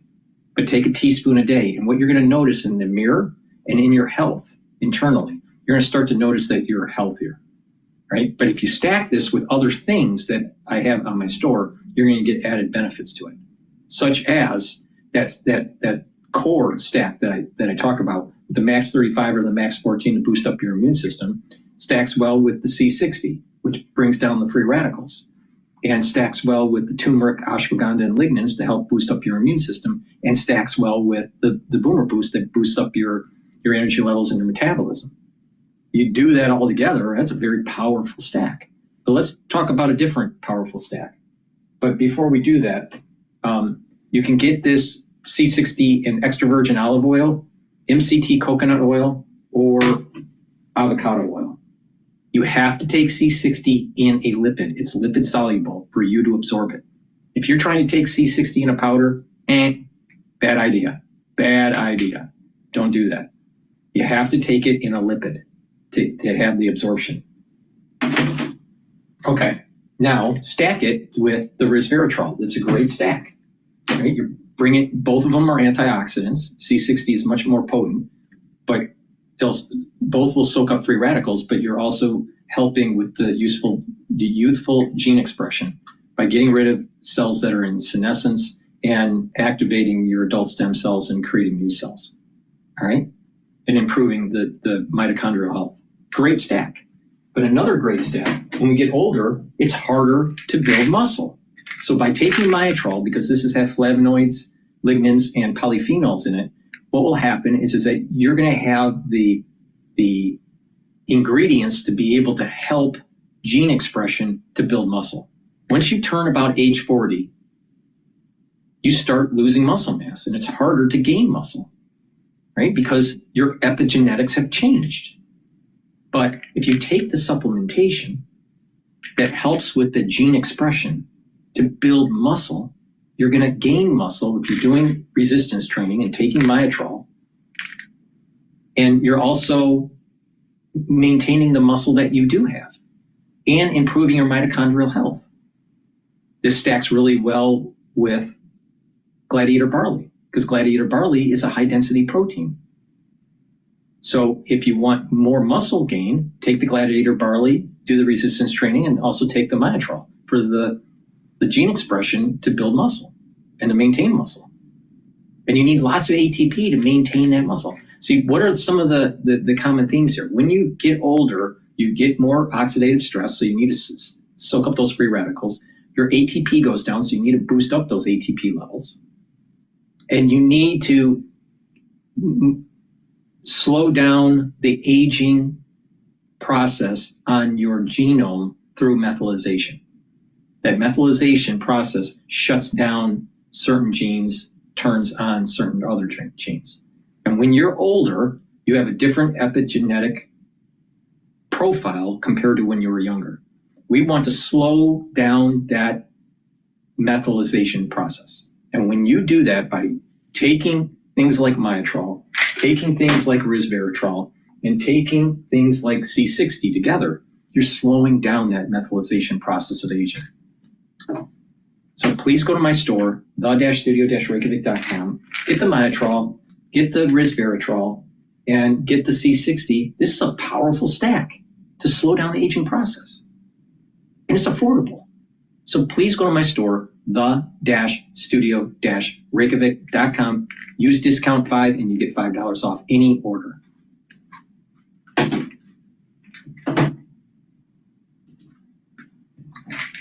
Does weaving translate into Russian? And what is Vladimir Putin hearing as Donald Trump is weaving? You know, I think one thing that we heard from the National Security Advisor over the weekend was fascinating on this point about Crimea, because he talked about the fact, is it really in our interest, the United States, to drive every Russian out of Ukraine, including Crimea? And that raised a lot of concern that potentially the Trump administration is open to allowing Russia to negotiate to keep some of the land that it took. And you know, obviously negotiations, you have to be able to ask for what you want and work this out. The problem on the Ukrainian side is, of course, they agreed to the ceasefire or the pause without condition. And to the point that you guys were just making, the question is are we going to allow Putin to push for what he wants and not allow Ukraine to get something in return? And that, I guess, is really the concern that we're all going to wait to hear what the readout on this thing looks like. All right, I want to ask you both about what's happening in a completely different room here in Washington, D.C., a courtroom where the administration was due to provide more information today about its decision to not adhere to a court ruling, to not turn an airplane around that was carrying, well, at least one airplane. There could have been two, we've now learned. More than 200 suspected Venezuelan gang members. They ended up in El Salvador. We talked about this a lot yesterday. The judge says you violated a court order here. The Attorney General, we heard from AG Bondi on Fox last evening, says otherwise. Listen. This one federal judge, again, thinks he can control foreign policy for the entire country, and he cannot. And right now we're evaluating our options.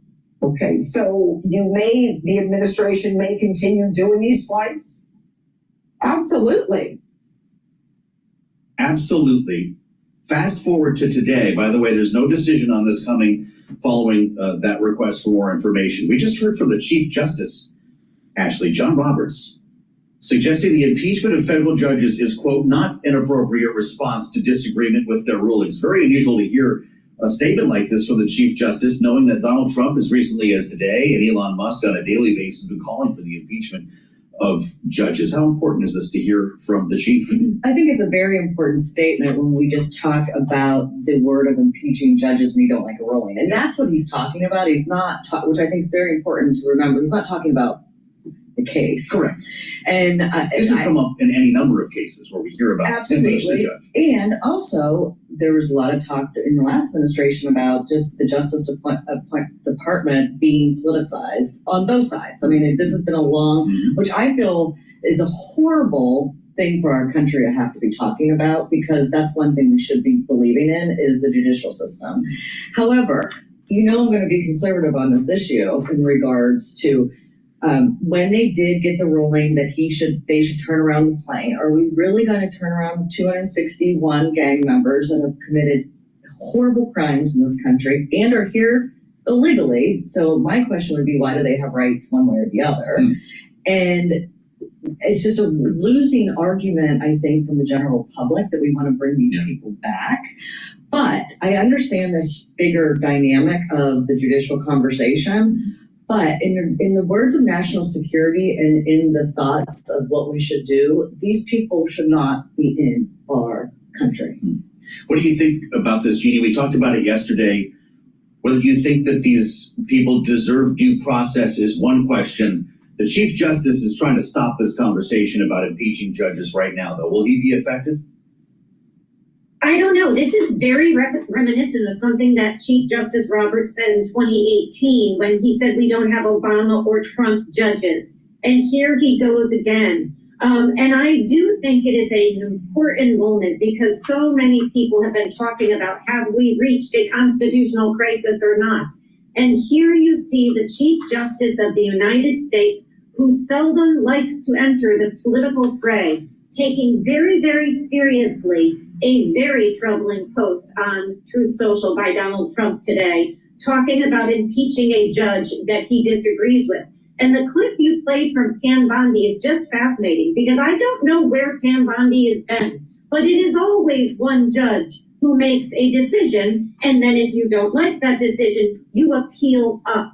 And that's what I think is very troubling about all of this is there are procedures in this country that we follow to ensure that we all enjoy rights and liberties. And, you know, on these 200 plus or minus people who were deported, the fact is nobody knows who they are. It is a big black hole. We don't know if they were gang members. We don't know what their names are. We have to just trust the president. Okay, we trust them. But if next time Kamala Harris comes into office, are Republicans going to want to trust her when she picks up 200 people and throws them out of the country and says, don't worry, we vetted them. They were very bad people. So this is why we give people rights. If they've committed crimes, if they're here illegally, obviously you remove them. But the problem is here, we have no verification on those points. That's why a federal judge looks at each case and says yes or no. And that's the real problem that we're facing here.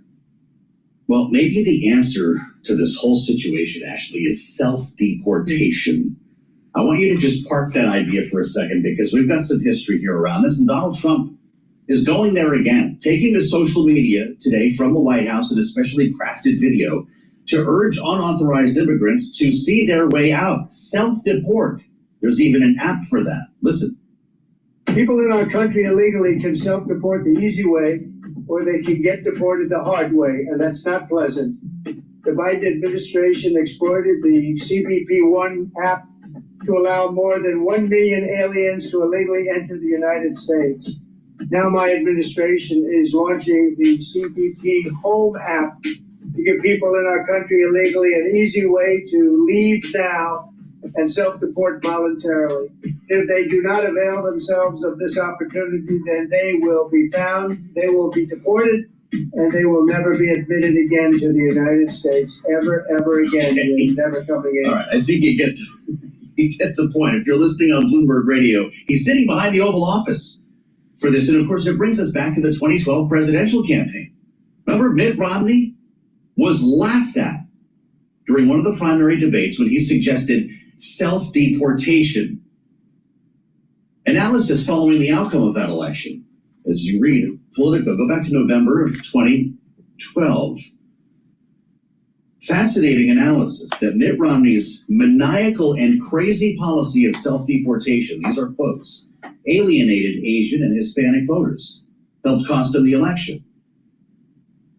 This individual said he had a crazy policy of self-deportation. He lost the Asian vote. He lost everyone who was inspired to come into this country. That man was named Donald Trump. Ashley, a lot's changed since 2012.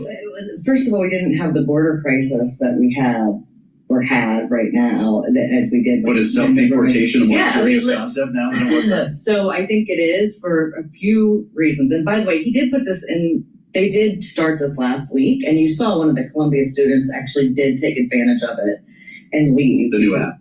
The new app. And so I think they're trying to do everything possible to get as many people out that came here illegally. And so this is what they're doing to say, you're not going to be in trouble if you do it now and you can maybe try it again. And I hear the music, I need to stop talking. That's all right, we'll have more side of this. Ashley Davis, Jeannie Chanzano. Self-deportation is back on the table. Our great panel will be back with us in our second hour. The phone call has ended between Donald Trump and Vladimir Putin. We'll have a lot more on that in hour 2 on Balance of Power here on Bloomberg.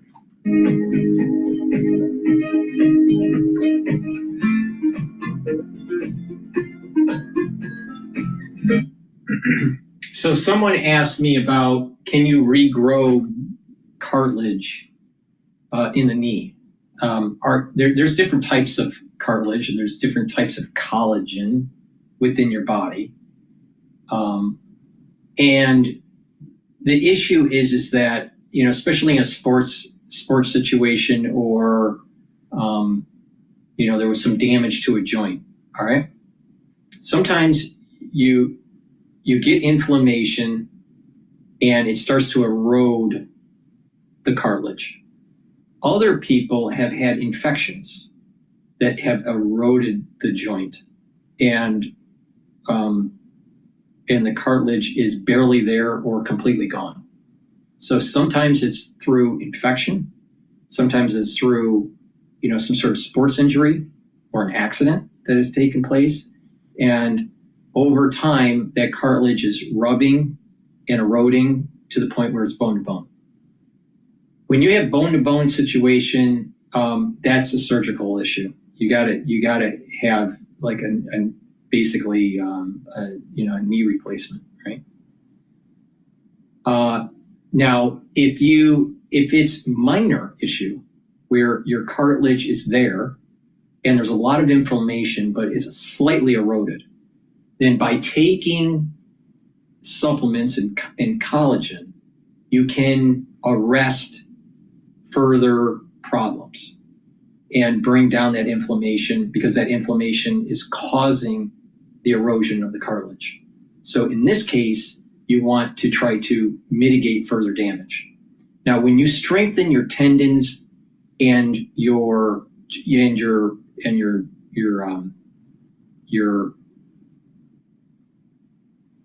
ligaments, right, and you improve the cartilage that you do have, then you most likely are mitigating some of the problem with the joint. Most people, though, that have this kind of problem, that have a lot of erosion in the cartilage, they also have osteoarthritis. So that's bone that is inflamed, that's in the joint area, usually both sides. So in this case, the knee, you have bone erosion and inflammation, and either some cartilage there or no cartilage, depending on if it's bone-to-bone situation. Now, if you have some cartilage there, or a decent amount of cartilage, and there's inflammation and you have that osteoarthritis, what you can do is improve the osteoarthritis by taking D3, K2, calcium supplements, and doing light resistance training. And what will happen is over time, it takes about 9 months. You need high doses of D3, very high doses of D3. Approximately, depending on your BMI, anywhere from, some people, take anywhere from 25 to 50,000 units a day. But you have to be careful when you take very high doses of D3 that it can be neurotoxic. All right. So you have to be careful that that you're paying attention to your cognitive function. It doesn't become really neurotoxic until about 7 months in, 6 to 7 months into the treatment. So what happens is that once you start feeling better, you stop the high dose of D3. If you get to, let's say 7th month, and you start to feel a little foggy, then you go back to about 10,000 units of D3. If you couldn't heal the joint and reduce that pain and the osteoarthritis, because this collagen issue and osteoarthritis usually parallel each other, or usually associated, then what will happen is that, let's say you couldn't fully heal it and you start having the neuro effects and neurotoxicity effects.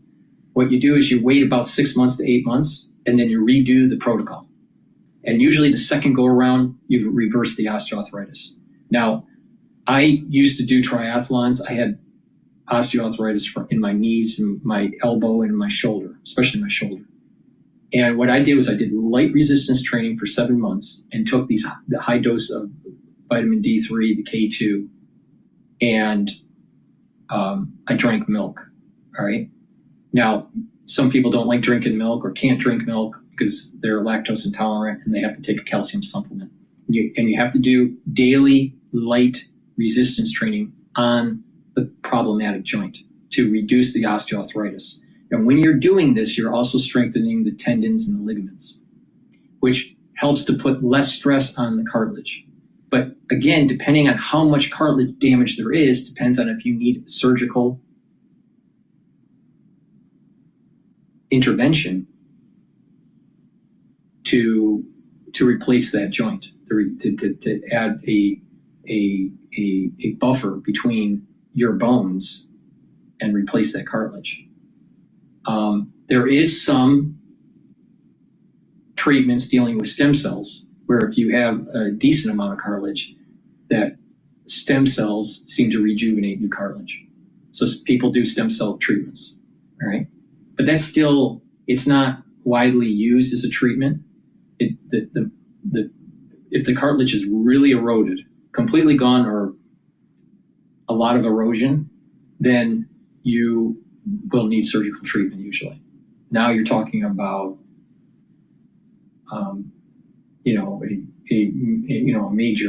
a major situation here, especially in the knee. All right. Now, again, if you mitigate the inflammation, all right. So, like I was explaining, you're doing some resistance training and you're creating a growth factor in that area. You're reducing the osteoarthritis, and that growth factor is strengthening that joint wherever it is in your body. In your case, the knee. You're putting less pressure on the cartilage if you still have cartilage there. Now, you can also bring down inflammation by taking the turmerics. The turmerics. Now, because you have chronic pain with the knee, most likely your cortisol levels are higher. And so that's not good. So what you really want to do is kind of calm down that system and bring down those pro-inflammatory cytokines. So you really need to take the lignans and you need to take the turmeric to bring down that inflammation, because inflammation is going to cause further damage to the joint.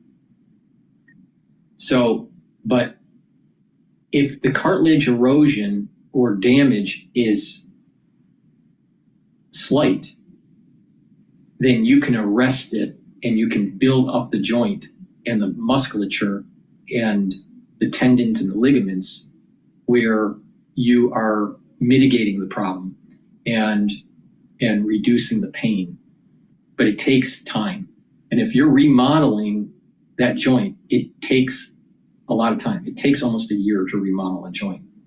So if you're doing that, assuming you have cartilage, it's going to take some time. Take the lignans, bring down that inflammation. Take the turmeric to bring down that inflammation. Take the collagen to help support your joint health and the support tissues that you have, the tendons, the ligaments.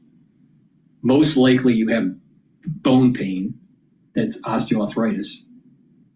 Taking the K2 and the D3.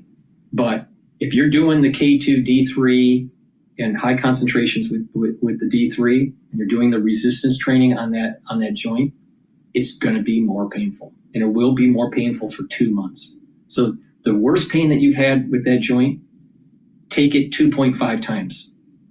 And you will have that pain level for about 2 months to 2.5 months. And then all of a sudden what will happen is that the pain will start to go down slowly. And then around in the fourth or fifth month, you don't have as much pain. You have a little bit of pain, maybe when a change of the weather. And you try to keep on doing this for about 7 to 9 months, unless you have the neurotoxic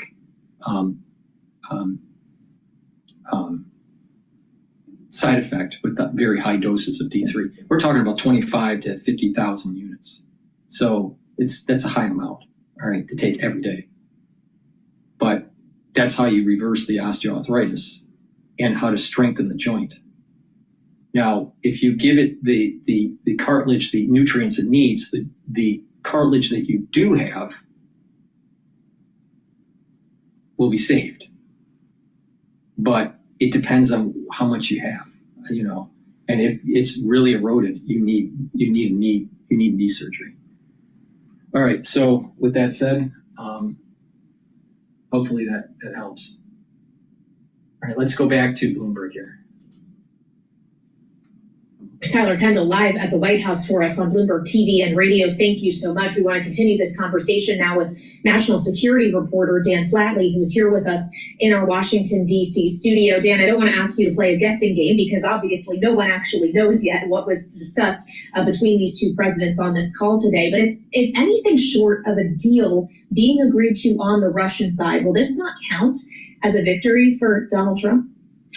Yeah, I mean, like you said, Kaylee, I think we're all waiting with bated breath, particularly because we don't know how Trump is going to pull this off. From our reporting, we understand that what Putin wants more than anything. Because you have a bone-to-bone issue in some areas of the joint, and so it's eroded that cartilage, injections aren't going to help. The taking things like the turmeric, bringing down the inflammation, that's important. And the lignans, take lignans, add lignans to it to bring down that inflammation.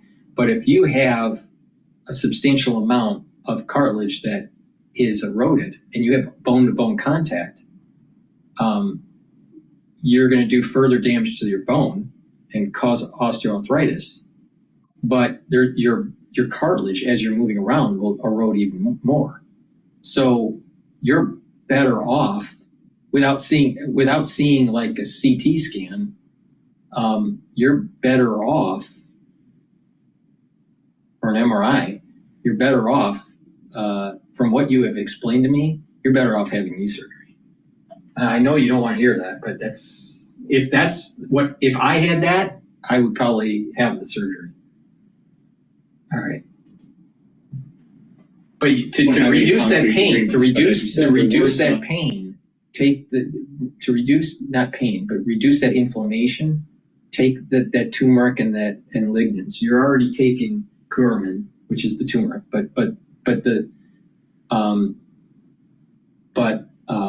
take lignans too. That will bring down inflammation and soak up free radicals. Right, you're getting a lot of stress in that area. You have a chronic problem, and that chronic problem is going to be inflamed every day, even while you're sleeping. And there's further erosion that's taking place. And then when you're moving around, there's additional erosion for the cartilage. That's no good. I mean, I don't believe in these injections. They may help a little bit because there's some fluid that may give it a little bit of a buffer, but then eventually it leaks out and gets dispersed within the tissues, and you're probably going to need surgery. From what you're explaining to me, you probably need surgery.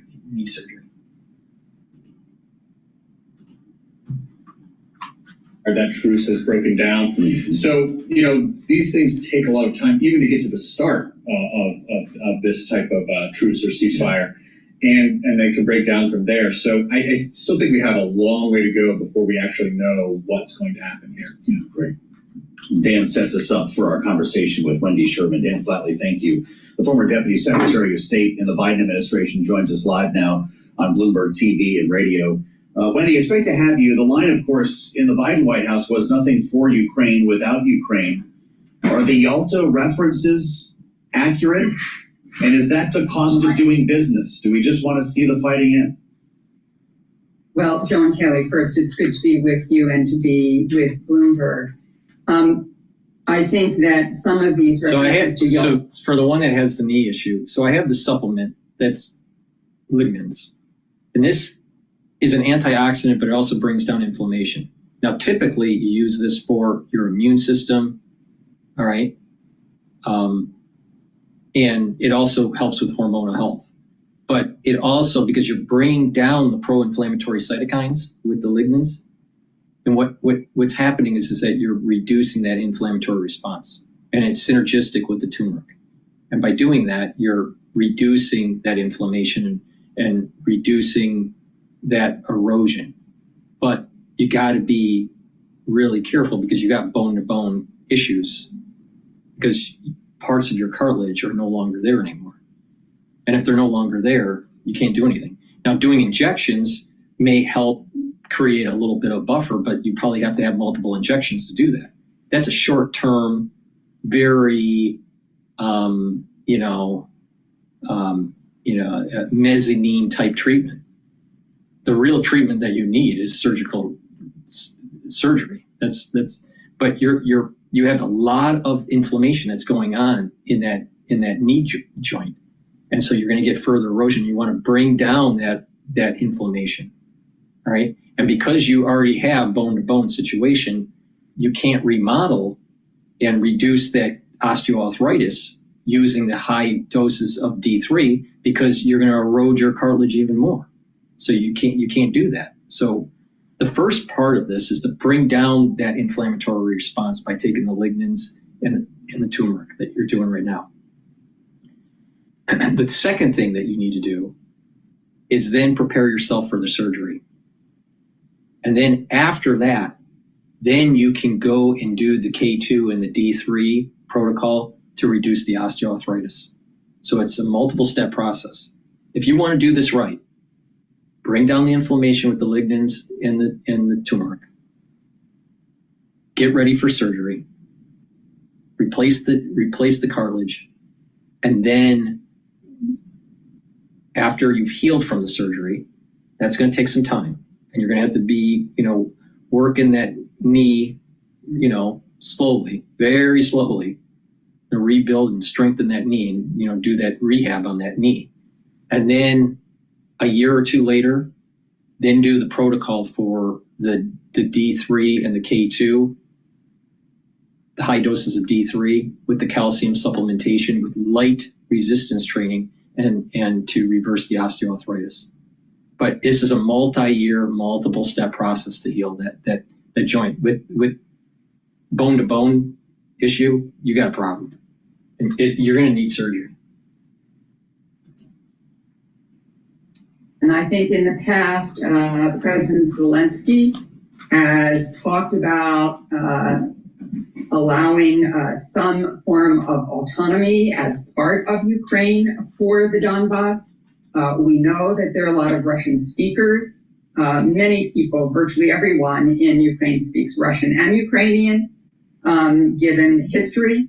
So I think there are a lot of solutions here, but I think the greatest concern for me today is not only that President Trump may give Putin everything he wants and really put Ukraine at risk, but put Europe at risk, and that the president is as well with the efforts by Elon Musk and Doge taking away the tools of American power. Those include not only our diplomacy and our strong defense, but it also includes development and foreign assistance and the voice of America and the ability to do research on cutting-edge technology and cutting-edge technology for the diseases that we all face and the diseases of the future, as well as AI and quantum. And we're seeing our government reduced and our tools reduced in a way that really doesn't help American security. When business goes abroad, they want security. They want assurance. I ran a global consulting firm for over a decade. Started out with Madeleine Albright, called the Albright Group, and then became Albright Stonebridge Group. What sort of theme is she saying? Globalization, not localization, not bringing back manufacturing jobs. We need security to make sure our multinational corporation and our global consultants feel secure in another country. That's the antithesis of what Trump wants. This is the point that I have with Bloomberg is they're always pushing globalization. You on this point around other aspects of U.S. involvement abroad. I know you signed on to the amicus brief warning of the danger of terminating foreign aid through USAID. Obviously, some of those programs under Secretary Rubio have been, if not effectively reinstated, will continue to exist. But how much damage already has been done to U.S. soft power with the attempted rollback? I think enormous damage has already been done. I do think children will die, and Americans are just very generous people, have always been tremendous donors to ensure that children around the world don't die, but it's more direct for Americans. We ensure that disease does not reach our shores. I was around during the Ebola outbreak in West Africa between 2014 and 2016. And I can't begin to tell you the number of conversations I was part of to make sure that Ebola did not reach this country, because as you know, people get on airplanes and they travel. And we didn't want Ebola to come here, so it was in our interest to help Liberia and help Sierra Leone to make sure they dealt with Ebola. And we did that with USAID funds. In fact, we had helped Nigeria train nurses, and 200 Nigerian nurses, if I recall correctly, went to Liberia and Sierra Leone to help stop that outbreak. So in other words, there's a chain of events that helps increase our security. The president talks a lot, as we all understand, about the needs to make sure our borders are secure. He talks a lot about the scourge of violence, of criminal behavior, of cartels, of drug dealing across our border. Well, USAID has provided monies in the past to governments in Latin America and Central America to ensure drug enforcement. Those dollars are now gone, and that puts us more at risk. So this is not just being about generous, which Americans are. This is not just about humanitarian concerns, and Americans are. And the last thing I'll say is American farmers have depended on USAID buying their goods to use abroad. For some farmers, that's easily 20-25% of their business. And so we're hurting. Now, some farmers are private, but a lot of them are part of the Big Ag Consortium. So USAID is really a lobbying giveaway for Big Ag. Wake up. Wake up. On Balance of Power, and we'll have much more ahead on Bloomberg TV and radio.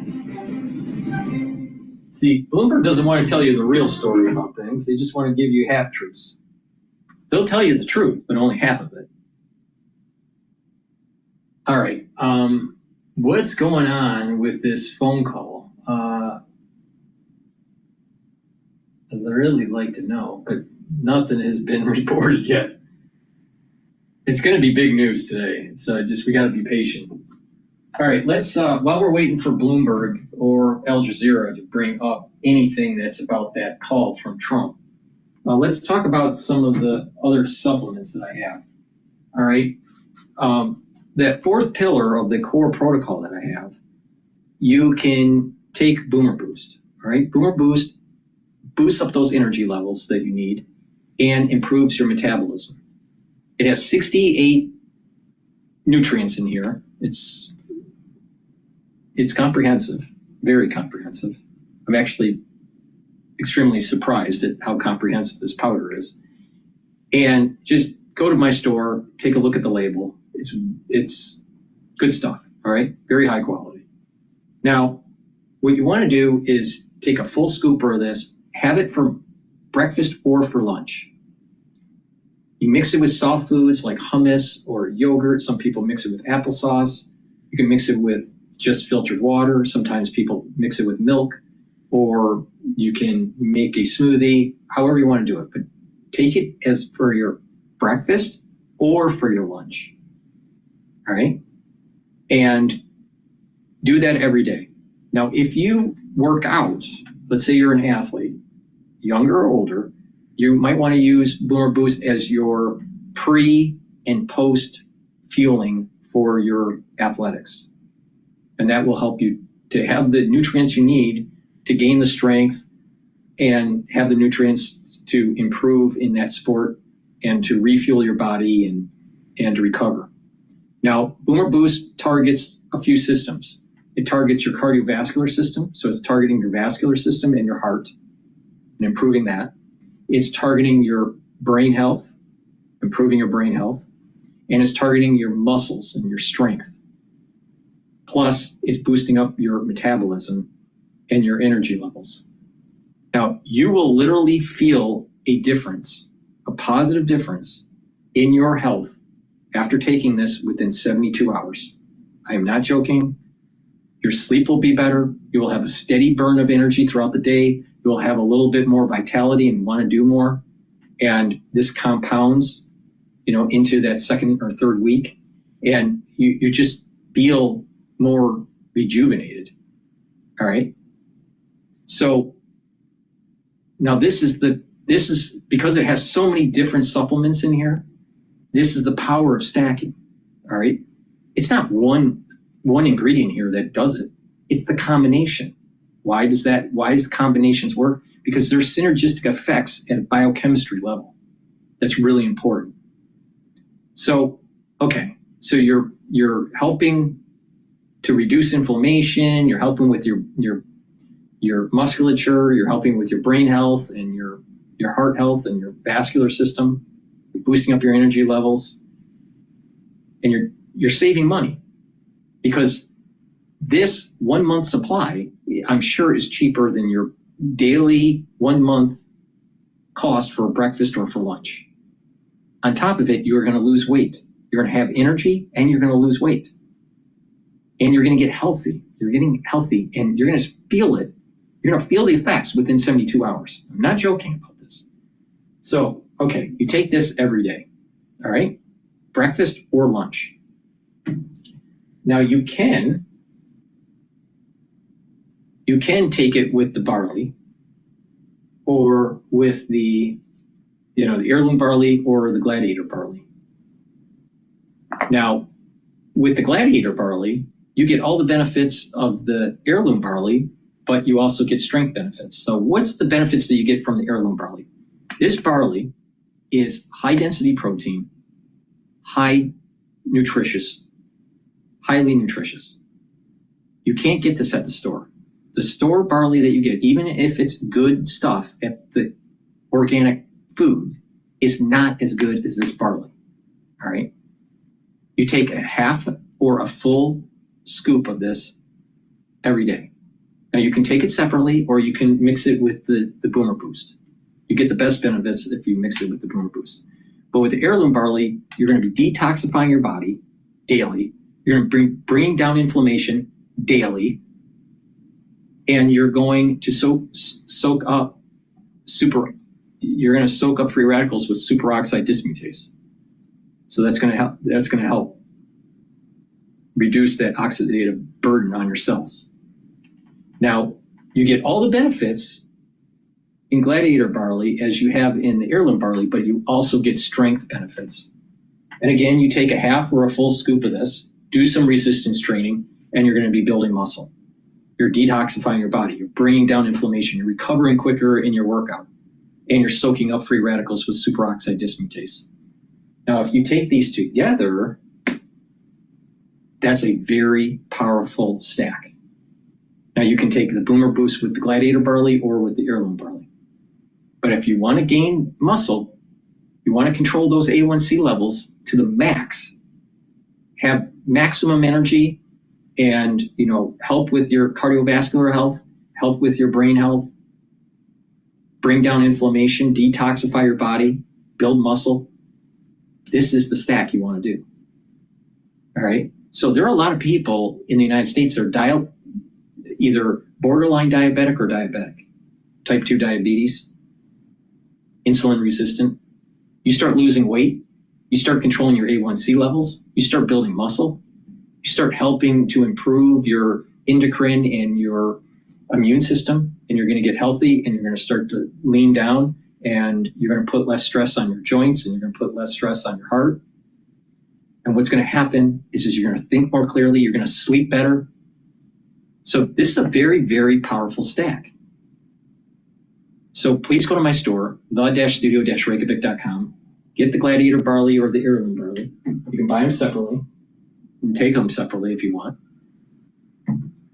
Or you can get the Boomer Boost and take that separately, or stack them. You get a more powerful response for your body when you stack these. Now, I've created a Boomer Boost box, longevity boost box. Okay? It's cheaper to buy the longevity boost box than it is to buy these individually. And you can use discount 5 on top of that. Literally in 72 hours, you're going to feel that you're getting healthier.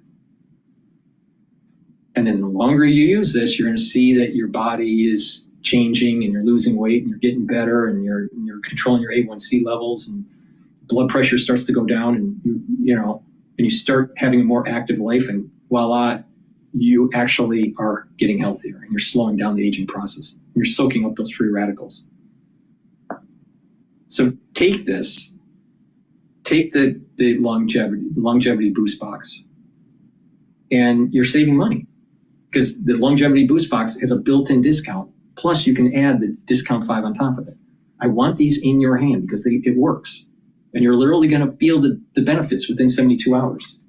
Now, what things can I went over a lot of different supplements, how to stack for different price points. I've created all these different anti-aging and longevity boxes on my store. You can buy individual products, customize, or you can buy the curated boxes, the anti-aging or the longevity boxes they all have a built-in discount at different price points, and you're targeting different systems. You can take them all, like I do. That could be expensive, but the thing is that there's lots of ways to get healthy. But it's not just about the supplementation. It's not just about stacking. It's about proper diet, proper exercise. You need to do resistance training, cardio, balancing exercises, and stretching. All 4 of those are very important. Learn new things, read, write, talk to people, get that positive neuroplasticity going. Mindfulness or prayer is really important to calm down the central nervous system and go into parasympathetic mode, bring down those cortisol levels, and proper sleep. So you're consolidating memory and you're detoxifying your central nervous system. You're well rested. Oversleep is bad. Undersleep is bad. So it's a holistic approach to slow down the aging process and to have more vitality. So please go to my store, the-studio-reykjavik.com. Let's go back to Bloomberg here.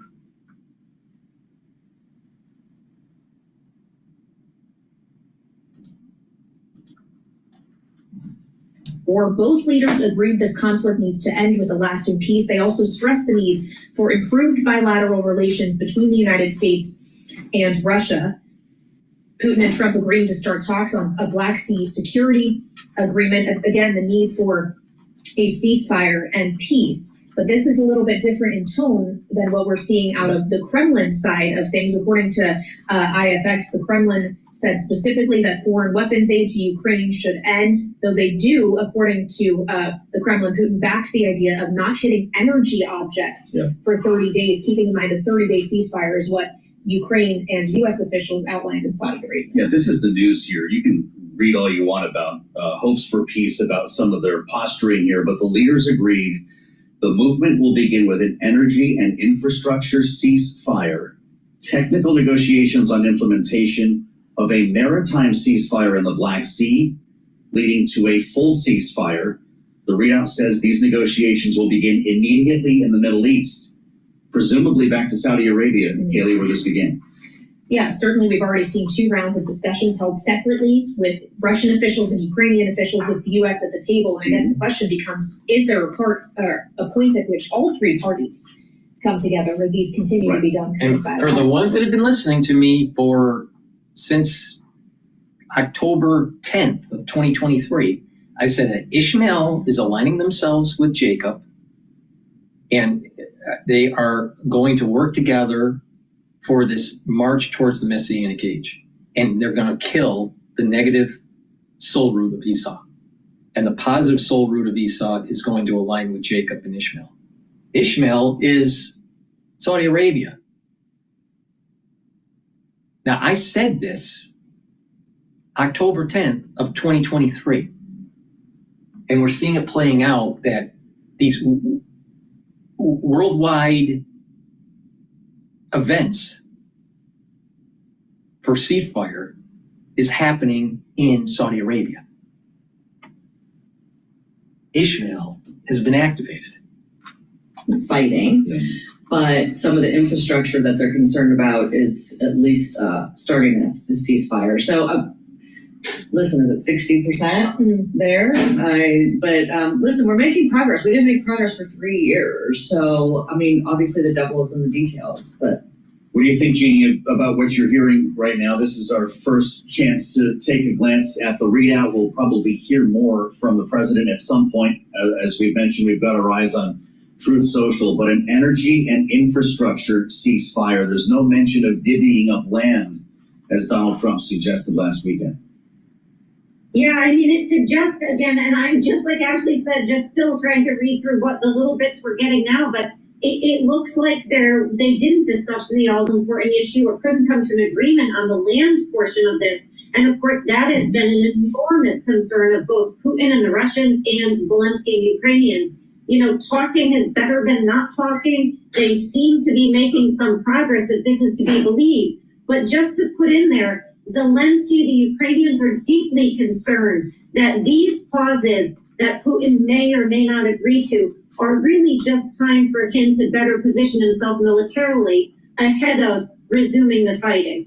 And of course, they are also concerned that their views on what should and should not happen are not being heeded. And so, you know, there's a long way to go. The problem with bilateral discussions between the U.S. and Russia, or the U.S. and Ukraine, is that this is really between Ukraine and Russia. And those two are not coming face to face yet to have these discussions. So I think we have a bit of a ways to go before we see a real concerted pause in the fighting. Well, if we still have a ways to go, I wonder how ahead we seem to be getting on the U.S.-Russia relationship. As a headline from the Kremlin just crossed that also discussed was cooperation in energy and on economic matters. Ashley, can we really get back to a more normalized U.S.-Russia relationship without a full ceasefire, not just starting with energy and infrastructure? I think this is the fine line that the president's trying to walk, because if we're not going to give any more aid, which is obviously very unpopular in this country as a whole, then what will happen to Ukraine if we stop giving aid? I mean, will Europe step up? That's one question. However, and I've been saying this for a few weeks now, this is one chess move in a bigger match. I think that he is starting to build some sort of relationship with Putin, keep your enemies close, because the end game is really China. China, but you North still Korea. think he sees Putin as an enemy? Because he doesn't often speak of him in those I think that this is a negotiation. I think that to isolate him and not have any discussions, I mean, and George Bush did the same thing, Obama did the same thing. To isolate him is probably not the way to go when you have bigger issues around the world in regards to if China. All right, so hopefully we get more information out of the White House, not just the readout, later today, and I will cover that on my evening show tonight, hopefully. So I've been streaming for almost 5 hours. Please go to my store, the-studio-reykjavik.com. Help support my work and help support your health by getting the supplements, stacking the way I'm telling you to stack them, apply the holistic approach, and slowly move yourself into a better you, into health and wellness, and slow down that aging process, improve your endocrine system, improve your immune system. It's really important. And you can do it. It's not out of the realm of possibility. All right? So thank you for listening. Thank you for participating on X Spaces. The ones that have been watching on Rumble, thank you very much. And the ones that have been watching on YouTube or my website, the-studio-reykjavik.com, thank you very much. I will see you in the next transmission.